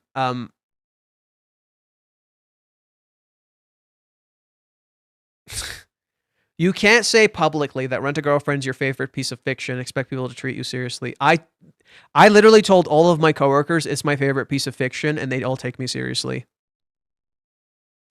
Suck my ass. You can't tell anime fans it's your favorite piece of fiction, because anime fans are fucking idiots. And yet here I am, making a channel about this. Suck my ass. No, he's just a generic anime fan, honestly. Lemon, I believe you're genuinely a smart person, but you're too stuck on beliefs that are very common. And I think it's stopping you from genuinely appreciating very wonderful things in this world. I know, because I do that shit too sometimes. It's the reason like anime fans ruined Kaguya for me a little bit. Like, a part of the reason I can't appreciate Kaguya is because of fucking anime fans. Hosting this shit up, it's like it's the greatest that fucking thing since sliced bread. And I'm just like, it's just an okay romance.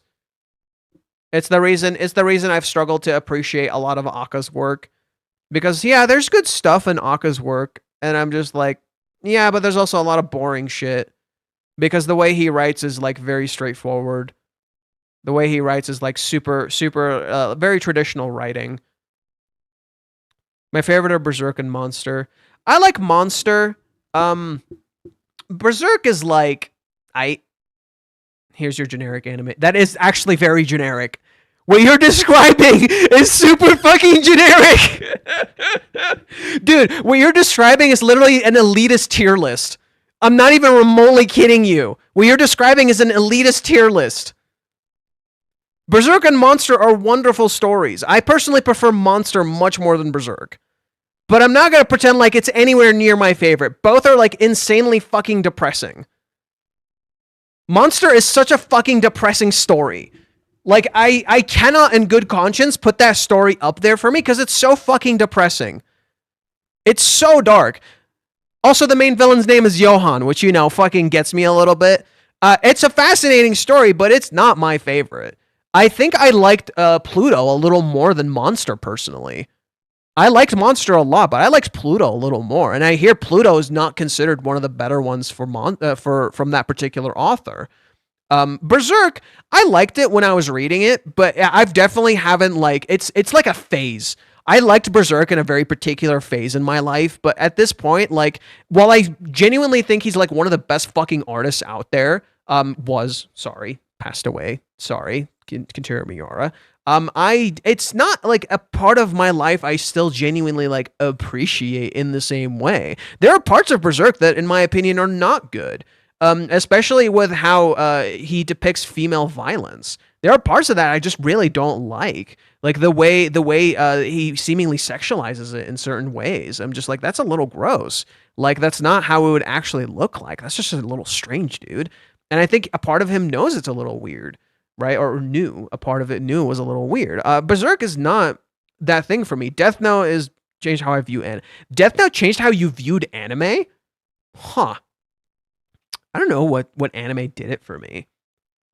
I started with Dragon Ball. I started with like Dragon Ball was like one of the earliest shows I ever watched. And I've actually grown to really fucking appreciate Dragon Ball as I've gotten older. Like, Dragon Ball is actually kind of well written. What the fuck? Like, there's parts of Dragon Ball that are actually genuinely well written. If you base it on the anime, not so much. But OG Dragon Ball and Dragon Ball Z, like the manga, actually has a lot of good shit that's well written. Yeah, sure, Buu Saga is kind of a fucking mess. But that's the charm of Akira Toriyama. He embraces the fucking stupidity. But yeah, no, like Berserk and Monster, like, yeah, I like those series. They're good. Don't get me wrong, they're good. But I'm not gonna pretend like I think about them all the time. I'm not gonna pretend like they're anywhere near my top of the list. Like, shit. What like really fucking clicked with me recently? What did I actually think was like genuinely fucking peak recently in terms of anime? Oh, I liked K-pop Demon Hunters. K-pop Demon Hunters was so cute. That is such an adorable movie, and it actually hit me, and I cried a bunch of times.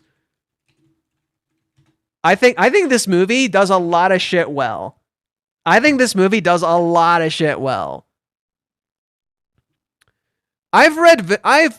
watched Vinland Saga. I like Vinland Saga more than I do Berserk and more than I do Monster. I like Vinland Saga a lot more than both of those. Significantly so. Those stories are so interesting. Also, I do remember Kenma is my favorite character from Monster. That I do remember. The main character, Kenma, favorite character. Absolutely fucking love him.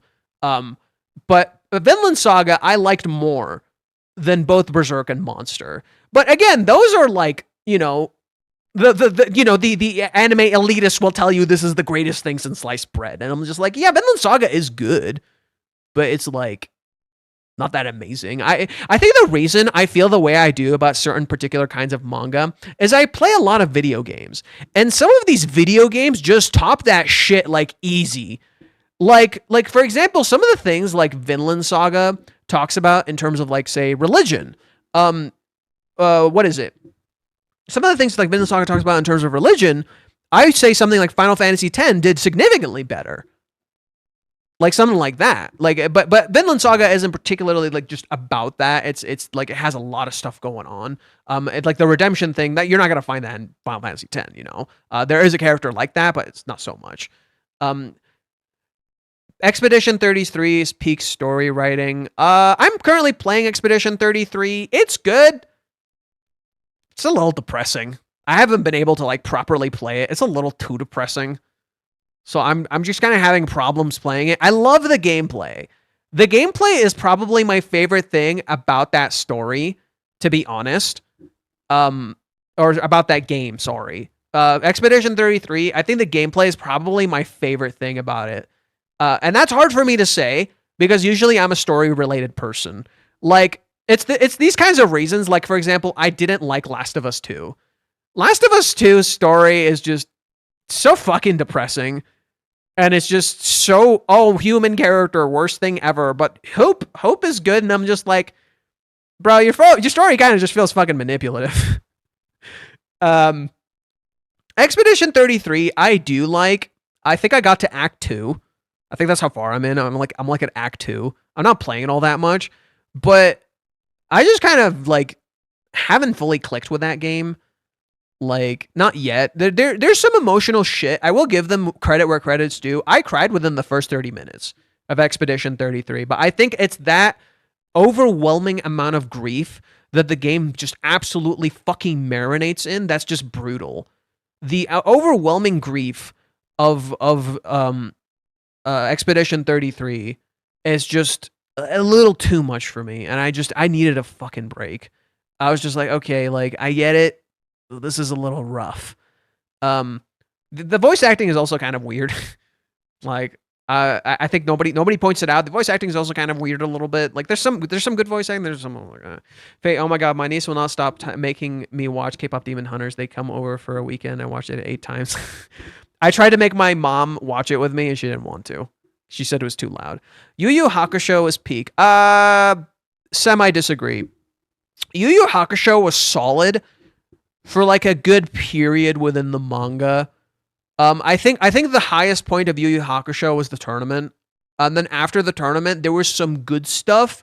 And then it just proceeded to slowly cascade down and down and down and down and down. And just kind of, I got, like, after the tournament and after a little bit of, like, you know, what they tried to do with Yusuke, I was just like, this isn't that good.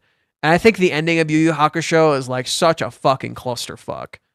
Like, I think Hunter x Hunter is a little better than Yu Yu Hakusho in that sense, because it did some stuff just better than Yu Yu Hakusho. It felt like the author got his shit together a little more, or maybe it felt like more like when he was writing near the end of Yu Yu Hakusho, it's like he kind of ran out of ideas and he felt really tired and exhausted. And it's clear like he wasn't really that invested in writing the story anymore. So that just kind of blows. Gaunt's, did anyone here read? I've heard a lot about Gaunt's. I have not read it. Honka Star Rail makes me want to die sometimes with how much yap there is. Which part of Final Fantasy is which Final Fantasy is my favorite? I think 7 probably. Yeah, 7's probably my favorite. I'm gonna be real. I think I had a really soft spot for 8 and 13. I have a deep soft spot for 8 and 13. I really like 13's world. I really like 13's music. I really love 8's music and its style of storytelling, even though it's very unorthodox. But I think 7, as of late, I'm loving the shit out of the remakes. The remakes are so fucking peak. Holy shit. These guys know how to fucking write. Holy shit. These guys know how to goddamn write. I think out of all of them, 10 is probably the best. For me. I think 10 is like the most consistent, solid through Final Fantasy experience. I think 10 was my favorite for a very long time. I think 10 holds a very special place in my heart. Like 10 is like I have a lot of connections to 10. It means a lot to me. So I think 10 is like one of my favorites. I think it's easily like one of the ones you could say is objectively one of the better ones. A lot of people complain about the remakes ruining the original story of 7, and they don't. They're being their own thing. They're not trying to replace 7. If anything, the remakes actively incentivize you to play the original because it rewards your experience with the remake. So if anything, that's what a remake should be. A remake being different and in turn incentivizing you to play the original is what you should be fucking striving for. And I think, like, if you do a 1-to-1 remake, you're kind of failing. I think that's why. What is it? So here, Dead Space had a remake of the original game. I think in that is the kind of what is basically a perfect remake in the eyes of fans. And it didn't sell well. It didn't sell well, not just because it sold okay, but it didn't do like the crazy box office bullshit that like I think it was like EA was expecting. And the sad part is that, you know, I think a part of it had to do with the fact that it was kind of just the same fucking game, but better. So, you know, I feel like that's why, like, when I play RE2 remake, Resident Evil 2 remake, it makes me want to play the original. Oh yeah, I heard this fucking Saudis bought EA. Like, bro. Oh, jeez. Oh, jeez. Get ready to get fucking monitored in literally everything that you do. Get literally to get fucking monitored in literally everything that you do. Yeah, EA being bought is not a good thing in any way, shape, or form. This is the company that makes Madden every year. Like, Jesus Christ. Dragon Ball is my favorite piece of fiction, but I admit there are many works that are way better. Do you feel the same about Rent a Girlfriend, or do you think it's the best thing you've seen? Rent a Girlfriend is genuinely my favorite romance. Whether there are other things that are better, it's a whole other discussion. It is my favorite romance of all time, and I think it's one of the best romances ever fucking written, period, in my opinion. I think it is genuinely one of the best romances I have ever fucking read. Not and yes, it has some flaws. Who are we fucking kidding? Like when Nagomi hears Kazuya about to say they broke up, and then literally forgets it next chapter because there's an emergency, and then just never brings it up again.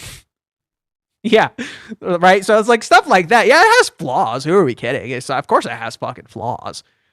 But I'm not gonna pretend like it's like not one of the best romance stories ever fucking written, because it is. The way it discusses romance far surpasses anything else I've read. I've already recommended two. One is Maison Ikoku. The other is How Do We Relationship. Those aren't inherently similar. I think Maison Ikoku is maybe the closest thing. But How Do We Relationship is a fantastic read if you like Rent a Girlfriend. Hey, can you recommend any more rom-coms outside of your top three? To be fair, I don't read many. I started one the other day that was like a little different. But I'm not like really hooked on it yet. I even forgot the name already, so I'm not sure. Yeah, I don't know any off the top of my head, you know. Not that I genuinely like. I've read a lot of romances. There isn't like some on my head that I'm just like, oh, yep, I wanna read this. I think there's a soft one you might like. A Sign of Affection.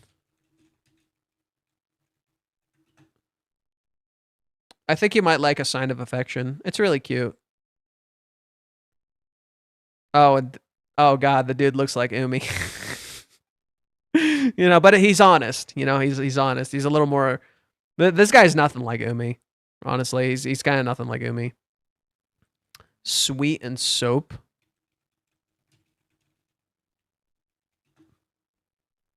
Oh, I've seen this one before. I've yet to read it though. Damn, looks a little spicy. Looks a tad spicy. Trust me, bro. Change soldier and takes on a wedding ring.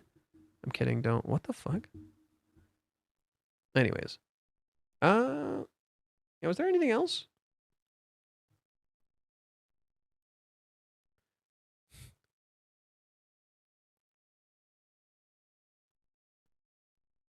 Let's see. See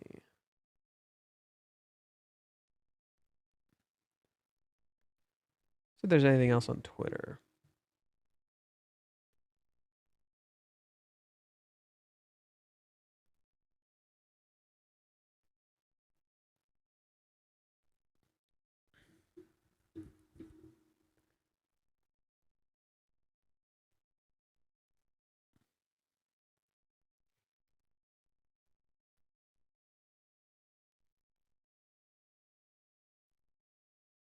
Ooh, this is an interesting comparison.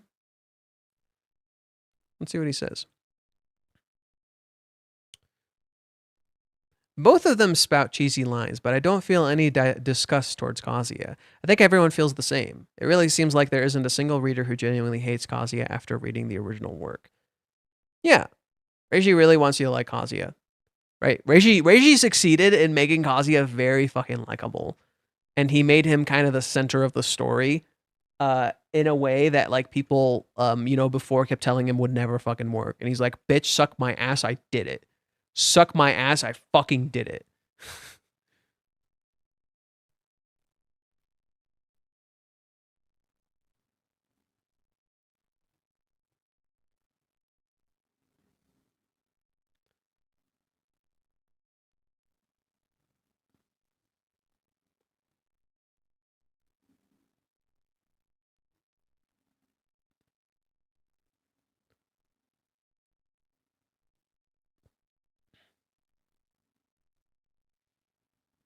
Ooh, there we go.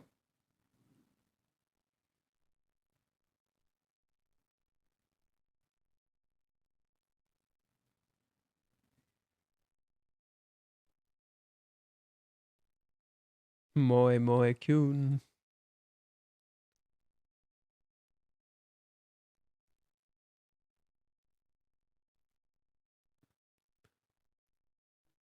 All right. Yeah, I bet people will finally calm the fuck down with Reiji after this chapter. That's gonna be nice. I think that's gonna be really nice. People should calm the fuck down with Reiji a little bit after this chapter.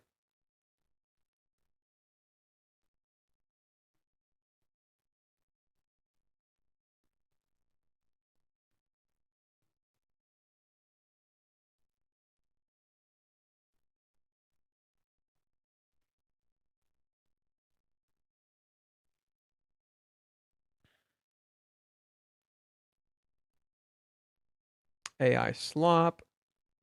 Wait, if you say the words AI slop, does that not imply the existence of AI peak, which is not a thing? We cannot have AI peak.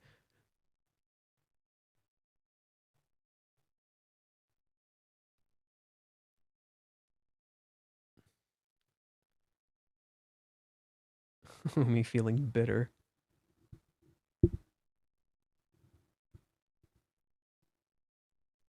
Okay, let's see.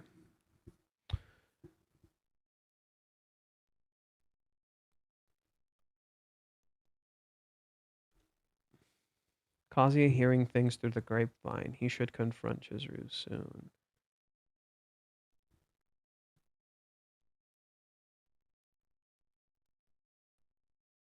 Oh my god. It's so sad. Like, okay, this kind of post is so fucking sad. All they see Kazuya as is a meat beater bozo with insecurities. That's all they see Kazuya as, a meat beater bozo with insecurities.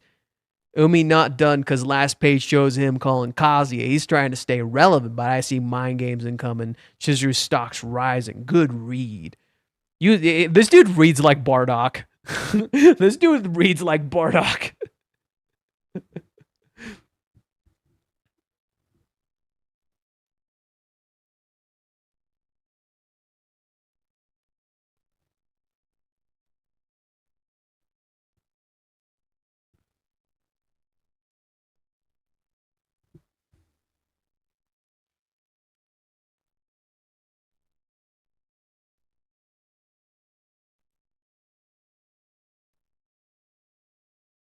Alrighty.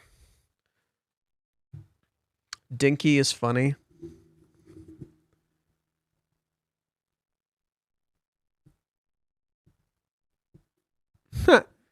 Oh, okay. Wow, it's so funny how people genuinely think Kazuya is like this pathetic loser, when the dude is literally like one of the coolest motherfuckers I have ever seen. He just looks like a loser. And that's the issue, is like people only see Kazuya for his weaknesses. They cannot see his strength. They can't see how fucking strong he actually is. They can't see this dude can move mountains if he genuinely fucking believed it. Like, it's so sad that people can't see this.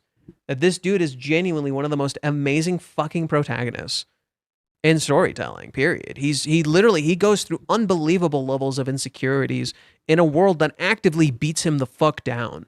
And he faces that shit, even though he's constantly getting hurt and beaten down.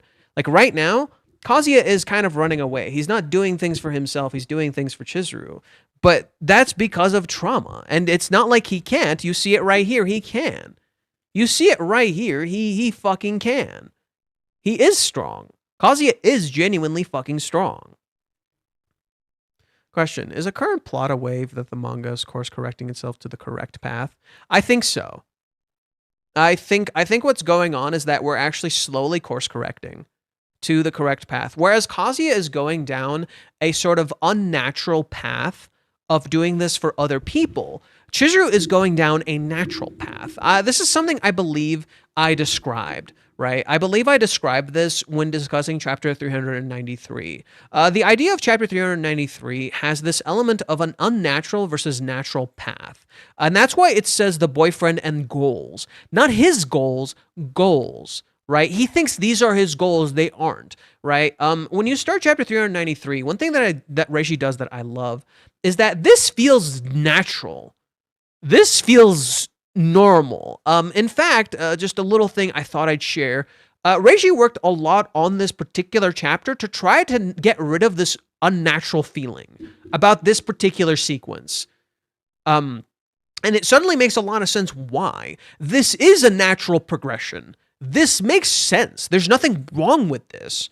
This is actually like a normal progression, and Reishi's trying to tell you, like, this isn't a red herring. Its existence looks like a red herring. It isn't a red herring. It's a red herring of a red herring. And so you're literally, the whole point of this is that, and then that's contrasted by an unnatural path in Kazuya's workout, get buff, so she likes him, and this is testosterone abuse. And then he has what is it? He has what else did he want to do? Do everything you can to find a job. Think of a perfect confession. Work on my body. Right? All these things just all tie together to one singular element: desire. Kazuya's desire ties everything in that stuff together. His love, his desire to be with Chizuru is all tied together to these elements. Then the natural path comes back. So Kazuya getting a driver's license is a natural path, but even the natural path is something he's not inherently doing for himself. He's doing it for something else, but it feels so normal that he doesn't even need to think of it, right? He only imagines it afterwards when the driver gives him the idea, right? When he gets a visual of it, then Kazuya starts imagining it. But up until that point, it's real. It's literally a real, genuine thing. And actually makes these small chapters, where it's literally just in Kazuya's head, actually have a lot of meaning and under subtext of everything. This entire opening sequence literally explores Kazuya's mentality and where the story is actually going versus where you think it's going, right? It also contrasts the kiss that Chizuru gives him in the story versus the kiss he receives here, right? And it makes you wonder, is this actually how Chizuru is, or is it not? And so there's actually a lot going on even in these chapters that appear like filler. There's something actually meaningful underneath all of this. It just doesn't look like it, because if you just look at it surface level, it's not giving you anything. There's no plot moving. The plot isn't moving, right? That's what it looks like to you. The plot is not moving, but it is. Here, there's actually an exploration. Kazuya is moving. It's just the path. The question that's being raised to you is this even for him? Now, the driver's license is important for Kazuya, but like Gude, is he doing this because he wants to? Or is he doing this for someone else? But this is something he should get. It's just he should get it because he wants to. In contrast, you have Mami, a character who generally does not follow a natural path. Her path is literally a path created by someone else. Someone paved Mami's path for her. The car in front of her house isn't even her own car, and yet she's trying to get a driver's license, right? Trying to get freedom, but not really get freedom. Right? So Kazuya's clash of the natural and unnatural path is important because that's exactly what's going on with Mami's character. Chizuru is the complete opposite of this fundamental concept. Chizuru is taking the natural path, but looks like she's taking the unnatural path. She's actually doing exactly what she needs to do. Chizuru's doing exactly what she needs to do. The steps she's taking are absolutely necessary in life. She needs to confront these things. She needs to face them head on. She needs to turn Umi the fuck down. Chizuru is making all of the right choices. Kazuya is making choices that aren't truly his, right? It's not that Kazuya's choices are wrong or incorrect. It's just the simple question is, are they even yours? Chizuru's choices are in fact hers. These are her choices. Many did not make this choice for her. Many didn't push Chizuru to turn Umi down. Chizuru was going to do him anyway. Many just pushed her in the direction she needed to go in order to actually do this. In that sense, Minnie did actually help. In that sense. Because Chizuru was never going to bend the knee to Minnie. Chizuru doesn't bend the knee to what other people tell her to do. She ultimately does what she needs to do. And you see this with Umi here. She ultimately chose the path she needed to. She ultimately confronted him head on, right? She ultimately confronted Umi head on. She didn't let him decide the flow. She decided the flow for herself, right? She knows which way she's going. He's not going to tell her which way she's going to go. Kazuya, in contrast, right? A part of the reason he does what he does is because of other people. Does he do it because he actually wants to? And this clash of Kazuya's character is kind of what I think Reiji's seemingly setting up for him, where it's setting up for Kazuya to explore this idea of why he wants to do what he wants to do, right? And then Umi being presented as a conflict to Kazuya is absolutely necessary because Umi doesn't really know why he does what he does, right? We thought, We thought, oh, Kazuya's going to interact with Mommy first. But here is Kazuya interacting with Umi first. Isn't that fascinating? Right? Maybe he can choose to be a manager for her. So that's not something Reiji wants to do. Reiji has kind of... See that again, that's another issue with that. Is that for Kazuya or is that for Chizuru? Do you see the problem with that Never Stop? Is that for Kazuya or is that for Chizuru? Why is Never Stop getting his stuff deleted? Hey, Never Stop is chill. Don't delete his shit. Maybe it's his way of life and that's what makes him happy. He can just devote his life to support her. I see no problem with that. There is a problem with that. There is a problem with that. If your way of life is just to completely support another person, what are you doing for you? Right? It should ultimately be a choice you're making, not something someone is deciding for you. You should do it for you. Right? Is that genuinely what you want? Okay. But what do you want out of your life? Right? Kazuya has to want something out of his life. It is his life. Right? And sure, if what he wants to do is just to support Chizuru, sure. But him getting buff is not for him. Him getting buff is so Chizuru will like him. You see the problem with that? That's not actually what he actually wants. It's an unnatural path. If Kazuya wants to get his driver's license and do it and because he wants to be with Chizuru, sure, that's okay. But is it actually something he wants because he wants to be there for her? Is it something he wants to do in his life? It's not just, it's for the points. It shouldn't be for the points. Do it because you actually want to. If you just want to support Chizuru and that's what you want, sure, okay. That's fine. But you should still want something out of your own life. And I think that's something Chizuru is going to pose to Kazuya, that he should do what he wants for his own life. Not just because of like what she tells him to, or because what Minnie tells him to. Is Chizuru so sought after solely for her physical beauty, or is that her attitude, her aura? I think what people... So it's layered. It's layered. Physical beauty is a part of it. I don't even know when mine got deleted. I don't know either, actually, to be honest. I think it's layered for Chizuru, why people desire her. Umi desires her out of... So everybody has different things they desire. Chizuru is desired partially because of her physical beauty, right? She's very attractive, and she looks very privileged. Because of how people perceive privilege, she looks like she has everything, right? She looks like she has everything, so people want to, have that, right? When you see someone who has everything, you want that. In contrast, you can see it with like Umi, who seemingly admires her and desires her, and a lot of it is like literally like she's his muse. She's someone on his level. Nobody else is on his level, right? So I think that's the issue with like Umi's character, is like he desires someone on his own level, but in so he doesn't see people on that are below him, right? If anything, Umi's kind of like a criticism of Mitaka, where Mitaka couldn't really see and appreciate the people truly around him because he's trying to get someone on his level.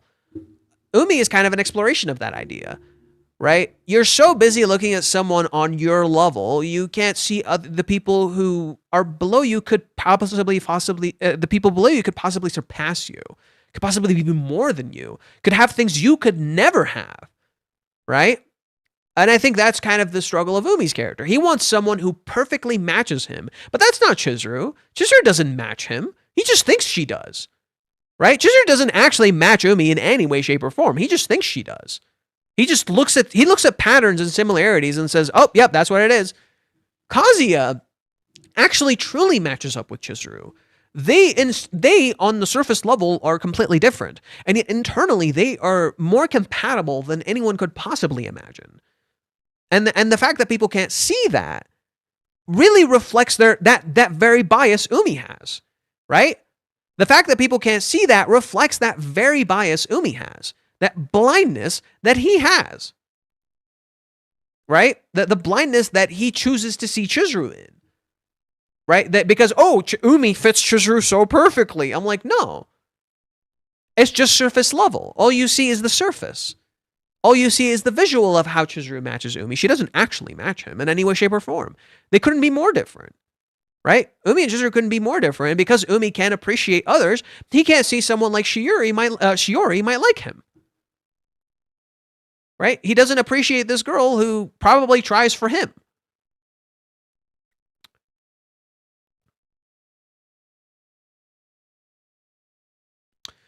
Your theory is that she bought time with the day she gave Minnie so she can do and undo at his mercy? At whose mercy? At her own pace, you mean? That could be. Or maybe the play is real. To be honest, Chizuru and Umi would never work the same way Kazuya and Minnie also would never work. They're both too similar and don't complement each other. Yeah. Minnie really does not work for Kazuya. I know people love to ship them. They don't work. For the simple fact that Minnie is not responsible. The way Minnie lives her life does not balance out the way Kazuya lives his life. You see that when Minnie goes to hang out with Kazuya, right? She just drinks with him. And she just lets him say whatever. She never tempers him. She never works around him in any way. She never balances him out. Minnie is just chaotic energy. And Kazuya does not need chaos. He needs balance. Right? Minnie is pure fucking chaos. Kazuya is literally calm and peace. So literally they contrast each other. They don't work at all. Right? Minnie is all over the fucking place. And it actually makes everything with Kazuya worse. So that's why Minnie doesn't work with Kazuya. She's literally the antithetical to responsibility and actually giving it her all.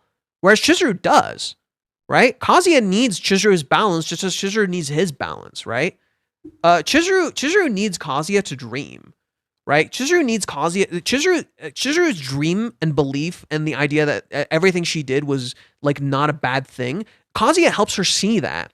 In turn, Chizuru helps Kazuya feel responsible and actually get his shit together and like do these things he wants to do in life. She literally balances him out and she tells him his feelings are not pointless, that there's nothing wrong with his feelings. She appreciates and sees his efforts as he appreciates and sees her efforts. They balance each other out. Minnie can only ever see Kazuya's efforts. She can only ever look at that and try to have that be rewarded. She doesn't see anything he could possibly be doing wrong. She completely and utterly sides with him to such a degree that she's blind. Literally like how I was blind when I was making my theories about Umi, right? That blindness stops Minnie from seeing the truth. Stops Minnie from engaging with the truth. Minnie can't work with Kazuya because she can only see half-truths. And that half-truth is built on her own biases. Do you think Chizuru taking care of her baggage before starting a relationship? Umi? If so, what's next on her list? I mean, Umi is like the main thing. I guess what's next on her list would probably be being successful as an actress so she could quit rental. So she wouldn't need to feel bad about quitting rental. That could totally make some sense. Right? I could see her talking to Sumi next, right? Umi was first, so I could see her talking to Sumi next. But you never know, because I think Kazuya might end up talking to Chizuru soon. after the whole Umi debacle here. I never understood if those trial dates episodes with Minnie are meant to suggest that he might have feelings, that she might have feelings for him. What's your take on that? So it's weird. I don't know. Every sign I've seen is that Minnie is seemingly either bi or gay. To me, what that felt like isn't so much about Minnie catching feelings for Kazuya, but rather simulating the feeling of dating someone and having feelings for them. And she takes that and she runs with it because she herself can't have a relationship because she's afraid she's not fit for love. So basically what Minnie is doing in that scouting, we're going to just call it scouting, when Kazuya and Minnie was scouting. It wasn't really a trial date. It was scouting. When Minnie and Kazuya were scouting, what Minnie was doing to me was essentially getting to fake date. She was renting Kazuya. That's what she was doing. She was renting Kazuya, and Kazuya was becoming what she wanted him to be. Just like in Rental, the girlfriend becomes what you want her to be. So she was literally doing that with Kazuya. She was making him into what she thought he needed to be. But Minnie is secretly hiding her own feelings, her own backstory, her own history. She's lying to herself about her goals and what she actually wants in her life. Right? Minnie is hiding all that. Minnie is hiding and pretending to not actually face her life, and it's meant to mirror Mommy. That entire arc has a fundamental structure around Mommy's character. On page 6, when Umi said if Chizuru and Kazuya got closer after that, could it be implying that he knew what she did with Kazuya? No, he didn't know. No, he didn't know. No. You're introducing that when it wasn't there, right? There's no emphasis on the that in this picture. He was just saying, did you get closer with him after that? I'm assuming after he confessed to her back then, right? We don't know what after that refers to. I'm assuming after that just refers to what is it? Right. He could be referring to the date, or he could be just referring to the visit. Probably just the visit.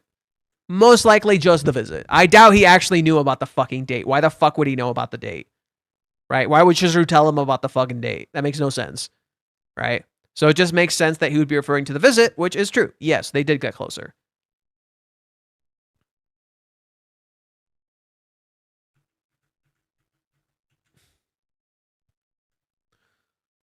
I think the next chapter teaser will come from Kazuya. Whatever Umi's going to say will make Kazuya wake the hell up, so he didn't want to lose Chizuru.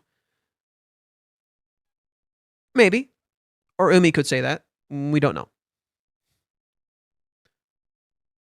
Minnie being bi-lesbian would be really cool, to be honest. Yeah, I think it genuinely would be interesting. He was referring to the day of the visit. I think so too. Okay, because I'm rereading right now, and I was wondering what he could have meant. You're overthinking it. Bro, take it easy. Take it easy. You're overthinking it. He's just referring to the visit. He's just referring to the visit. That's it. That's all. Right? And another thing I want you to notice how when Umi asks about Chizuru and Kazuya getting closer, again, she's always in shadow. Notice how whenever she refers to her relationship with Kazuya, she's always in shadow. The only time she's not in shadow is right here. I'm sorry right now, I want to face that person wholeheartedly. Right? That's the only time she's not in shadow.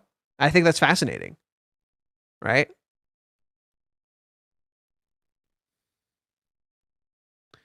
Chizuru looks like she has elf ears. How? How many no's does it take for Umi to F off Infinite?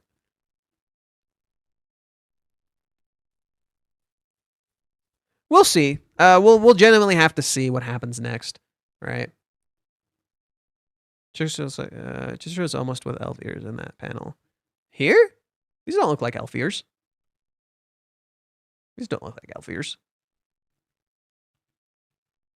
Oh, this one. Yeah, this one kind of looks like elf ears. Sure. Yeah, this one kind of looks like elf ears. Are we doing on time?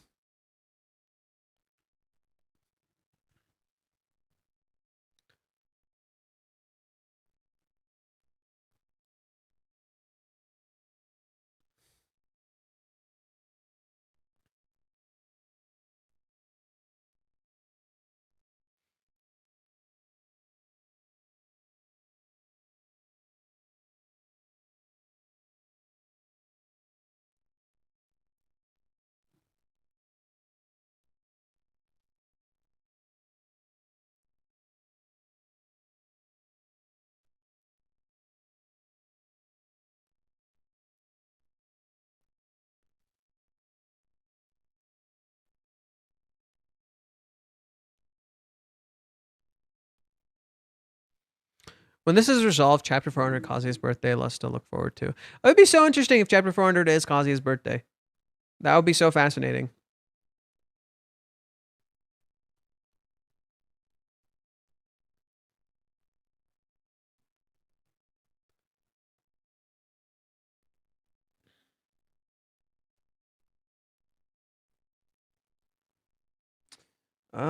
We read most of Reddit. There's nothing too crazy.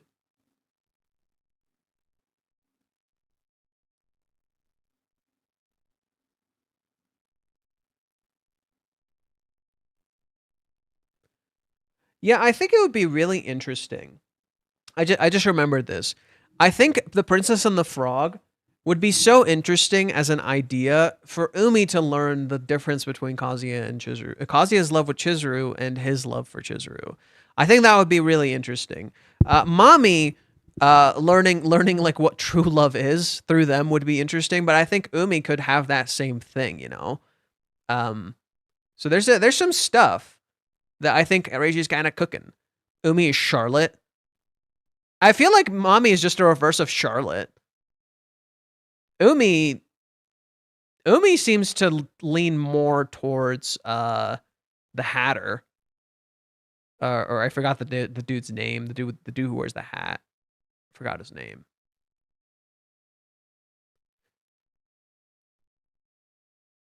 So genuinely, what was the fuss about the certain thing that will make people drop the manga? Dr. Faciler. I know what it is. I'm just not gonna tell you until later.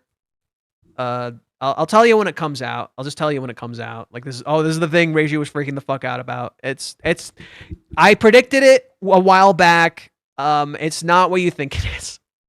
It's not what you think it is. It's so dumb. It's so dumb. It's unbelievably dumb. But like in kind of the best way. So we'll see. We'll see. I shall ask you about it when I help you for Discord. Yeah, you'll laugh. It's kind of fucking funny. It's kind of fucking funny. But it's not for a while yet. You won't see it for like a couple weeks, if not more. Not I won't say few weeks. I'll say you won't see it for a few weeks.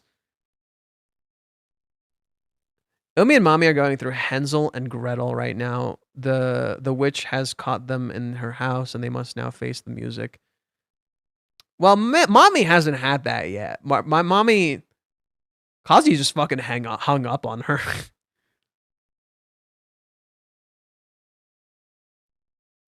I doubt Mommy is bi. I kind of doubt it.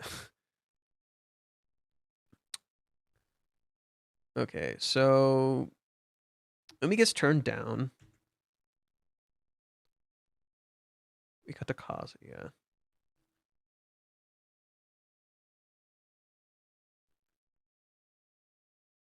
Yeah, there isn't really much to go off of.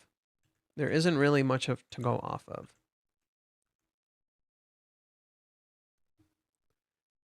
Mainly trolling. Did you ever hear the tragedy of the Fate the Wise? I thought no fate would tell us either. I thought not fate would won't tell us either. Oh my god. Wait, Fate the Wise. Am I dead? Damn. Did I get screwed doodled? I got screwed?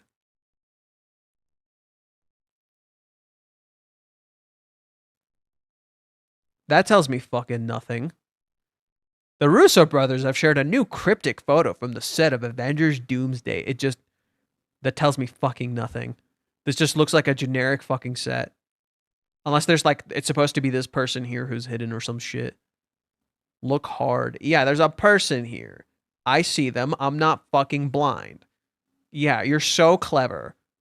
You're so fucking clever. Yes, there's a person right there. Was it in the beginning of the stream and then I realized you were still live? Biggest lesson I took from it. Never apologize on Twitter. You're a rag streamer. Making predictions is kind of your thing. Thanks. I appreciate everybody saying nice things. I've just committed to, if anyone's going to be a fucking asshole, Instaban. Just like right now, Bacon. If someone comes in and like literally gives me shit for stuff I've said, they're already on strike 2. They don't even get a strike 1. They're already on strike 2 instantly. Like just straight off the bat, like the 24-hour ban. Just so they fucking get the picture. And if they come back again, that just ban them immediately. I don't fucking care. Like instantly, just to tier 2. If it's too much, you can just insta ban them. I don't fucking care. Like I've just kind of, I've always been loose with banning. I've tried to be nice to people. I don't want to ban people, but I'll fucking do it. I think it's about time I just like start sending, like Chizuru did. Draw the fucking line. Right? Draw the fucking line. Just fucking kill them. GG's. You suck. It's good to hear something funny. I hate that I even had to hear about some leaks far into the future ruin my month, lol. Yeah, if it helps, we were all wrong about the leaks. If it helps, we were all wrong about the leaks. Like it's something something so small. I predicted it way sooner, and I was just like, seriously? That? That?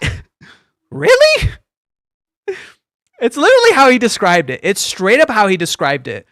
Like your immediate thought is like, wait, fucking really? What were the spoilers for this chapter? I'm just curious now. Sure, we can. Just don't answer the phone, dude.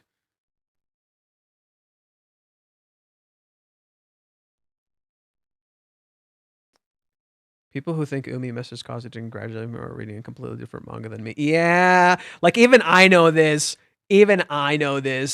I'll read the spoilers in a bit. It's all a good chapter. Chizuru rejected Umi, even though she faltered a little with being able to truly name her feelings. Well, again, she never stop. What did she say again? There was some mistranslation in the spoilers. Never stop. What did she say again in the Japanese here in these like particular scenes where she talks about her feelings?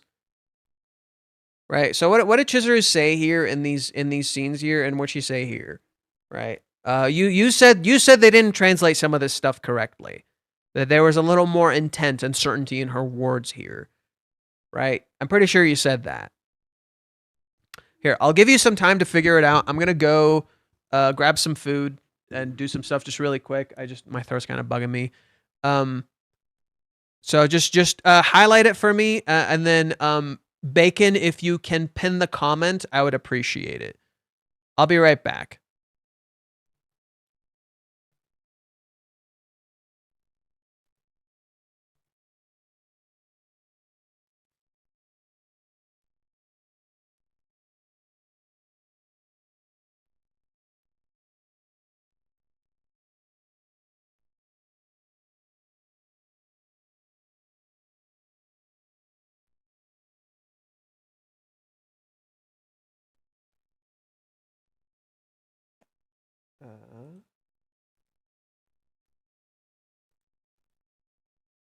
There we go.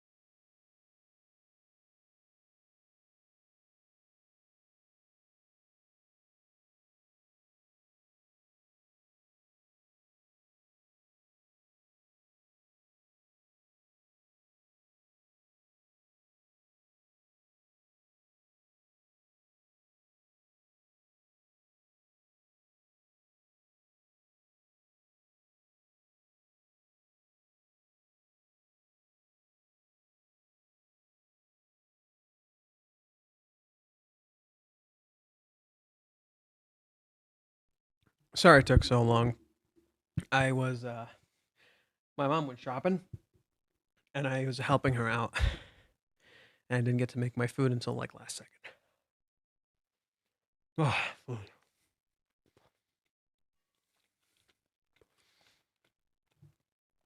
Okay. So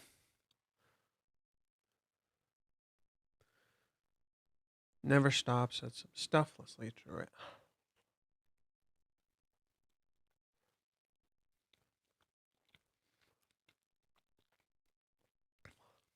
I hate you don't know or won't tell what stream you talked about. Whatever is coming though, I can't watch these streams again. They're 8 hours long.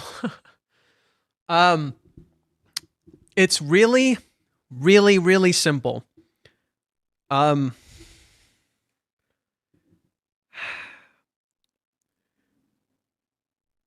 Fallout, are you here? Fallout, are you still here? What kind of hint should I give him? If you're here, Fallout, what kind of hint should I give him? Oh, fair out. Sorry, I said Fallout. What kind of hint should I give them so they can get an idea of like what it is?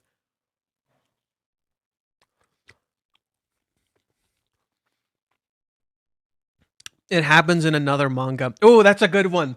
That's a good one. That's a great one. It happens in another manga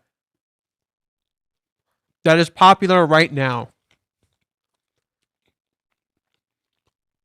Don't tell them which one it is. Do not tell them which one it is.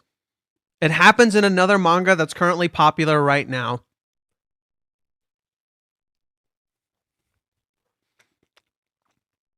It got an anime. It got an anime. Yes, it is currently the most popular anime. Well, in this season, I think. Is it? It's very popular. No, we're not telling you the genre or anything. You should be able to figure it out.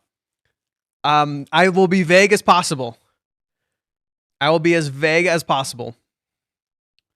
So, okay, let's read what some of the other people said.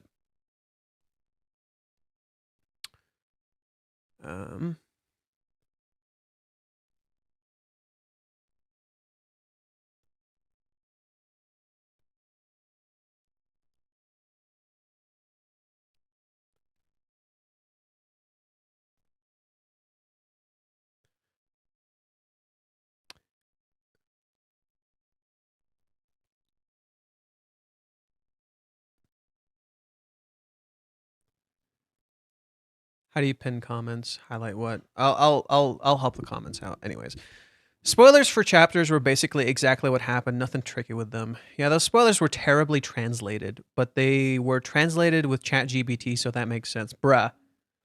I keep seeing people use fucking ChatGPT, brother. Stop using that shit to translate. They did include the translation for the next chapter. I will not lose at the end of the spoilers. But that wasn't it. It's I don't want to lose her. Not I will not lose. I might be able to love. I'm sure I'm in the middle of there. I might be able to love. I'm sure I'm in the middle of it.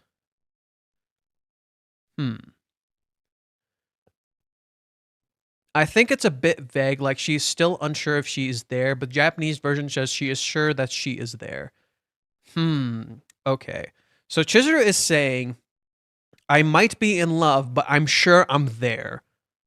I'm sure I'm capable of loving. Okay. Do we know what the teaser actually translates to? I already just read it. I have a feeling the spoiler version ChatGPT translated is a bit off. Did she really call Umi just to reject him after nothing at all for like 100 chapters? That felt a little odd to me. The thought there'd be a pretext like the play for it to happen. No, I think it makes sense if you consider the fact that Umi kept pushing her away and not letting her reject him.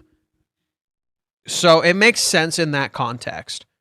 I think it makes a lot of sense.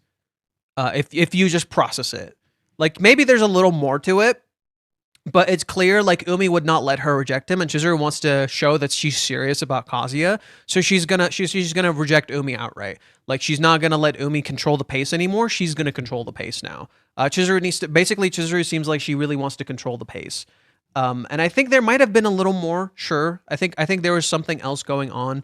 Maybe the reason Chizuru felt like she couldn't reject him was something else. Like he kept dictating the pace. She was distracted with other things, but now she feels ready to face Kazuya. So she wants to reject Umi outright, right? She doesn't want to lead him on. She doesn't want to tell him anything, right? And I think before, the reason Chizuru couldn't reject him is because Umi kept running away. He kept not letting her. But I think Chizuru is ready to face that now. She's like, no, I'm not letting you dictate the pace anymore. That seems to be a running pattern with Chizuru lately, where the whole thing Chizuru is going through right now is before so many people kept dictating her pace. So many people kept telling her how to act and how to do things. And and then after she kissed Kazuya, suddenly she took the control completely back. Minnie couldn't control her pace at all. Chizuru was in complete control. Afterwards, when Minnie came up to her, Chizuru still told her nothing. Chizuru still maintained complete control. And then now, yet again, Chizuru is maintaining consistent control of what she wants to do, right? She's doing things that are hard, but she's maintaining control and doing what she needs to, right? So to me, that feels like what Reiji is doing. Writing NTR in this chat is dangerous in any context, lol. Not touching that with a 100-foot pole, but you just did. The spoilers say the whole Umi line, I couldn't help but develop feelings for you, and he doesn't want to look jealous and ask Chizuru about progress, which was, yes, it has pans to Kazuya, who finds the folder with the movie stuff and ended with, okay, so they mistranslated them. Well, it will be bait if it looked like NTR anyway. There's no development feelings for you. It was a Chinese version. Ah, so the Chinese version. Umi, I just couldn't help developing feelings for you. But that's not... He doesn't say that. I don't want to be lame by acting all jealous. Whether you decide to be a great guy, but from the bottom of my heart... Yeah, he never says that, so that's kind of weird. Chizuru, I'm sorry, double page spread. In Japanese original spoilers, it just said, I don't feel like that way with you, Umi. Oh, I was gonna go on line. Right.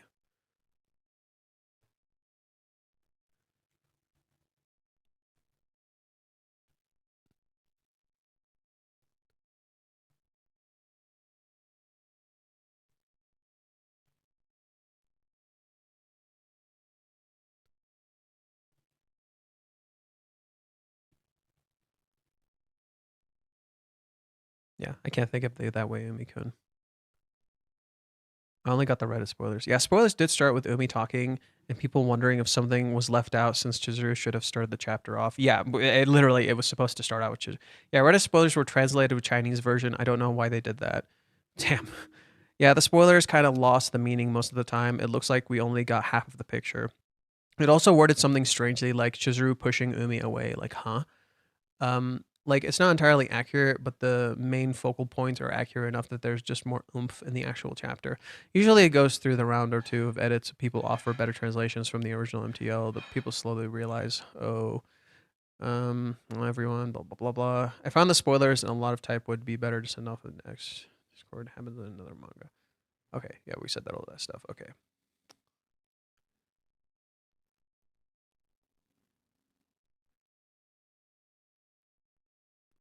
She said, but I might be able to fall in love. Surely I'm in the middle of there, or like I'm inside that feeling. Yeah, doesn't that literally match how I was describing chapter 387?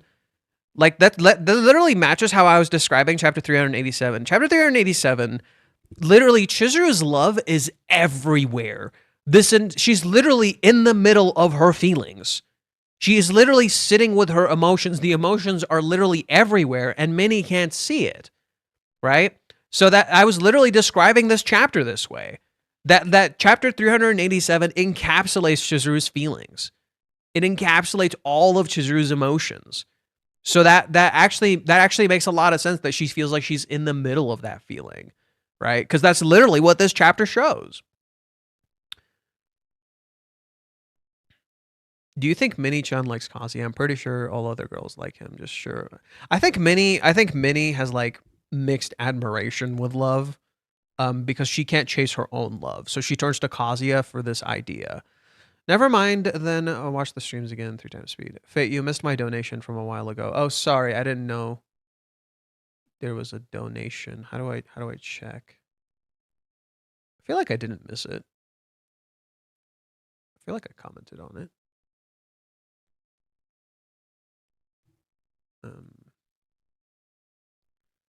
Monetization. Shit, how do I check?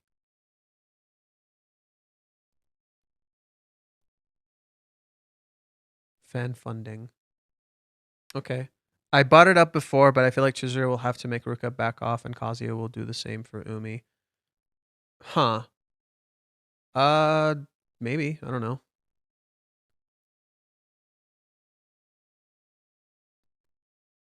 Fate, doing to me what I did to him on Discord. I'll accept it. Tell me in the Patreon. Lol. Oh. Cheap. Is it an anime tied for a flower? Not too big of a hint. What did I miss? They have used ChatGPT to translate for the last 2 months on Reddit. Wow, that's sad. Do you think Mini-chan likes... Okay, you already said this. The teaser for Japanese didn't have her there, but the context is surely I don't want to lose her. Well, yeah, she decided to end it. Every angle you see Umi is aura forming, right? Every angle you see Umi is just aura forming constantly. Literally will never not aura. Look at this. Dude looks like a menace. Dude looks like a menace. Even here. Looks like a menace. Also, oh my god, those nails. What are those nails? Right? Again, constant aura forming. Will never not aura form. It's so crazy to me. He doesn't even budge. He doesn't even move. The dude, like, seemingly doesn't feel anything. His reactions are so small, so little, right? Look at how much reaction there's on Chizuru's face, and look at Umi's. He seemingly never reacts, right? The dude seemingly never reacts. He's always like maintaining almost consistent look to his face. That's almost creepy. Like, do you actually love her? Because you're just kind of always seemingly acting the same, right? The dude will not move. He will not budge. He will not react, right? Whereas Kazuya shows a lot of emotion, right? Like, Kazuya feels like a human being compared to this dude. He feels like an actual human being compared to Umi, who just seemingly shows no fucking emotion at all. The dude is like constant, very just consistent. And that's a little creepy almost. Did Chizuru ever like Umi? As a friend, she thought he was a cool friend. I could totally see why it was difficult for Chizuru to reject Umi. Not because she was hesitating out of a feeling, but because Umi is her close friend, so by rejecting him, she knows. I don't think they're close friends. I don't think Umi and Chizuru are close friends. I think Umi was just a friend. And in so doing, Chizuru didn't want to ruin a relationship. But she had to, right? She had to. Like, sorry, dude. Like, I guess it's rough, but you kind of have to. Also, another factor to it all is that Chizuru in the 3-month time skip wasn't really in the best condition, and Umi can't help. Umi has been consistently shown to not be able to do anything to help Chizuru in any meaningful way. He can't. So when Chizuru was emotionally in turmoil, Umi was probably just fucking watching like Ruka. That's probably all he did. He probably just watched from afar like Ruka. She probably looked fine to him, right? She probably looked totally normal to him. Maybe she looked a little depressed. But he couldn't do anything, just like Ruka couldn't do anything. Yeah, Ruka couldn't fucking help Kazuya in the 3 months, just as Umi probably couldn't do shit for Chizuru in the 3 months. So that's probably why. And then suddenly Chizuru started looking better and started acting better, and then only for Umi to realize, oh, it wasn't him. It was Chizuru, or sorry, it was Kazuya. And then that made Umi want to act because, oh, now Chizuru's feeling better. Now I can take action, right? It shows how literally powerless Umi is. Hey, Faye, if you get it right, will you tell me on Discord? If I get it right, will you tell me on Discord? Sure. So the chapter was not the big thing Reiji was worried about after all. No. That's also what I see. He doesn't move, so it's probably indicated he will not move or give up on her possibly. Yeah. It seems like he's not willing to budge. Right? But like, that's kind of sad, dude. Like, I get it. The person matters to you, but what the person wants should also matter. And it's clear she doesn't see you in that way, and you can't change that, right? So, Umi in the best way to be described is simply this. You know how Kazuya is trying to change himself to be a more worthy man to Chizuru so she'll like him, right? He thinks that's what he needs to do. That's literally what Umi thinks he can do.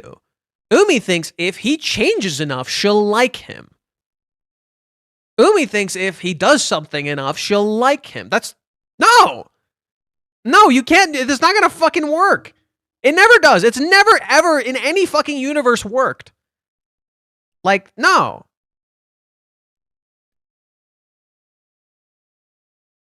Let's see.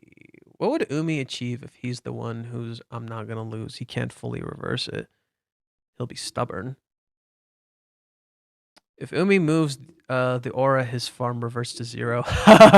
Yeah, if Umi stands like a normal person, his aura farm just reverts to 0.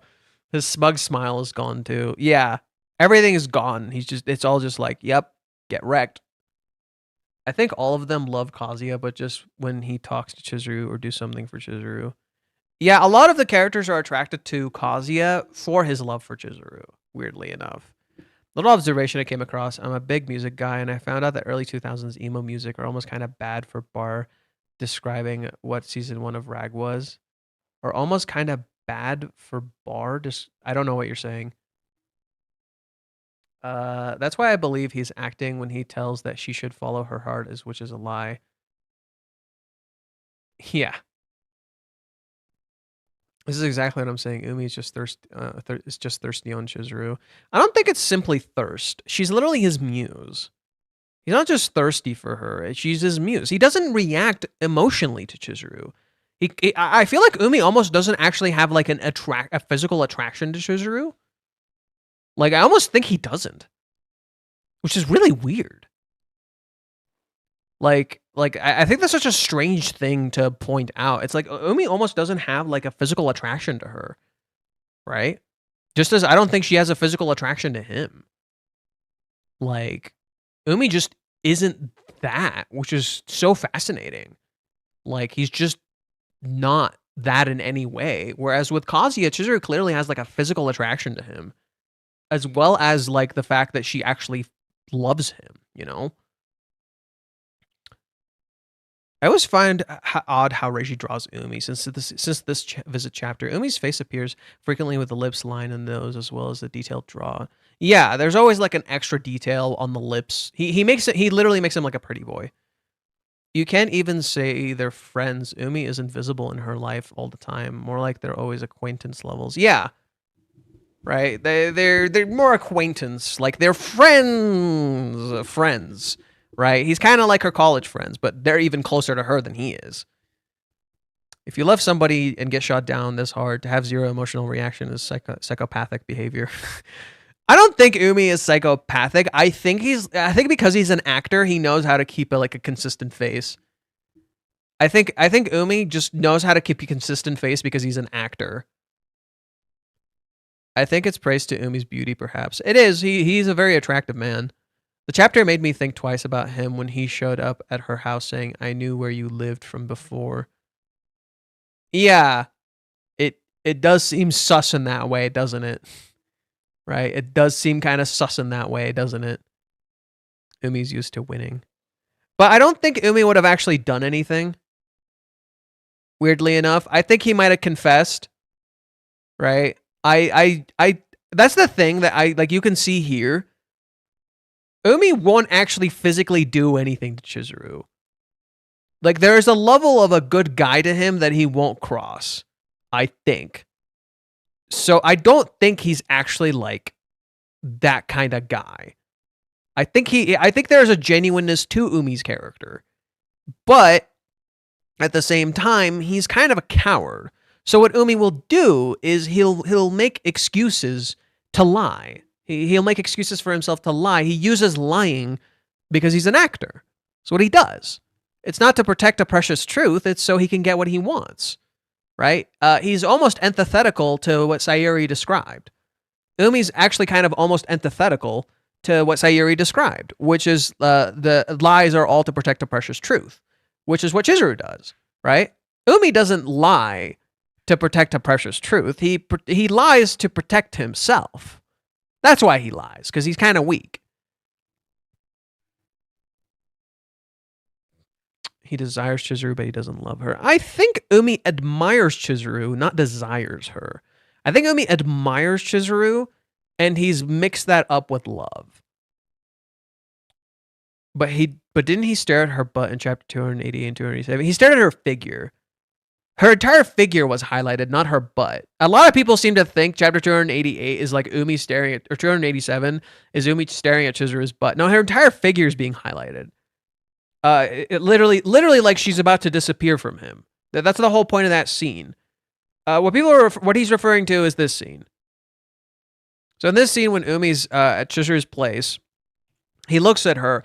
Her entire figure is highlighted, not her butt. Look at the entire figure that's being highlighted. Right? She's literally. What is he seeing? What are you seeing? She's walking away from him. What are you seeing? She's literally walking away from him. That's what you're seeing. He's literally walking away from him. Right? He showed up at her house and she's literally walking away from him.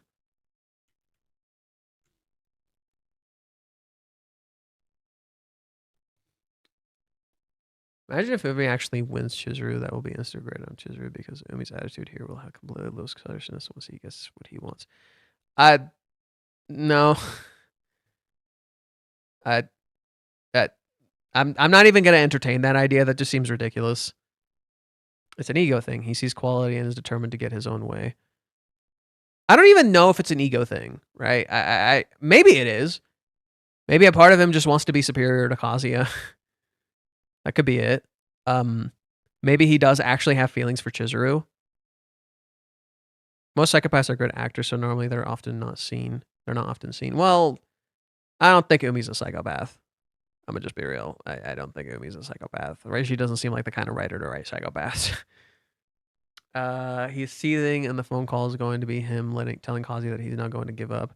Oh no, fate. Umi will cross that line. He will do it in love for Chizuru. What line? What the fuck are you talking about?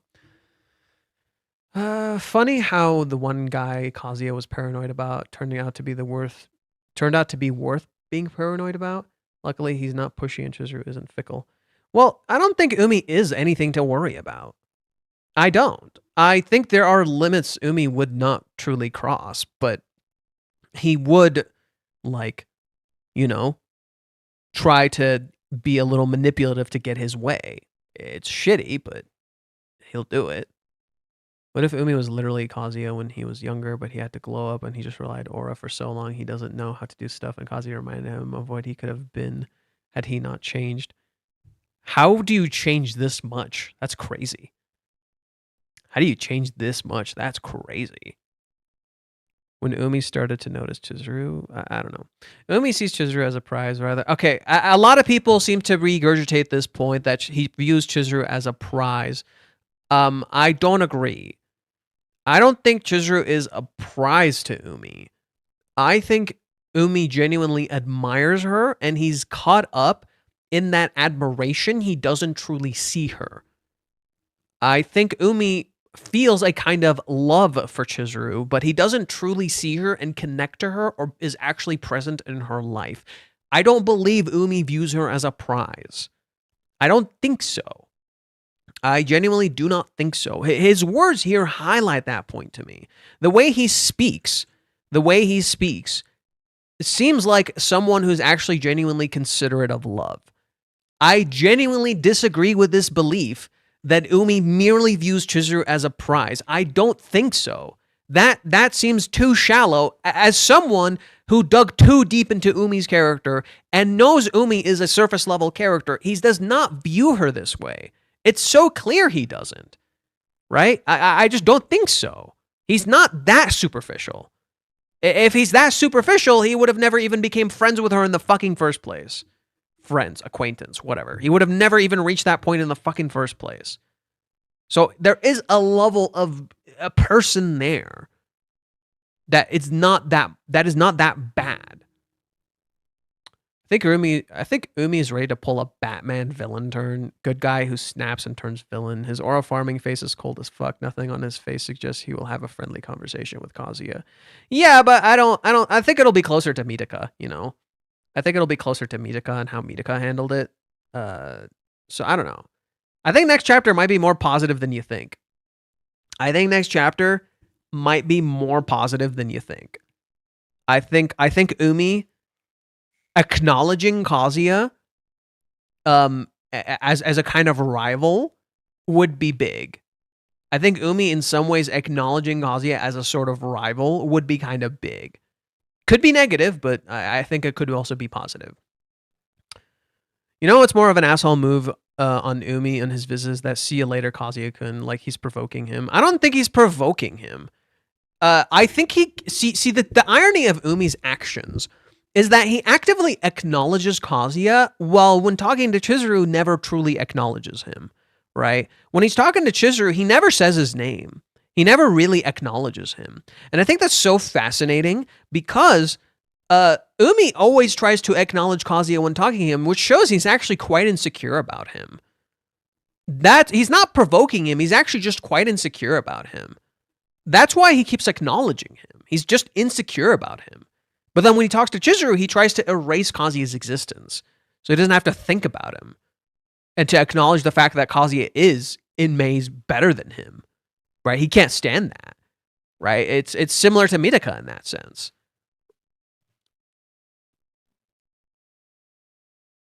Umi's one of those guys who relies on his confidence and good looks, so he doesn't really have to do much. And this is probably the first time it didn't work.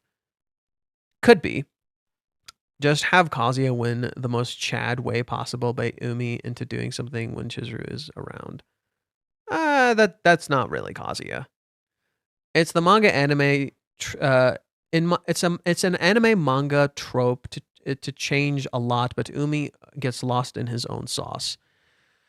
There's a chapter on the dream date. Chizuru talks about a client who really shy at first. I always thought it would be hilarious if that client was Umi. No.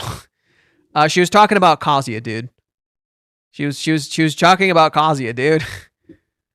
This happened to me when I went from the absolute gem to my funerals and other things like turned to me Umi for good 10 years. Umi said, "I don't need your answer and mindful of your feelings." Like he doesn't pressure her, while in reality, Chizuru actually got pressured more. Yeah. That's Umi's whole thing.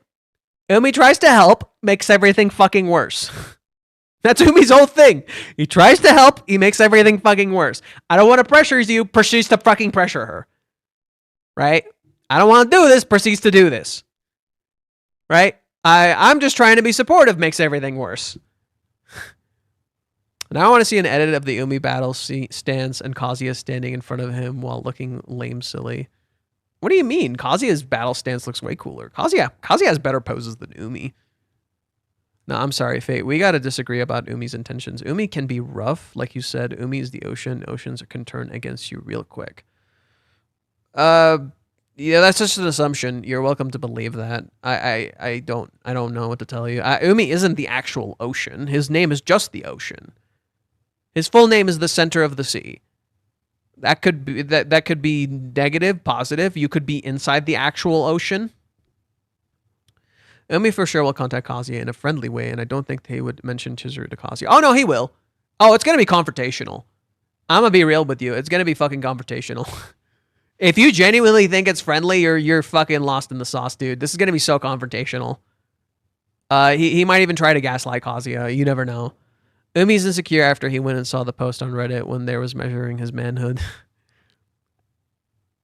I don't know. It's probably how I perceive it, but I think he'll be something sneaky to Kazuya. I don't think he could ever consider him as his equal, but of course, I could be wrong. Umi's struggle is definitely considering Kazuya as an equal. Just like Mitaka couldn't consider...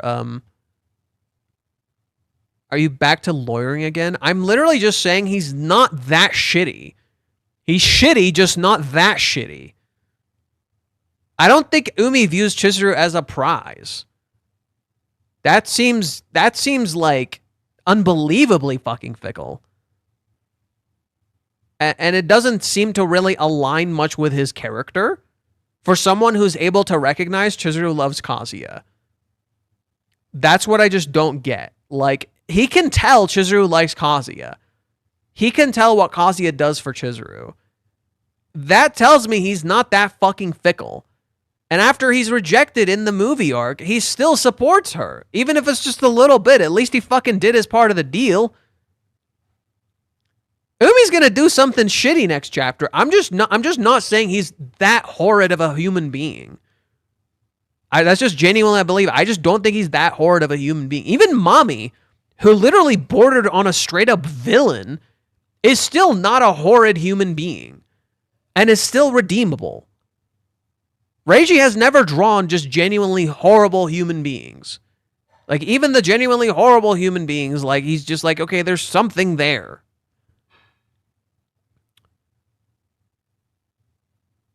Imagine if Kazuya realizes the guy he's insecure over, Umi, is actually jealous of him. That'd be peak, a huge confidence boost. Oh, hell yeah. Kazuya got a lot of funny poses, too. His coolest one was probably setting up the projector. Then Umi should F the back off. Look, I get it. You want Umi to back off. He's not going to. He's the Ruka alternate. He's not going to fucking back off. Let's count our blessings. Chizuru was at least clear about her feelings. Chizuru rejected him. Chizuru set the tone. It's now how Kazuya is going to handle Umi. And what Umi's going to do, you know? Not believing Umi already or is going to do something shitty is like feeling a deep rotted southerner country music and sweet tea suck. I don't know what any of that means, bro. I don't know what any of that means, bro. Sorry. Speaking of which, I gotta check. Okay, I gotta start checking Twitch because I'm streaming on Twitch, but I'm like not checking Twitch.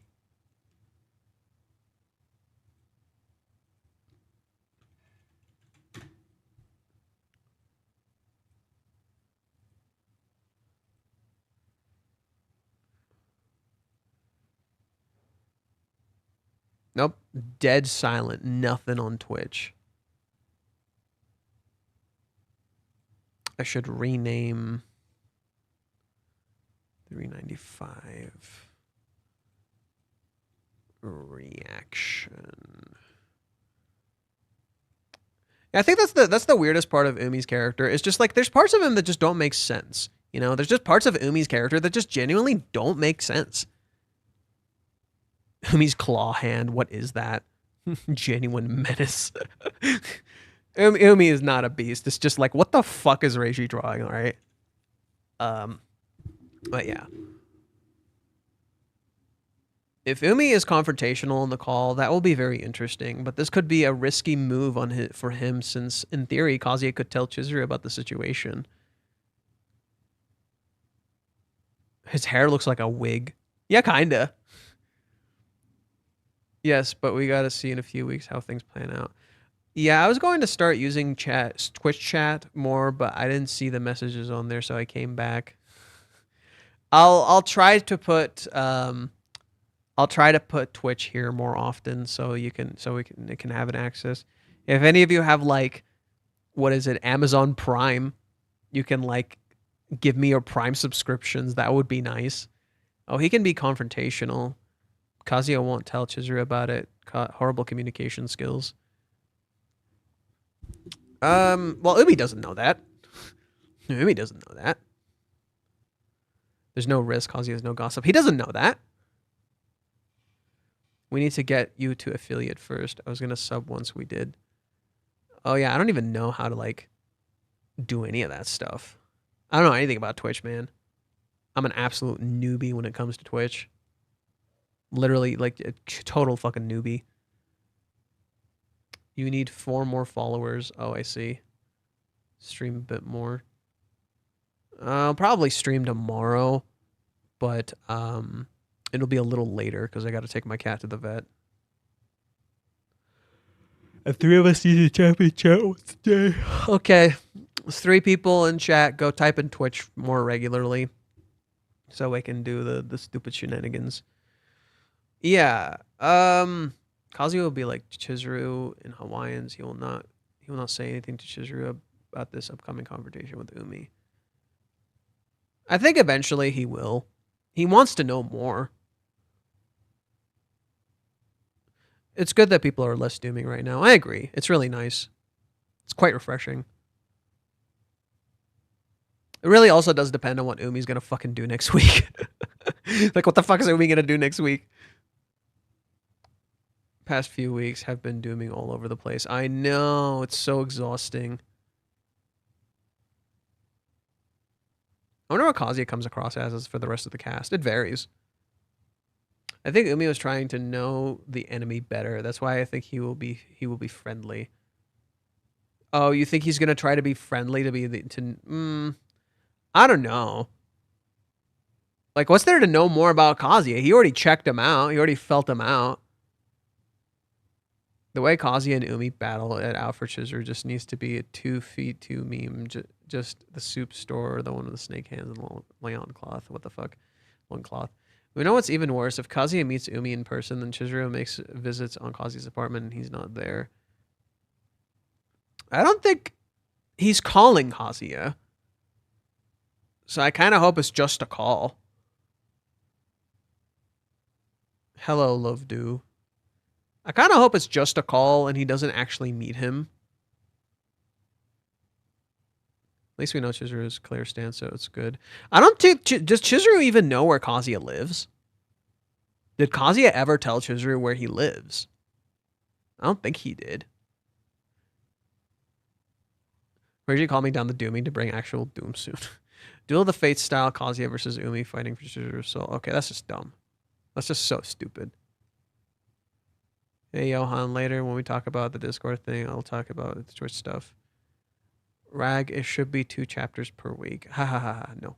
Hey, Johan, I'm really surprised by your 5 hours of streams. You're insane. Thank you for giving me much love to this work. You're the best. Keep it up. Thank you. That's very nice, Shadow. That's quite nice of you. Yeah. I'm Geo from the other stream. Oh, I see. I didn't know that. What else is there? What else have we not talked about? Storms are brewing and Umi will try desperate things since he knows he's got nothing to lose. Yeah, I mean, it does say a storm is a brewing. That was the whole thing. A storm is a brewing. I think the movie might remind Kazuya of what he can do. I still hope to God that the role Chizuru got in her play was because of Kazuya. That would be such a cool reveal. Because of the movie Kazuya made, Chizuru got that role in the play. Not because of Umi, but because of Kazuya. That was one of my initial theories, and I hope it's true. I genuinely hope it's true that like Chizuru's play that she got was because of Kazuya, not because of Umi. That would be so peak, right? I still want to know what the Fateful Day was about, you know? I still want to know what the Fateful Day was all about. Because I feel like we still don't know enough. I feel like there are things we're not fully seeing, you know? But I think Kazuya's seeing the movie he made. If it's for Mizuhara, I can do anything. And then Umi calls, right? It's almost like Kazuya could handle Umi if it's for Chizuru, right? I think that's what it's setting up, right? Like literally you have Kazuya look at the movie and then literally the movie inspires him to move forward, right? If it's for Chizuru, I can fucking do this, right? And then Umi calls Kazuya, right? Is that going to get in the way or can Kazuya face this? I think that's what Reiji's setting up. Is Umi gonna get in the way or can Kazuya face him? Right? Can Kazuya face Umi and not be afraid? It's Chris from YouTube. Hello, Chris. Right? I think that would be super fascinating. That like it seems like this is a direct challenge to Kazuya's words. If it's for Mizuhara, I can do anything. The direct challenge, Umi calls him. Right? Umi is a direct challenge for these words. Okay, if it's for Chizuru, can you handle him? Right? Can you take on Umi's bullshit and not get scared?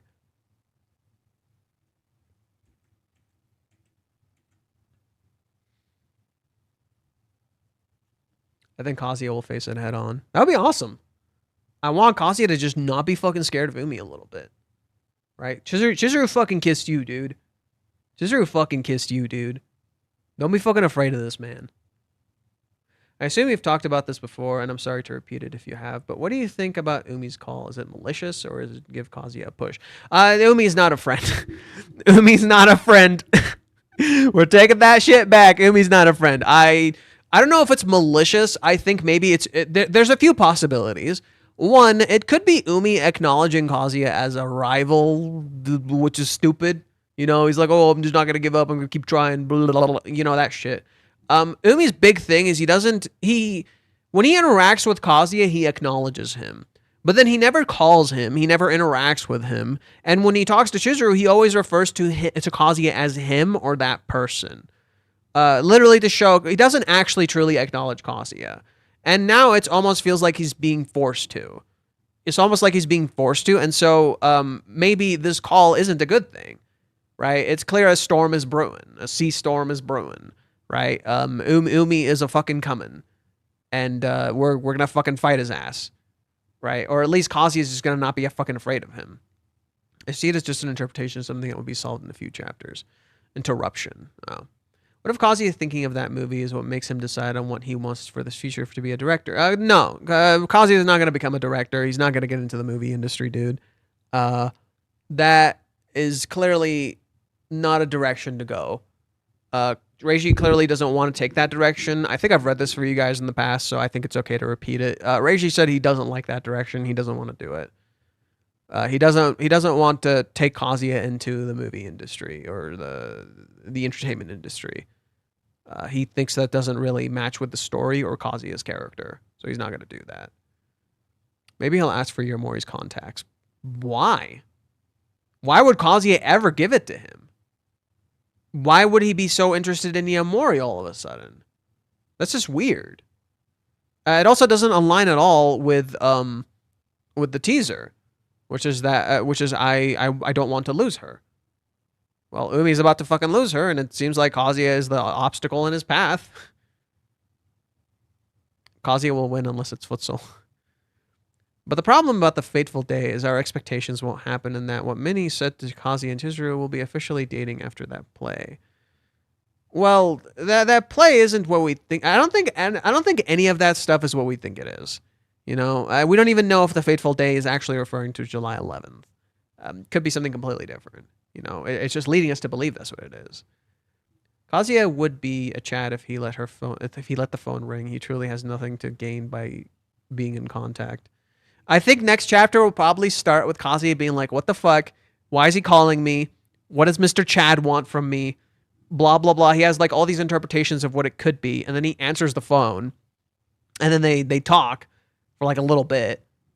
And then Umi sounds like really different, right? Umi probably has seemed really composed, right? So Umi in front of Kazuya has always appeared very composed. So it'd be interesting if Umi wasn't composed. I think that would be so different. That would be so unique as an approach to this character who's always seemingly appeared composed. Also, I think we need like one more person to comment on Twitch. So somebody go to my Twitch and comment. Let me fucking, I'll just Control C. Somebody go to the Twitch and comment and follow or something. You know, whoever can follow, go follow me on Twitch. We're trying to reach a certain point. I think it's malicious, but will work in Kazuya's favor unless he uses fake niceness to lead him down the wrong path. I don't think so. I think whenever Umi gets involved, he actually gets them closer together. So whatever his actions are, will ultimately result in this. Right? I think whatever his actions are will ultimately result in them actually getting closer. It's been a recurring pattern. Every time Umi showed up, he's actually pushed them closer. Whether he intended to or not. Hello. First time chat. Kalitha, Kenneth. Hey, hello. It's not faithful, it's fateful day. Could simply just be his birthday. No. He didn't have her in the first place. Neither did Kazuya, so both are being delusional technically. Brutal, but not inaccurate. Yeah, I mean, Umi just wants Chizuru to date him, right? But that's just not going to happen, and she's made it clear it's not going to happen. So it really just tells you, like, what the fuck is Umi going to do, you know? Over and under on how many pages it takes to answer the phone. I get it 4 or 5 for an answer. Well, there's gonna be the first page, and then there's gonna be the cover page, and then there might be one more page, and then I think Kazuya will answer the phone. So I'm gonna say 2 pages of Kazuya talking. Right? We have the intro pages, we have the pages after the cover page. And then Kazuya answers the phone. So I'm going with 2 pages and then 3 in total, right? 2 pages, 3 in total, because we're including the cover. So here's my question: Chizuru loves acting, but have we ever seen Chizuru happy with the people who always act? Because on my count, she is never happy around them, but she's not spending time with them. Yeah. I mean, what's your point? Chizuru loves acting, not the people. She just wants to give the best performance she can. She just loves acting. Right? The people she acts for are her loved ones. For all we know, Umi could say you should talk to her. You know, she was talking about you a lot. Nah. I'm sensing some fighting words. Yohan, do you think Ruka will be the next to fall? No. What is this guy going on about? Oh, hi, Bacon. I don't think we're going to see anything Ruka related that's negative for Ruka for a bit. I don't think so. I don't think we're going to see any negative Ruka stuff for a little bit. I expect the call to end the ghosting. At least Kazuya and Chizuru should come in contact. That would be interesting. I would like that. Like, whatever he does, it would be cool if it leads to them interacting with each other. Whenever other characters try to push them to be together, they hinder their relationship. And when they try to set them apart, it only makes them closer. Yeah, so Umi trying to separate them would probably only draw them closer, you know? That's why I was saying that. Like, every time Umi shows up, they get fucking closer. Just hit ignore 4 times. Umi will probably confess to Kazuya that he loves Chizuru to be somehow a threat to Kazuya. I don't know. I expect Mommy to fall next. Did you get my cheeky Twitch text on? Yes, I saw your cheeky bullshit on Twitch. You little shit. You little baby. Let's see.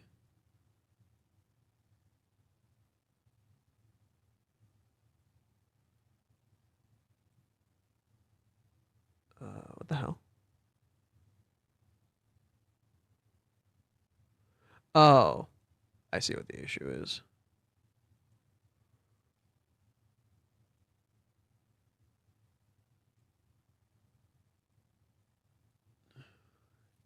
No. Work with me, please. Umi doesn't know any context of what's going on between Kazuya and Chizuru, so he's not in a position to advise Kazuya. I don't think Umi tries to do will be positive. Yeah, I don't think so either. I don't think what Umi's doing is positive.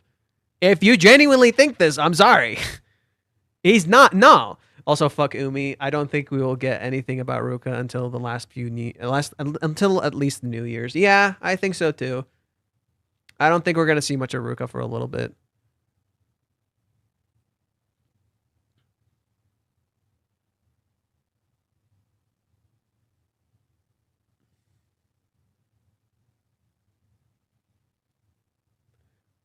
It's fun. Okay, so this person said, I'd really want to see a scenario where this motherfucker tries to do something funny and Kazuya pisses Kazuya off so much he throws hands at him, and I'd buy the whole volume right away. Well, funny enough, what are their names? Mitaka and Goudet almost got into a fucking fist fight only for a police officer to constantly be around them so they couldn't fight. So I don't think Kazuya and Umi would actually fight. I think it would be really funny if they don't. It'd be really funny if they try to fight and then they can't. You know, there's literally always someone around to stop them from fighting. Granted, Kazuya has thrown fists before, right? Kazuya has actually fucking thrown fists before. So it'd be really funny for that to be like the end result.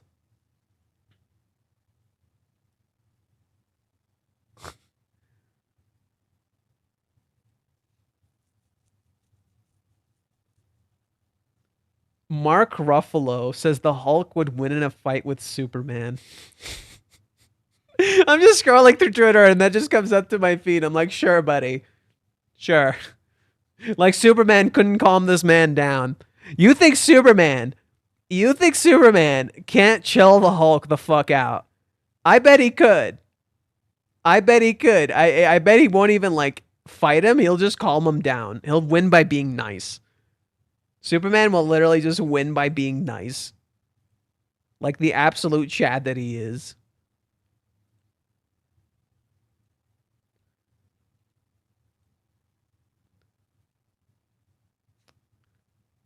I'm trying to see if there's like anything else on Twitter. I think most Japanese fans are probably like fucking sleeping by this point. It's probably like a little late for them.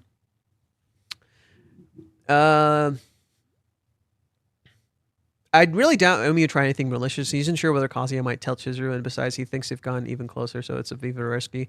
I don't think so. I think Umi will probably just be like, I'm not going to give up. I think Umi is probably, like, genuinely, I think that's Umi's, the teaser for next time is Umi's line. I think the teaser for next time is maybe Umi's line. I don't want to lose her to anyone. Literally, I'm not going to give up. Yes, Shadow, I already talked about how Umi's line directly mirrors Nagomi in chapter 204. Yeah, I said this. I literally said this. I already made this exact fucking comparison. I think Umi is a better fighter, but Kazuya can take hits, so he would win in the end. True. Umi will never stand a chance on Kazuya in a fist fight. We don't know that. I mean, he's a good soccer player, so he's very active. Or he's a good futsal player, so he's very active. Kazuya isn't nearly as active. He's also an actor, so he moves his body around a lot. I hope Kazuya mans up and says, I love Chizuru as well. You don't fall in his usual downward spiral mentality. I'm so sick of Kazuya's self-esteem. Hey, man. Kazuya's self-esteem is who he is. But I think he can handle Umi, to be honest. I think Kazuya could handle Umi if it's for Chizuru, right? I think Umi is a necessary challenge. Mitaka and Gude find themselves drinking together, and after learning that they had an exam the next day, Mitaka sends him home, calling him an idiot. Yeah, we literally just read this chapter. We literally just pulled it up. Umi's body language through all the rejection says that he is ready to fight. Yeah, well, no. Umi's body language isn't about fighting. Umi's body language is half facing Chizuru. He doesn't move. He never budges at all. Right? He literally never budges at all. He seems like he's ready for a fight, but literally he's just posing. Right? He claims to be serious about Chizuru, yet never fully faces her. Notice how he's always facing the ocean. Umi's always facing the ocean. He never turns to actually look at Chizuru directly. He never actually truly faces Chizuru. He's always facing the other way. His head is turned towards her, but he's literally look at his body language. Just look at this picture right here. Chizuru faces him directly, right? Both of her legs are facing him. Both of her hands are facing him. She's looking directly at him. And she says no. She says, I'm sorry. I don't have these feelings for you. Look at how Umi's posed. Umi has one leg facing the other way, one leg facing her. Umi's entire body is literally facing like this, while Chizuru is facing him like this. I think let me see if I'm visible. Right? Umi's facing like this, Chizuru is facing like this. She's looking at him. He's facing this way. He's facing the ocean. Right? His body doesn't show true commitment. His body language doesn't show him truly committing. He's facing away. He's not actually looking at her. He's not fully confronting her. He's not fully seeing her. So to say Umi is ready for a fight seems more like he's posing for a fight. He's prepping for a fight. But he's not actually truly facing Chizuru. He's only half facing her. He's not ready to actually truly confront Chizuru's feelings. Because if he was, he would be facing her truly. He would be facing her completely. He's not. His body never moves. He yearns for the sea. Yeah, I bet some people would be pretty fucking happy about that. Oh my god, Umi's going to the sea. right? And again, never moves.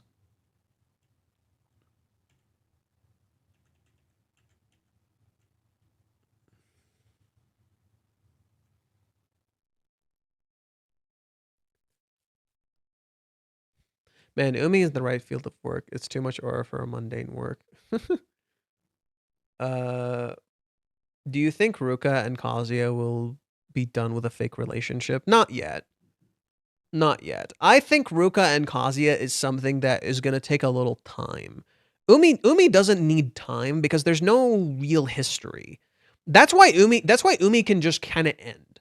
That's why Umi's whole thing can just kind of end. Because there's no real time or investment in his character. There's no real time or investment in his relationship with Chizuru. That's not really there. Ruka and Kazuya do have an investment that's long and complicated, and Ruka's been there since chapter 20. She has a history. There's a lot there. Ending the relationship between Ruka and Kazuya is going to take a little time. It's going to take something that's going to be Kazuya and Chizuru. It's not going to be just one or the other. It's not going to just magically end in a single chapter. If you genuinely think Ruka's just going to fucking disappear from the story in a single chapter, you're delusional. And I say this as someone who's gone down the path of delusional, right? Ruka is definitely going to take time. It's going to need a lot of time. It's not going to just be something that's just resolved and goodbye and that's it. He wants to delay the rejection as much as possible, but she won't have that. Yeah, that's kind of the thing. Like, Umi was clearly trying to avoid the conversation last chapter. He was clearly trying to avoid it. I'm leaving now. Classic Iron Lady Chizuru. That's not Iron Lady. No, that's just her being done. I don't see that how that's Iron Lady. Nothing about this screams Iron Lady. Nothing about Chizuru in this scene screams Iron Lady. Right? And like this scene is the one that really gets me. Right? Umi says, I love you. And just look at Chizuru's face. She's like, right? She clearly feels nothing. She feels nothing when he says, I love you. It doesn't even gauge a reaction from her. She literally doesn't feel anything. Right? She doesn't, like literally there's a hint. There's a tad. There's a bit of a hint. Okay, you maybe you just felt a little tiny bit. That's it. But I don't actually have feelings. Like, it's clear Chizuru doesn't really have feelings, right? She doesn't think of him that way. Yeah, like someone telling you I love you, sure, that you can feel something, but not really. I'm sorry, I just don't feel that way. Umi's expression isn't just pissed, it's like disappointed, right? It's like he's not content with this. And again, I want to constantly focus on the fact that Umi's face is like hidden. Literally half of his face is fucking hidden. The way Reiji draws him, he draws him like a fantasy knight. The way Reiji draws this man, he draws him like a fucking fantasy knight. Like literally, this shit looks like it's out of a fantasy novel. It's so funny. And then, in contrast, look at when Minnie asks Chizuru, what did Kazuya say? Right? Look at when Minnie asked Chizuru, what did Kazuya say in chapter 387?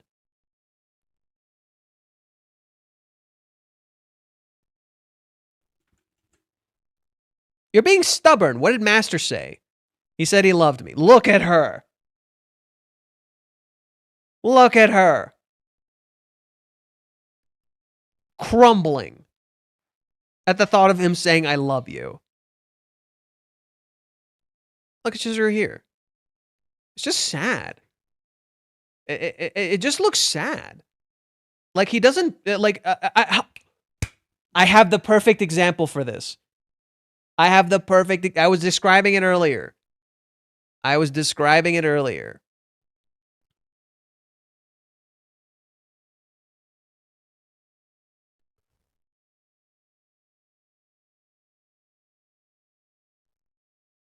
Okay, closing this. There we go.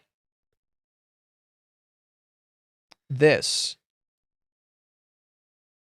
When he says, I love you, Chizuru, she doesn't feel seen. Just as here, when Kazuya says, doesn't it make you sad or something? She doesn't feel seen. He doesn't actually see her. She's in shadow. When he says, I love you, she's in shadow because he doesn't actually see her. And what is the first thing Chizuru says right after Umi says, I love you? I'm not the kind of person you think I am. He doesn't see her. His I love you is meaningless. And this matches what? What is this match? This match is literally what happened in chapter 289.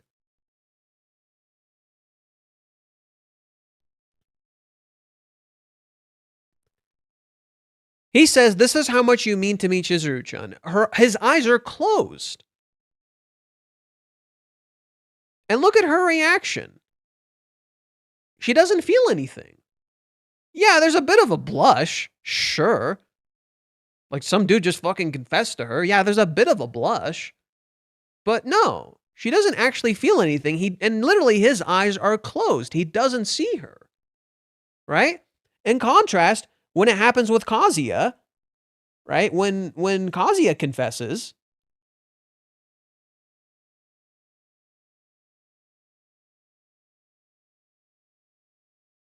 or when Kazuya says, I'll keep waiting for you, his eyes are wide open. She feels seen. Right? She feels genuinely seen. He sees her. And what sparks Kazuya to say this? What is the thing that sparks Kazuya to say this? He remembers her smile. He literally remembers her. He remembers who she is. Umi doesn't fucking see her. He's a blind bitch. He doesn't see shit. One of his eyes is literally covered. He's seeing half of a picture. One of his eyes is literally covered. He's only seeing half of a picture. He's not seeing all of Chizuru. How can he say he loves her? He doesn't actually know her. He only knows what he wants to know. He doesn't actually know all of Chizuru. He doesn't know her history, her story, what the fuck she's been through. He only knows what he wants to see. That's the point of Umi having one eye covered. He literally doesn't see her. Right? There's literally something under there. He doesn't see. He's blind. Right? I'm not the kind of person you think I am. He never tried to at all. I don't know if maybe Umi never tried. True. Maybe he never tried. Maybe he doesn't know how to try. I think Umi is blinded by his bias. He seems like that kind of character. He's a character who's kind of blinded by his bias. And I think it's so fitting that the first thing Chizuru says to him is, I'm not the kind of person you think I am. I think that's so fitting that that's literally I'm not the kind of person you think I am. I'm not who you think I am. Right? I'm not capable of choosing a great guy or even understanding what makes me happy. Right? That's so important, I think. I'm not capable of just picking a great guy. That's not how I do things.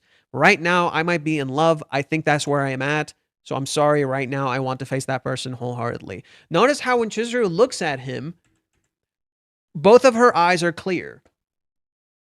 When Chizuru looks at him, both of her eyes are open. She can see him. She sees Umi. She knows who Umi is. She knows exactly who Umi is. Right? She's talking about facing that person wholeheartedly. As if she's telling Umi, you're not looking at me wholeheartedly. That's literally what she's saying to him here. You're not actually looking at me. You don't actually see me. You don't actually see who I am. Right? I want to face that person wholeheartedly because but you're not looking at me wholeheartedly. You don't actually see me. You only see what you want to see. You're not actually looking at me. It's literally like when Chizuru called Mommy out. It's literally like that. It's literally what Chizuru called Mommy out, and she's like, are you actually, have you actually considered your feelings? Are you actually trying to think about your feelings? Are you actually processing what you're feeling, or are you just looking at what you want to see? Right? She talks about facing a person wholeheartedly while literally looking at him. You're not actually facing me, honestly. You're not actually looking at me, honestly. You're looking at what you want to see. You don't actually fully see me. Right? And that's the point of why Umi's bang covers his eyes constantly. Right? That's the point of why Umi's bang constantly covers his eyes. He's only seeing half of a picture, and he's content with half of a picture. He's content not fully living. This mirrors Kazuya, who in some ways is also seeing half of a picture because Minnie is giving him the picture he wants to see, right? Minnie gives Kazuya the picture he wants to see. So in a sense, Kazuya is also somewhat seeing half of a picture. He doesn't have all of the answers. So naturally, he's going to need to start seeing all of the answers, start seeing everything, start facing the reality ahead of him, just as Umi does. Okay, I'm not the person you think I am. The one is Mizuhara, the rental girl. That one is Mizuhara, the rental girlfriend. No. No. What Umi sees isn't Mizuhara. What Umi sees is the brilliant actress Chizuru. Kazuya sees Mizuhara in some ways. Umi just sees the brilliant actress Chizuru, right? But he doesn't see the little kid Chizuru. He doesn't see the little kid who's just trying to have a family. He doesn't see the little kid who's acting not because of any other reason than for her own people and the people that she loves, right? He doesn't see her history. He doesn't see who she actually is. He doesn't even see rental. In some ways, Kazuya seeing Mizuhara actually sees more than Umi does, because Mizuhara is more true to who she is. That's the sad part. Kazuya actually knows more about Chizuru than Umi does, specifically because he knows Mizuhara. No, Umi didn't see Mizuhara, not Chizuru. Umi saw the actress.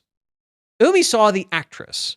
If you see Mizuhara, you can actually see a part of Chizuru.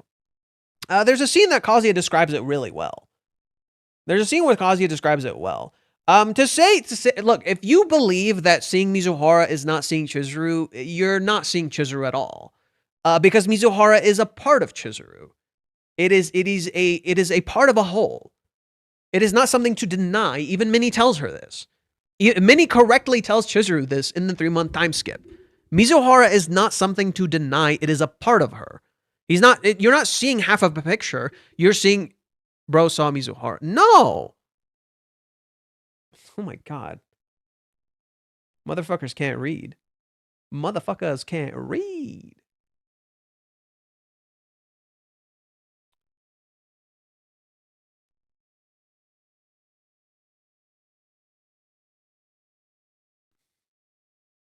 Mizuhara was great as ever today. She may be off work, but her smile, her look, her laughter, they all feel as cute as ever.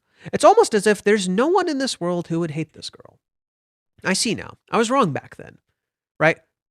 Kazuya looks back to this scene with Chizuru, where he sees this Chizuru here. I was wrong back then. She's actually closer to when she's a rental. She never affects a persona. A gentleness that always crops up no matter who she's talking to. A brightness that never lets the mood turn sour. And a strong heart which doesn't easily get carried with the flow. What is Umi? The ocean. He does not control the flow. She doesn't let her heart be controlled by the flow. She controls it. Right? Literally, Chizuru's name, Ichinose, literally means a strong current. One current. That is her name. She doesn't let the current control her. Even now, I wonder if she isn't playing the part of the perfect girlfriend. But weirdly, I feel certain this is her true nature. This is the real Mizuhara. If I think back, that's how she's always been. She's always been straightforward from the very start. She's always said that what's right is right and what's wrong is wrong, right? You've got a bit of what it takes to be a man after all. That's not what she says. She says you are a man after all. I'd ask you to stop bad-mouthing Kazuya-kun. But she'd never push things on me or bring up things from the past. She was always thoughtful, modest, respectful of other people, always hard on herself and kind to others. She was never putting on an act. She has always been this way. To see Mizuhara is to see a huge part of Chizuru. You actually learn more about Chizuru in seeing Mizuhara. But it's not like I've shown you the real me all the way through. There are still parts of me that are make-believe. I love you so goddamn much. He sees her. The whole point is that Kazuya does actually see her. The manga got too much math. I got lost in the sauce. Laughed my ass off. It's just simpler than you think. It really is just simpler than you think. You know Chizuru. You've interacted with a huge part of her. Kazuya interacted with the actress. Kazuya interacted with the college student. Kazuya interacted with the girl behind the mask, and he's interacted with the mask. He knows everything. He knows more than he realizes. There's a lot more to Chizuru that, yeah, maybe you have not seen, but he knows a lot more. So Rental actually helped Kazuya. Of course it did. Rental helps. Of course it did. Are you kidding? Rental, of course, helped. In Rental, she opens up a lot. She's honest about a lot, even with Curry. Even with Curry, she's honest. Chizuru doesn't lie because basically the lies Chizuru tells reflect her truth. The lies Chizuru tells reflects her truth. Therefore, the very nature of her lies are truths. Because the lies are to protect a precious truth. They come from a precious truth. So she's not actually lying. Umi, in contrast, only sees the brilliant actress. He doesn't see the genuine person underneath. He doesn't see this person who is not perfect, who doesn't succeed, who's not amazing, right? All he sees is the brilliant actress. It's literally what he said before.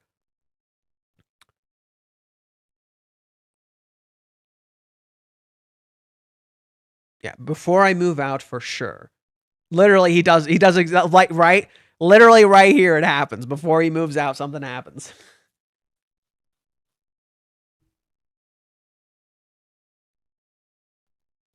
In a way, Kazuya's insecurities help him a bit, since it makes him work harder. Whereas Umi has full confidence, but it makes him lazy and not pursue.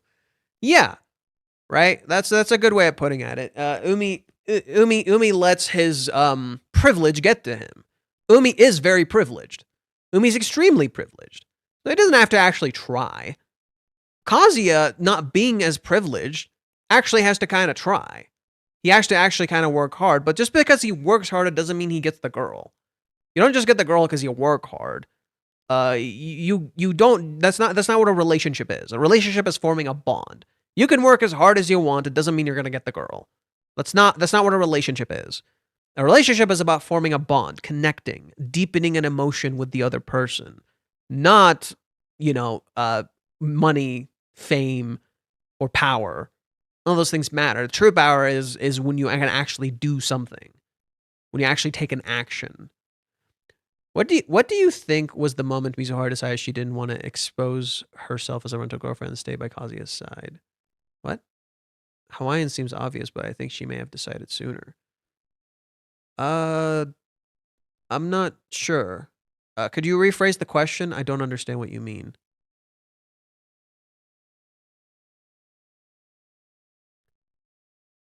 Your sentences are a bit contradictory, so I don't quite understand what you mean.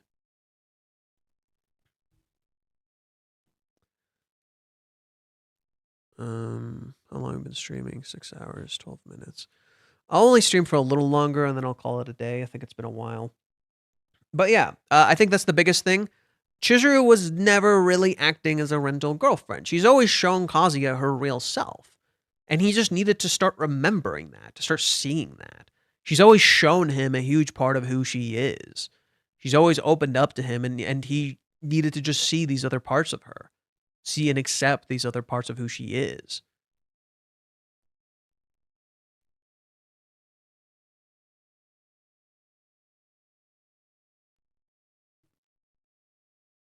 And I think interestingly, I do think it's really fitting that the last chapter that Black Cat Scantillations made was the one where Kazuya says she was never putting on an act. She was always been this way.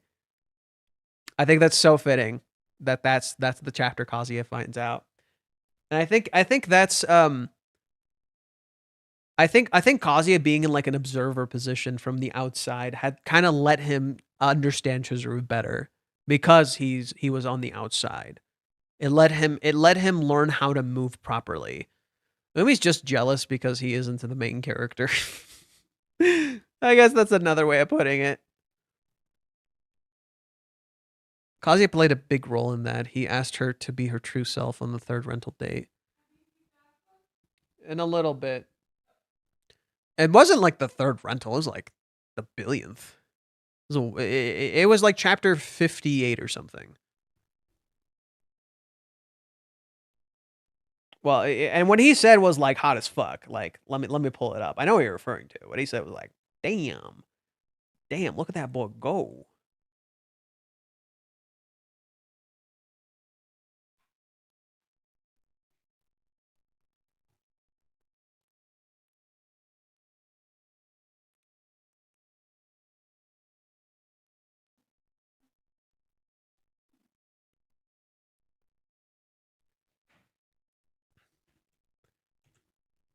Mizuhara, could you be like usual? I mean, when you're with me, you can just be yourself. I mean, I know the real you, so it feels a little weird when you're not, well, you. You don't have to pretend for my sake. I'd feel bad if you felt that you had to. Out of the question, I've told you that this job is supposed to help me with my acting, right? If I don't like the customers, if I don't act like the customer's dream girl, there's no point. What a coincidence. Because the real you is my dream girl. Damn! Damn! People said this dude got no riz. What the fuck you on about? Dude! Oh! This man's swinging. And look at Chizuru, just like, holy shit. He just said that. Holy shit. How can you say something like that with a straight face? But if that's what you want, I guess, there's no helping it. And look at how she blushes. It's so cute. Look at how she blushes. It's so cute. I'll go ahead and be myself then, as per your request. Should we call it a day? And then they split. And she's like, hey, you got free time? With a place I'd like to go. And then they hang out. And then she takes him to meet Grandma Sayuri. Like, damn! Damn! Look at that boy go! Whew! Spicy! Dude, people like legit, bruh. People legit like, bro. Umi could never. Doesn't have the fucking balls. He indirectly confessed many times. Yeah! After chapter 49, Kazuya seemingly just confessed over and over and over. Literally, it was just him constantly confessing.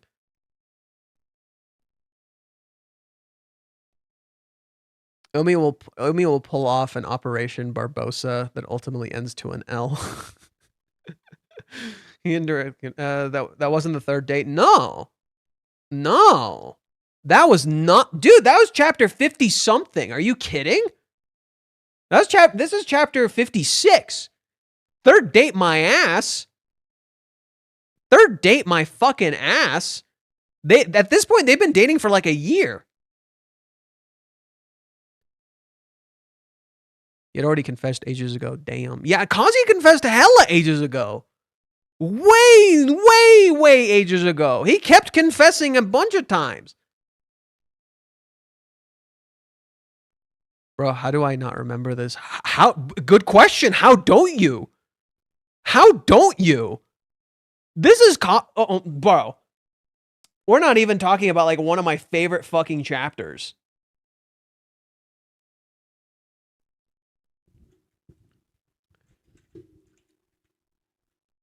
Looking at you, Mizuhara, I can't help but be impressed. What am I even trying to say? You work so hard for your dreams and you don't give a damn about haters. And the thing that with the play, any other person would cry their eyes out. I want your dreams to come true, I really do. And I hope that the day comes when I'll be able to see it for myself. So what I'm saying is, I want to stay by your side, just be with you always. Can I? Would you let me? Bro, that's a fucking marriage proposal. That's a fucking marriage proposal. What? Always. Oh, crap. That sounded creepy. Stupid. If you say that, then if you say you want to stay by my side, then I can't turn you down, can I? I mean, I'm your girlfriend after all. Bro. This man, like, proposed. Like, are you kidding? Umi never had a chance in hell. Like, bro. That he said indirectly that he loved Chizuru. He said, I want you. I think one people don't realize is in chapter 49. I've said this a few times. I want you. The I want you he says here, he uses very possessive language. He says kimi ga ii, kimi ga, which is very, very possessive. Like it's not just I want you. It's like, how do I describe it? It's kind of like saying you're the thing I desire. That's literally kind of what he's saying. It's a very possessive language. That what Kazuya says here, right?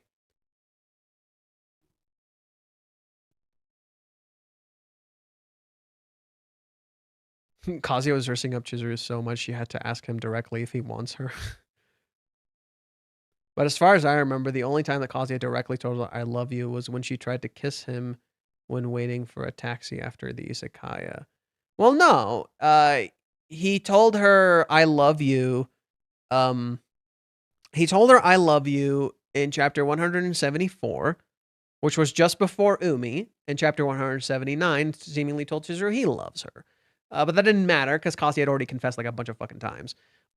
In what was it? In Hawaiians, he confessed. He said, I love you. And Chizuru heard that. And then afterwards in the taxi, he also said that his feelings for her were real. And then finally the taxi thing happened where he said, I love you. It's crazy how we only get these stuff in his mind now. Yeah. Funny how Kazuya getting rejected helps him get the girl that rejected him. Not quite. Well, yes and no. Yes and no. Kazuya being rejected was absolutely necessary to wake him the fuck up. And in that walk home, he becomes more true to who he is. Just fitting Chizuru ends with Kazuya, for she has nothing left in her life. They're all dead. Okay, let's not get fucking morbid about it. Let's not get fucking morbid about it. It's not about, oh, she has nothing left. That's where she ends up with Kazuya. No. She formed a bond with Kazuya. She has a bond with his family and the people around him. That's why she's with them. A fucking Umi. Remember when they both hid in the hospital from both their grandmas? Chizuru's eyes literally have love hearts for them, though that was very early in the series. I mean, yeah, that was a little different. If anything, you could see hints of Chizuru not being experienced in romance at that time because she just tells him, like, you take the fucking thing down when he has a boner. And it's just like, girl, that's not how it works. Remember that one time that Chizuru told about the cicada incident in her grandma? To her grandma? What cicada incident? Can you pinpoint exactly when Chizuru first started feelings towards Kazuya? Oh, it's very early. Like, almost like since the start, I would say. Their feelings are almost around the same thing. Just Chizuru doesn't, like, literally, they feel feelings towards each other very early on. Like,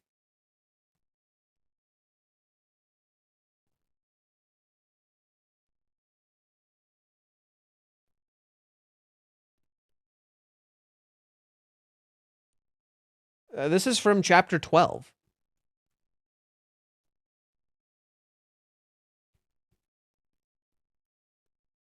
She clearly likes him. As early as this point, she clearly likes him. In chapter 2, there are signs that she likes him.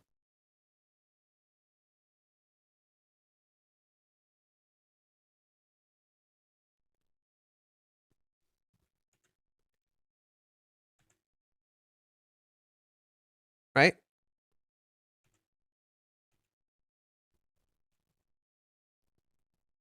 Whenever he comments and makes her laugh, it's clear she already started developing some feelings for him. I think Chizuru liked him from, like, the fucking start. Like, she clearly had feelings for Kazuya from the fucking start. It's just, it, like, really blossomed into love in the other arc. No, not the boat incident. No, the boat incident was when Kazuya looked really cool. The boat incident was when Kazuya looked really cool. She liked him before that. This is very intentional to contrast Ruka, because Ruka fell in love after Kazuya dived in to save her, right? Chizuru already had feelings prior to that. Kazuya looked really cool for Ruka, and that's when she thought she was in love.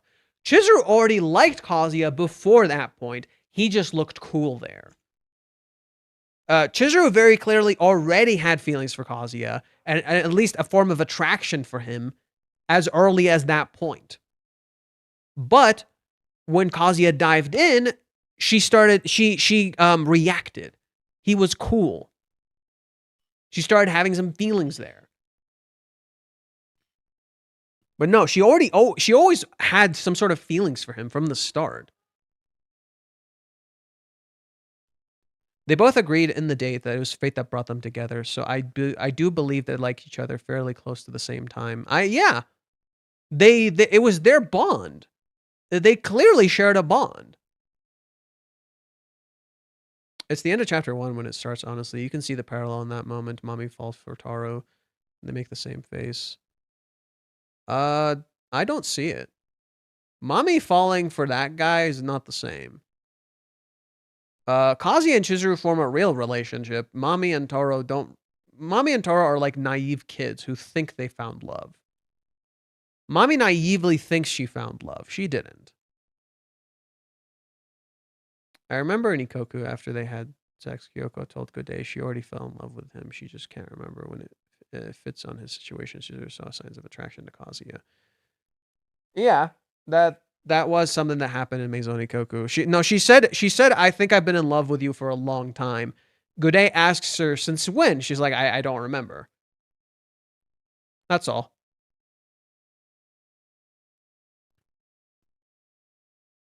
Chizuru liked him from the breakdown that rental girlfriend facade in the aquarium. Yeah, she liked him even at that point. Chizuru liked Kazuya even when she hated him. It's crazy to me how some people believe that there's even a chance they won't end up together, even after everything they've been shown, and Reiji saying it himself. Yeah, it's kind of wackadoodle crazy. She kept seeing him even though he tried to kiss her. It's been mutual from the very beginning. Yeah. It's been mutual from the fucking start. It's just Kazuya thinks it hasn't.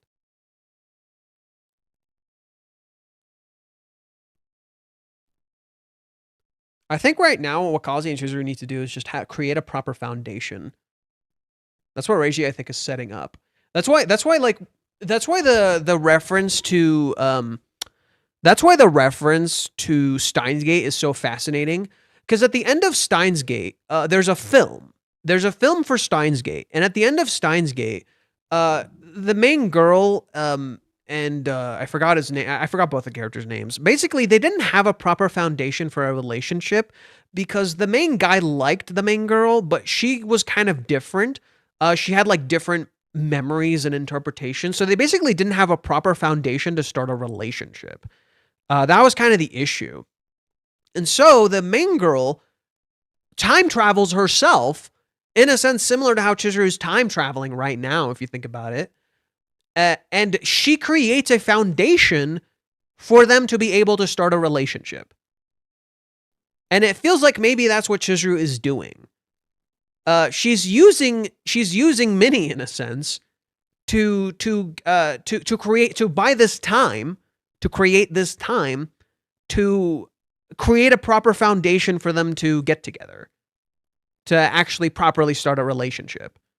Because clearly they didn't have the time to properly start a relationship. So I think what Chizuru is doing is creating time. I think what Chizuru is doing, trying to create more time for them to have a proper relationship, to properly start one in a healthy way, so they can both understand each other and what they're getting into. And I think that's what we're doing. You know, I think that's what Reiji's setting up. It's like creating a proper foundation of understanding, so they can see what the other wants and what the other feels, so they can properly start a relationship. Agree on the foundation. I feel that Chizuru may connect the Kazuya's family to clear the air in the lies, maybe starting with Kazuya's mom. Not yet. I do think that's something that will be done, yes. But I do think there's things that have to be addressed, like mommy. Mami is something Kazuya definitely needs to fucking learn about in terms of Chizuru. Kazuya needs to fucking learn about Mami. He needs to know what the fuck she did. And he needs to know that that was why Chizuru was acting the way that she was. Like, Chizuru never told him Mami had a huge part to play in why Chizuru was reacting the way that she was reacting, right? Kazuya doesn't know why Chizuru ran away in chapter 213. He doesn't know that, right? He still doesn't know. Kazuya still doesn't know why Chizuru ran away in chapter 213. If he knew it was because of Mami, like, his entire perspective on his understanding of Chizuru completely shifts, right? Suddenly, a lot of Chizuru starts to make a lot of sense when you start piecing things about her together. And I think that's super important that Kazuya learns this truth that he is aware of, that he knows is there. Kazuya has everything to piece it together for the simple fact that he came up to Mami and told her, please don't cause trouble for Chizuru, and Mami proceeds to immediately cause trouble for Chizuru. Like, literally, what she pulls in Hawaiians, she literally blames Chizuru for everything. And Kazuya thinks it's his fault when he literally asked her not to fucking do anything.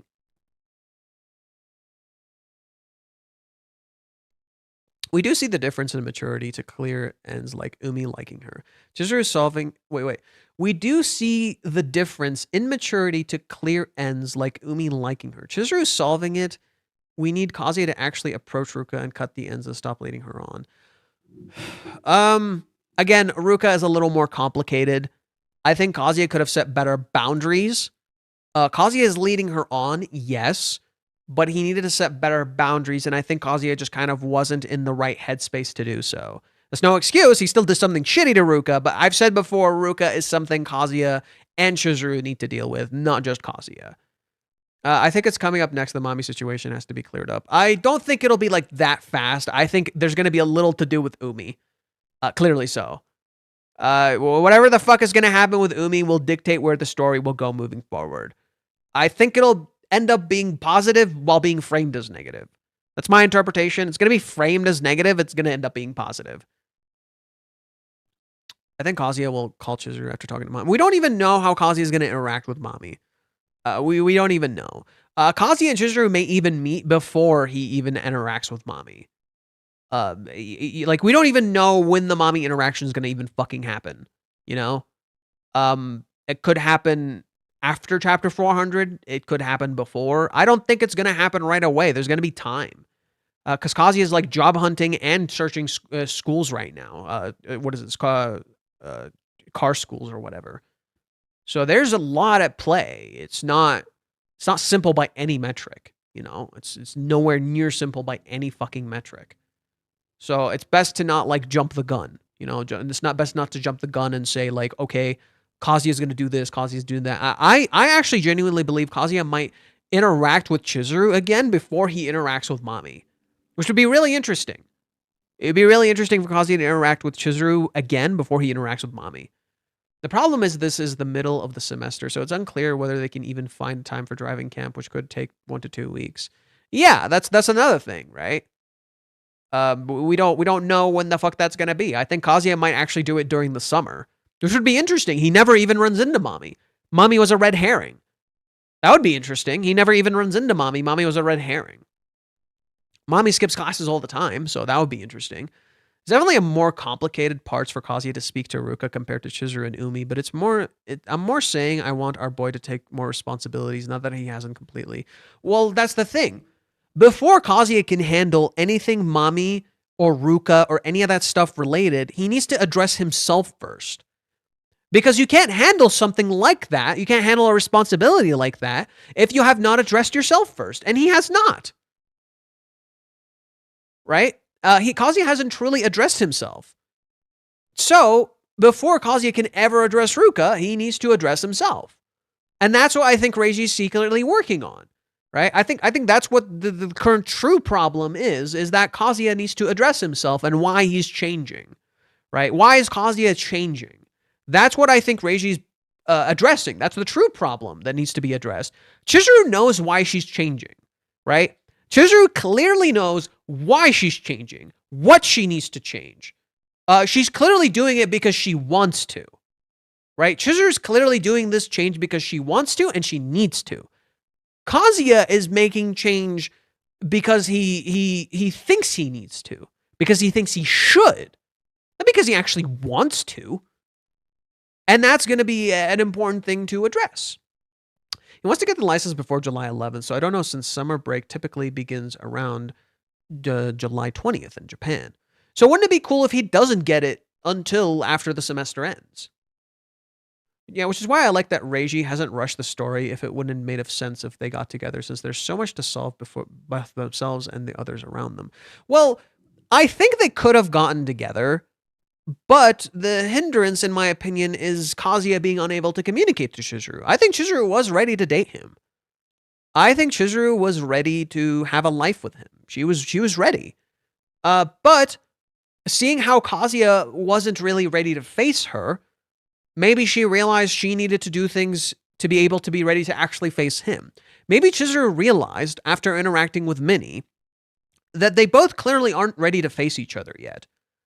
And she realized, okay, I think there are things I need to do.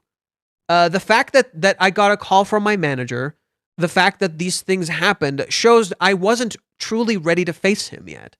The fact that I couldn't text him, the fact that I couldn't interact with him, maybe showed Chizuru she wasn't truly ready to face him yet. And there are things she needed to face and address before she properly could. Which makes a lot of sense as to why Chizuru is changing. She saw the reality of the situation. That maybe they probably weren't quite ready yet, right? They needed a little more time. But they had time, and they could make time. They could create more time. So she created this extra time because Minnie showed up, and that time is now being used to figure out what they need to do. But Kazuya is changing in the wrong ways, right? And Chizuru doesn't know that. Chizuru doesn't know Kazuya is making all these changes for the wrong reasons. I think that's maybe what needs to be addressed. That Kazuya is making these changes for the wrong reasons. That he's not changing for the right reasons. And Chizuru seeing that and addressing it seems like something that would be kind of important, you know? So I think that's actually what Reiji's maybe setting up, that Kazuya is seemingly changing, and that's the thing Reiji probably wants to address in some way, shape, or form. I think that's maybe where it's going, you know? I think that's where Reiji is cooking, in my opinion. Wouldn't that idea of Chizuru going through a checklist of things she needs to do contrast with Kazuya's? Yes, but Chizuru's checklist is actually something she does need to do. Umi is something she clearly needed to address, right? Even if she wasn't dating Kazuya yet. She needed to set the ground rules straight, even if she wasn't dating Kazuya yet. That she's never going to feel this way about Umi. She doesn't see him this way. She has realistic goals. Kazuya has fictional goals. Let's see him dye his hair back to black for a job interview. Notice how Chizuru doesn't talk about the part. I have a feeling the whole big play is a red herring, and the call from her manager could be related to her resignation. Maybe.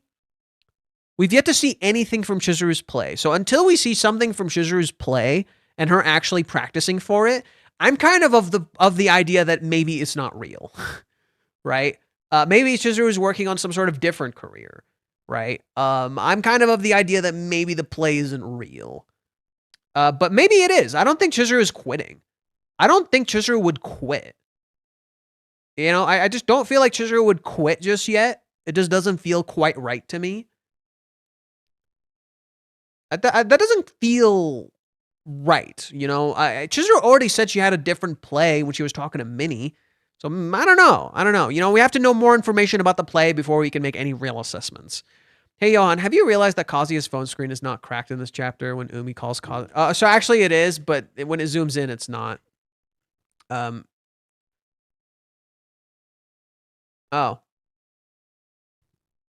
Huh, it isn't cracked. I thought it was cracked here, but I guess it's just not cracked. Well, it's a mistake Reiji made. He'll fix it. He'll fix it when he does the thing. I'll point it out to him on his Twitter. I'll be like, hey, so Kazuya's phone case isn't fucking cracked, bro.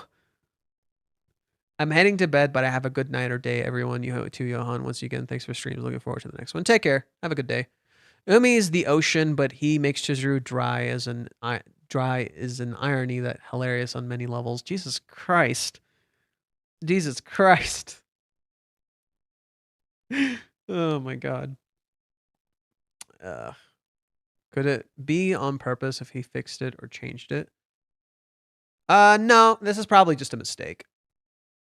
This is most likely just a mistake. Remember, Reiji doesn't draw every single detail. Sometimes his editors do it, and it could have been an editor's mistake. Reiji has said this before, that sometimes his editors draw stuff and they make mistakes. So it makes a lot of sense that maybe this is just a mistake. It's not a huge fucking deal. The big chapter is readers realizing Kazuya's phone was fixed. No. She was like the symbol that connects Kazuya, because that was like the symbol that connects Kazuya and Chizuru. I think Chizuru might get Kazuya a new phone for his birthday, which would be kind of peak. So we're going to get a post-volume Reiji apology mini chapter, yippee. Oh, you mean just him saying sorry about the phone? No, he might just fix it and not worry about it. You never know. He's made other mistakes in the past and just hasn't been a big deal. Sometimes it is. He did it with the apartment. He did it with the eyebrows. He also did it with like what is it? When he drew like the text for between Kazuya and Chizuru, he like spaced them wrong. So he apologized for that. But he only apologized for some stuff these days, specifically when he can't fix them. That's usually the only times Reiji like apologizes for shit now. It's like when he just can't fix it, or if it's such a big change that he has to mention it. Like when he redrew Kazuya in Hawaiian's flashback, where he had the wrong hair. So yeah. Kind of getting a little tired. Was there anything else we wanted to talk about? I'm a little pooped. Kazuya not wanting the new phone because his old case wouldn't fit, and Chizuru uses the ticket to make him accept the present and promises to get him a new case would be cute. Yeah, it would be so cute if Kazuya gets a new phone and a new case that has nothing to do with Umi. Because guess what? The phone case he currently has, Umi got it. Umi's the reason Kazuya even has it. So wouldn't it be so fitting for his birthday to set it clearly apart from Umi and has no relation to him whatsoever? Chizuru gets him a brand new phone with a brand new case. That's all just for him. You think Chizuru will learn about Kazuya's insecurities towards Umi? I think so. Because Kazuya learned about Chizuru's insecurities towards Ruka. So it makes a lot of sense for Kazuya to eventually learn, or for Chizuru to eventually learn about Kazuya's insecurities about Umi. It makes a lot of sense, actually. Because Kazuya has clearly wanted to. Like in chapter 386, there were very clear signs that Reiji set up for that to be explored. 385, sorry. Right? What is the first thing Kazuya thinks of? I love you, Chizuru-chan. He thinks of this scene. I don't even know what happened after that, but then he remembers Chizuru's smile and then he feels determined. Everything here ties to Umi, right? Nakano Muson, the ocean, all of the interactions Kazuya has in that entire day. Kazuya literally acts like Umi in the day. Umi is like too entrenched into Kazuya's heart, and I think Umi needs to be removed from Kazuya's heart. And I think literally like fucking exercise this man. Like literally fucking get rid of him. Remove him from Kazuya's heart, right? Let the ocean mean what it's supposed to mean, not what Umi represents as the ocean, right? Let the ocean be what it's supposed to be, not what Umi represents it as. I think it's literally like cleansing the fucking ocean. It's literally cleansing this relationship of Umi and of Mami. So he will. Kazuya will be so insecure next chapter because Umi will confess to him his love to Chizuru. Well, Kazuya already knows he confessed, so what does that fucking do? If anything, it feels more like, you know, Umi will probably tell him, I don't want to lose her, I don't want to give her up. And then that will be the thing that needs to be addressed, you know? It's not about Umi saying, I love Chizuru. I think Umi may finally acknowledge Kazuya as a rival or some shit, which would make some sense, you know? Like, it's cliche, but I feel like it could make some sense. I don't know. We'll have to see. I kind of really don't know what to expect. all I can expect is that Umi maybe doesn't want to give her up. And maybe we might understand a little bit more of what Umi is thinking. I think that will be interesting to understand more of what Umi is thinking. But yeah, I think Umi is too deeply entrenched into Kazuya's feelings for Chizuru. And he needs to be removed so Kazuya can start seeing Chizuru for Chizuru and not think of Umi. In that same way, Ruka and Mami need to seemingly be exorcised from Chizuru's feelings for Kazuya so she can just see Kazuya for Kazuya. The chapter is the most straightforward in the series so far. Well, yeah, I mean, it's literally called drawing a line, and literally everything in the chapter is just a line. Like, literally, Chizuru's wearing a shirt with lines. Literally, the line of the railings right next to them. Literally just line. Just, and then, oh my god, drawing a line. Oh my god, Reishi, you son of a bitch. Oh my god. What happens in the end? Umi calls Kazuya online. This dude's amazing. This dude is fucking amazing. Drawing a line, shows you lines everywhere, and then Umi literally calls Kazuya online. Oh, dude, this guy is amazing. I fucking love Reiji. Oh, that's so peak. That's so peak. I love this man. From his facial expression, he won't give up. He's kind of like Ruka, but less obnoxious. I think Ruka is more adorable than Umi. I think Ruka is infinitely more adorable than Umi. And I'd actually love to watch Ruka more than Umi any time of the day. Because while Ruka is committed and you know, she's frustrating about it, she's also kind of cute about it in her own way. There's an innocence to Ruka's actions. At least Ruka knows she actually feels something for Kazuya, right? And at least at the end of it, Ruka chooses to act out of love. Umi just feels like obnoxious. Like, Umi's actually obnoxious. Umi kind of actually fucking sucks, right? Whereas Ruka, there's a cuteness even to the worst of Ruka's actions. And I think that's such a good thing that Reiji can do.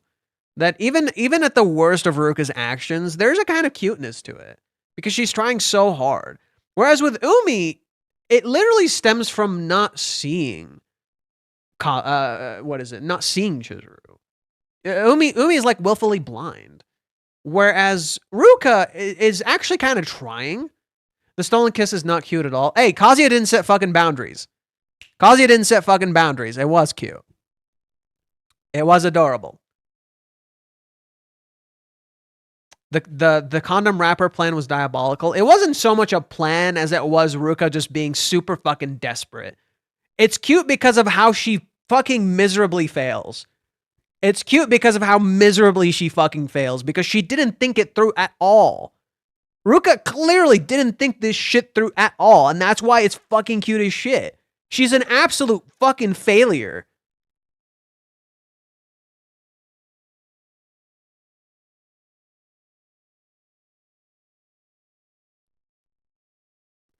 Like, bro, you cannot tell me this shit is not fucking hilarious. That Ruka would try this shit. She's such an idiot. She's such an idiot. Did she really think that would fucking work? Chizuru almost believed it, though. Good thing Kazuya cleared. Oh, Chizuru didn't believe it. Oh, no. Chizuru was trying to convince herself. Chizuru was trying to convince herself to believe it. She didn't actually believe it. No. Chizuru was literally lying to herself. In the what the thing that you're seeing with Chizuru in this time period in the story, Chizuru is literally going through grief. She has a lot of doubts. She has a lot of doubts. Umi added pressure onto her. Then Mami got on her fucking case, and then Ruka got on her fucking case. Ruka was just the last straw, right? Ruka was literally just the last fucking straw, and it got under Chizuru's skin. There were so many people on her fucking case constantly. So she just kind of constantly kept doubting her feelings. Add that with the fact that Chizuru was going through grief, and it makes sense why Chizuru would have so many fucking doubts. It makes a lot of sense why Chizuru would have so many fucking doubts. And makes sense why she would lie to herself, but then literally right after, check with him. And literally believe him when he says so. Right? When she feels the courage to ask him, and she can ask him and he tells her the truth, she believes him. She trusts him. He said the truth. She believes him. She doesn't doubt him anymore. Chizuru just wanted to feel a comfort space so she can ask and know for sure that nothing happened. And she believes him immediately. It shows that she does trust him. Right? If Chizuru didn't trust him, she would have believed it. But she does trust him. Right? That's what I think people are just kind of like ignoring. No, Chizuru does in fact trust him. She's shown she trusts him every time. Right? No matter the circumstances, she always does trust Kazuya. Right? She trusts him with her dream. She trusts him when he tells her nothing happened with Ruka twice. Right? And the only reason she was hesitating here is because she got fucking scared and she was alone. And she started doubting herself because literally everybody's on her fucking case. Constantly. That's all. Chizuru didn't almost believe it. It crumbled in her fucking face because it was never going to work. In contrast, Mommy was actually doing heinous shit. Like, I can understand people being upset at Mommy because Mommy was genuinely doing heinous fucking shit. Like, oh, damn, girl, I'm gonna need you to chill the fuck out. Right? Mommy is literally using her trauma as an excuse in Hawaiians. But Ruka actually chooses to act out of love by the end. It shows that Ruka does actually love Kazuya. Like the chapter in Hawaiians where Ruka has a flashback, I genuinely believe, like when I read that, I'm like, oh, she totally loves him. Like she's willing to actually act out of love. Like this is love. She loves him. Like literally this chapter, right? This chapter, I think Ruka genuinely feels love for Kazuya here. Right? And this is the challenge to Ruka's love. This is when Ruka proved she was in love. Right? When Ruka, by the end of this, chooses to side with this knowing she was going to lose. She did that. No. Nagomi here was just a reminder. What did Nagomi do? Pay attention to what Nagomi did. Nagomi told her, I like you too, Ruka Dono. Your lively voice, your spirited smile. By being around you, I start feeling like young again. Ruka Dono, I love you as well. Right? You matter still. Even if this relationship doesn't matter, you matter still. She chooses to do something selfless because she's told she's still loved. And Ruka accepts that she can still be loved. In so doing, it shows the true nature of her love. She takes her first step to actual true love because she chooses to sacrifice. This is a huge part of love. Sacrifice is a massive part of love. And she takes her first step to sacrifice because she knows she will still matter. It's literally a criticism of the secondary character in romance anime. The secondary character in a romance anime, the moment they lose, right, especially in a harem, the moment they lose, the moment the character rejects them, they don't matter anymore. The story fucking erases them. They're just gone. The main focus is now the main duo couple. Whoop-de-doo. Everybody else fucking suck ass and eat dick. Whatever. I don't know. Here, what's going on? This is literally Reiji saying, even if you're not together, you still matter. You still have a life. You still matter. You're still loved. Even if you're not together, you're still loved. Can you give an example? What do you mean? Example of what? Oh, like of a secondary character just getting erased? I would say Blue Box, but Blue Box actually kind of is bringing that back around. That's a brutal one. ReZero Rem. Literally fucking erased. Literally just goddamn erased. Not really. Hina takes a sideline. She comes back later. I was gonna say blue box, but she comes back. Well, it's not gonna work. Let's be fucking real. It's not gonna fucking work. Mommy is sinister in the chapter, and Kazuya's best friend is so bad, out of place, physical aggression. Yeah, I mean, Kibe just kind of like loses his shit. Shiori just gets removed completely. Yeah, Shiori's like literally a secondary girl. She doesn't fucking matter. Right. Sumi is also kind of a critic. See, what's fascinating about Ruka's character is that she literally kind of erased herself from the story in a sense. A part of it is the editors. Reishi literally said in the Ruka event, the editors literally wouldn't fucking let him draw Ruka chapters. So he's like, you know what? Fuck you. And he just went and just did that entire event so he can draw a Ruka chapter.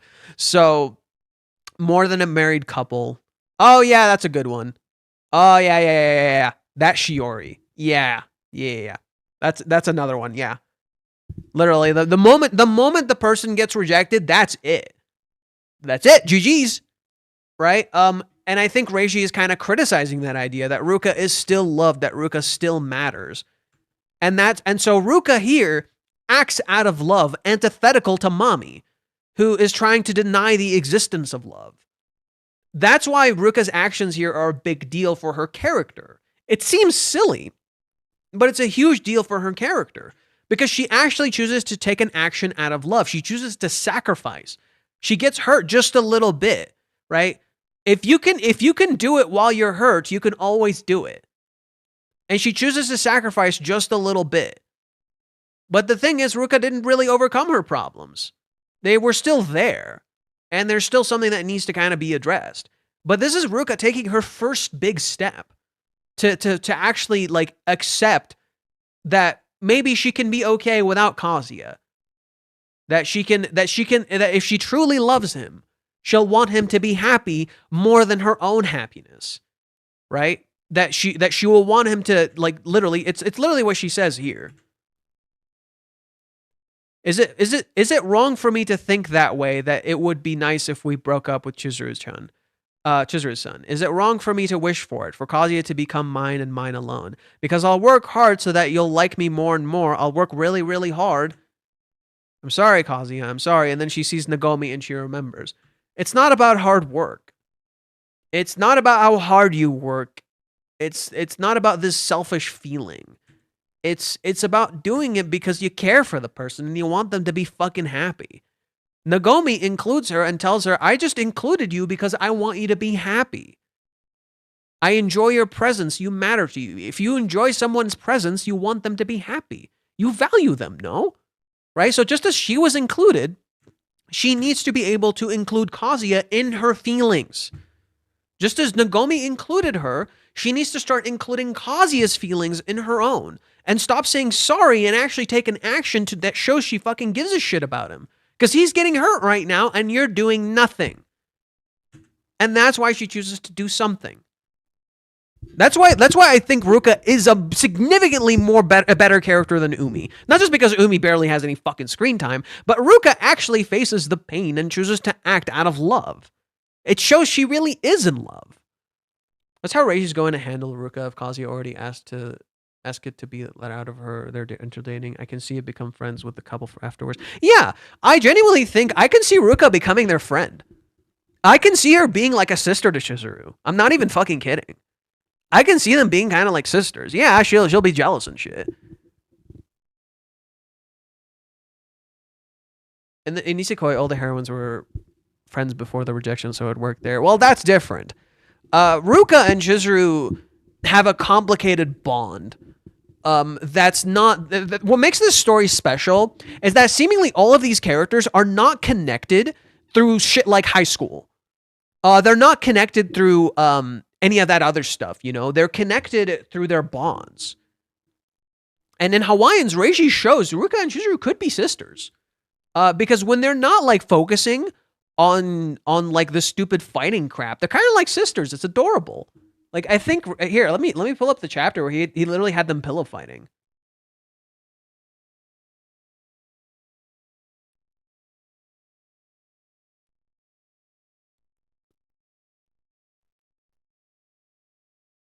Right? here's them literally pillow fighting. They're literally hanging out.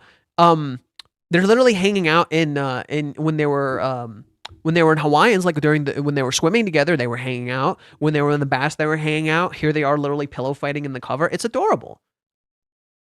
Complicated bond. We are not running a soap opera. What the fuck? What does having a complicated bond with someone have anything to do with a soap opera? What the fuck are you talking about?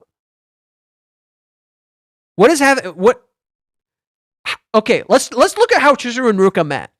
They were both rental girlfriends from a completely different agency.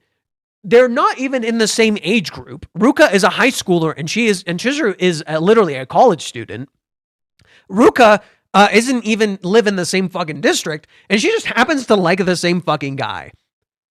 And then Ruka quits and then literally starts dating the guy that Chizuru that is renting Chizuru and has feelings for Chizuru. And she knows she has feelings for Chizuru. Huh. Not a complicated bond at all. Nope. One of my favorite moments was when Ruka was chewing out Chizuru and she starts hesitating because Chizuru is about to cry, so she obviously cares about her. Oh, she's not about to cry. Chizuru just says sorry a bunch of times, and then Ruka's just like, fuck. I think I'm going too far. It shows Ruka's empathy. Because Ruka, here's the scene you're talking about. Chizuru isn't about to cry. Ruka comes up and yells at her, and she keeps yelling and screaming at Chizuru in the bathroom, and Chizuru just says, I'm sorry. And all she can say is, I'm sorry. And look at Ruka. She's just like, okay, maybe I went a little too far.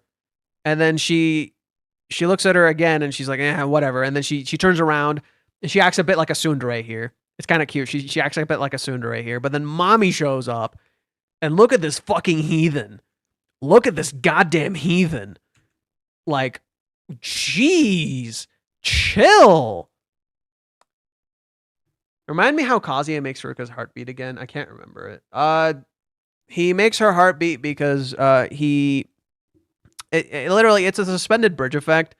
Kazuya jumps to save Ruka when she's falling, and afterwards she checks her heart. And then Ruka checks her heartbeat right after when Kazuya says he Chizuru's the perfect girlfriend or something. So it's literally a biased situation. The second time Ruka checks her heart, again, they're hiding from Curry. And then she makes Kazuya hug her, thinking the reason she's reacting is because Kazuya is hugging her, not considering the situation as a whole. There's another factor. There's the scene where they're in a hotel, and she drags him into a hotel and tries to have sex with him, and he doesn't let her. And then she comes out of the room, and her heart is beating like crazy. And I'm like, yeah, what did you think was gonna happen? You took a guy to a fucking hotel. Of course your fucking heart's gonna beat out of your fucking chest. Are you shitting me? That's not because of Kazuya. That's the circumstances. And Ruka doesn't consider that because she's a high schooler.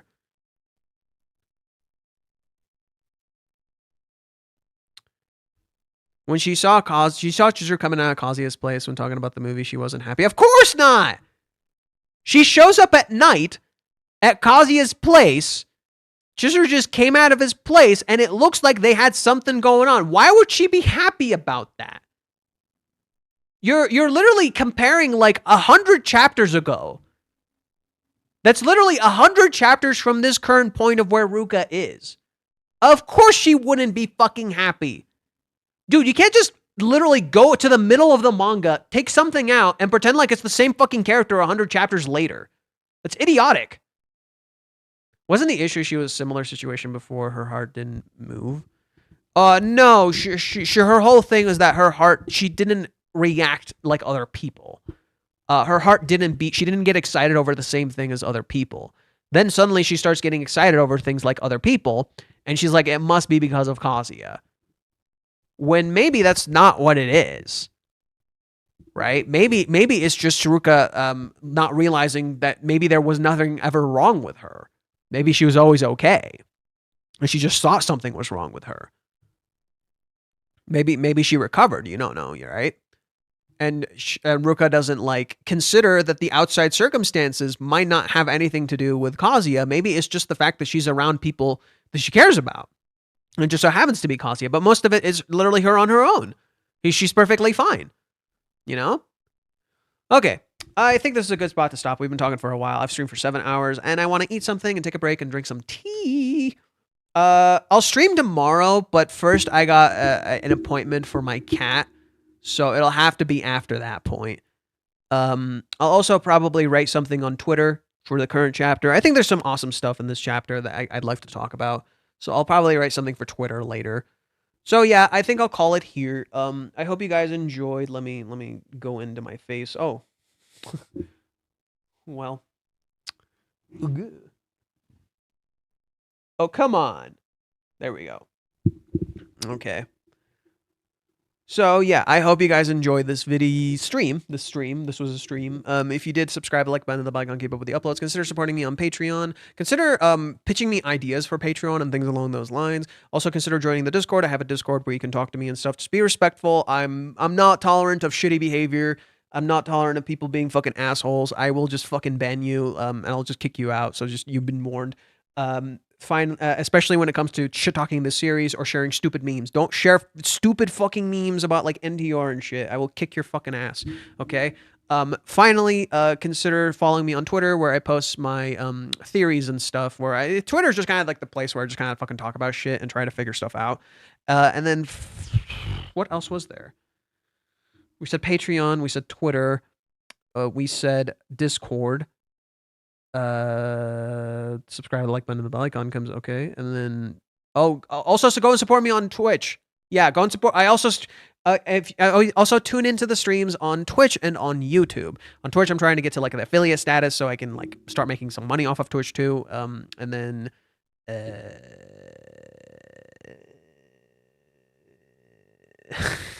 I don't know. Oh yeah, other than that, I'm also currently working on finishing up an emote. I'm making a set of emotes, but we're going a little slow. So right now we're about to finish a Chizuru emote. I guess I can show you guys what I got for the emote so far.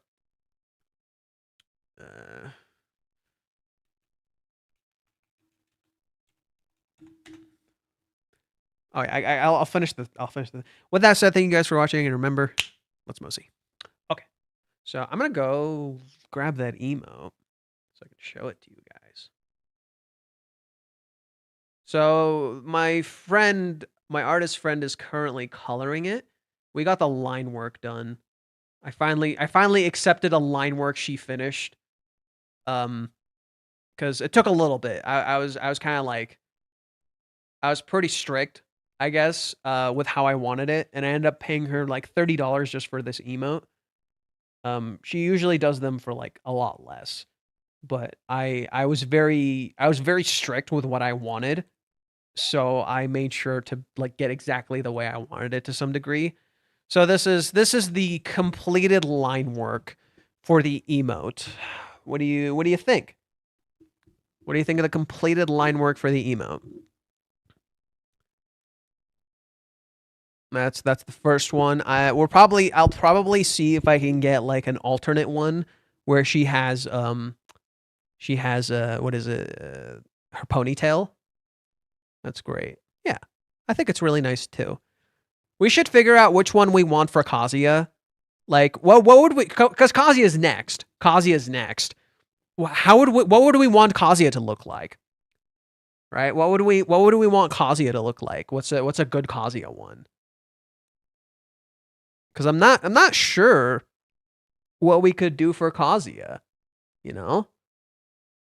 What would be like the first thing we would want to do for Kazuya? Oh, I have a good one. I have a good one I fucking like.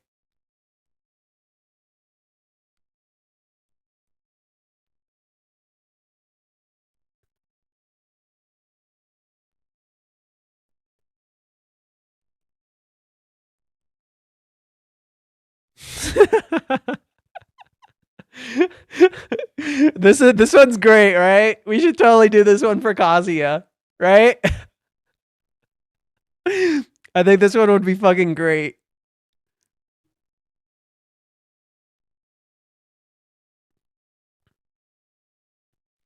The way Chizuru imagines Kazuya. Oh no, that one's weak. No, the one you're describing is weak. It's barely anything. This one's great. He literally looks like an emoji. He literally looks like a fucking emoji. This one's great.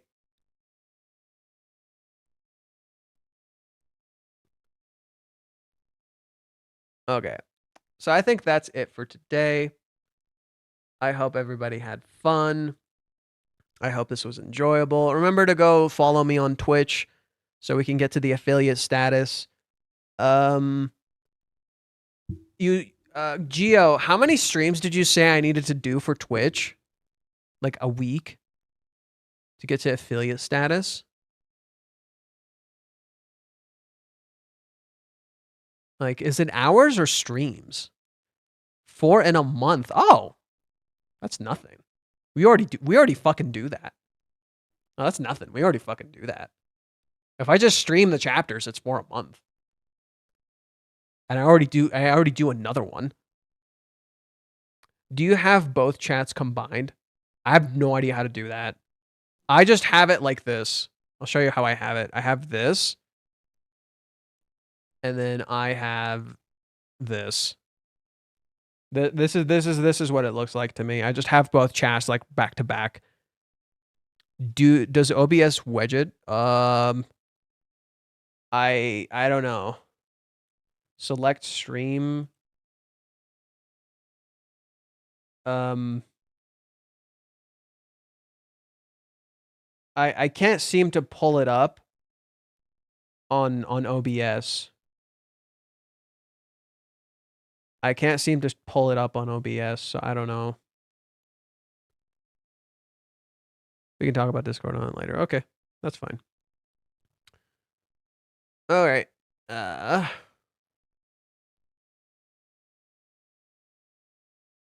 Let's move this here.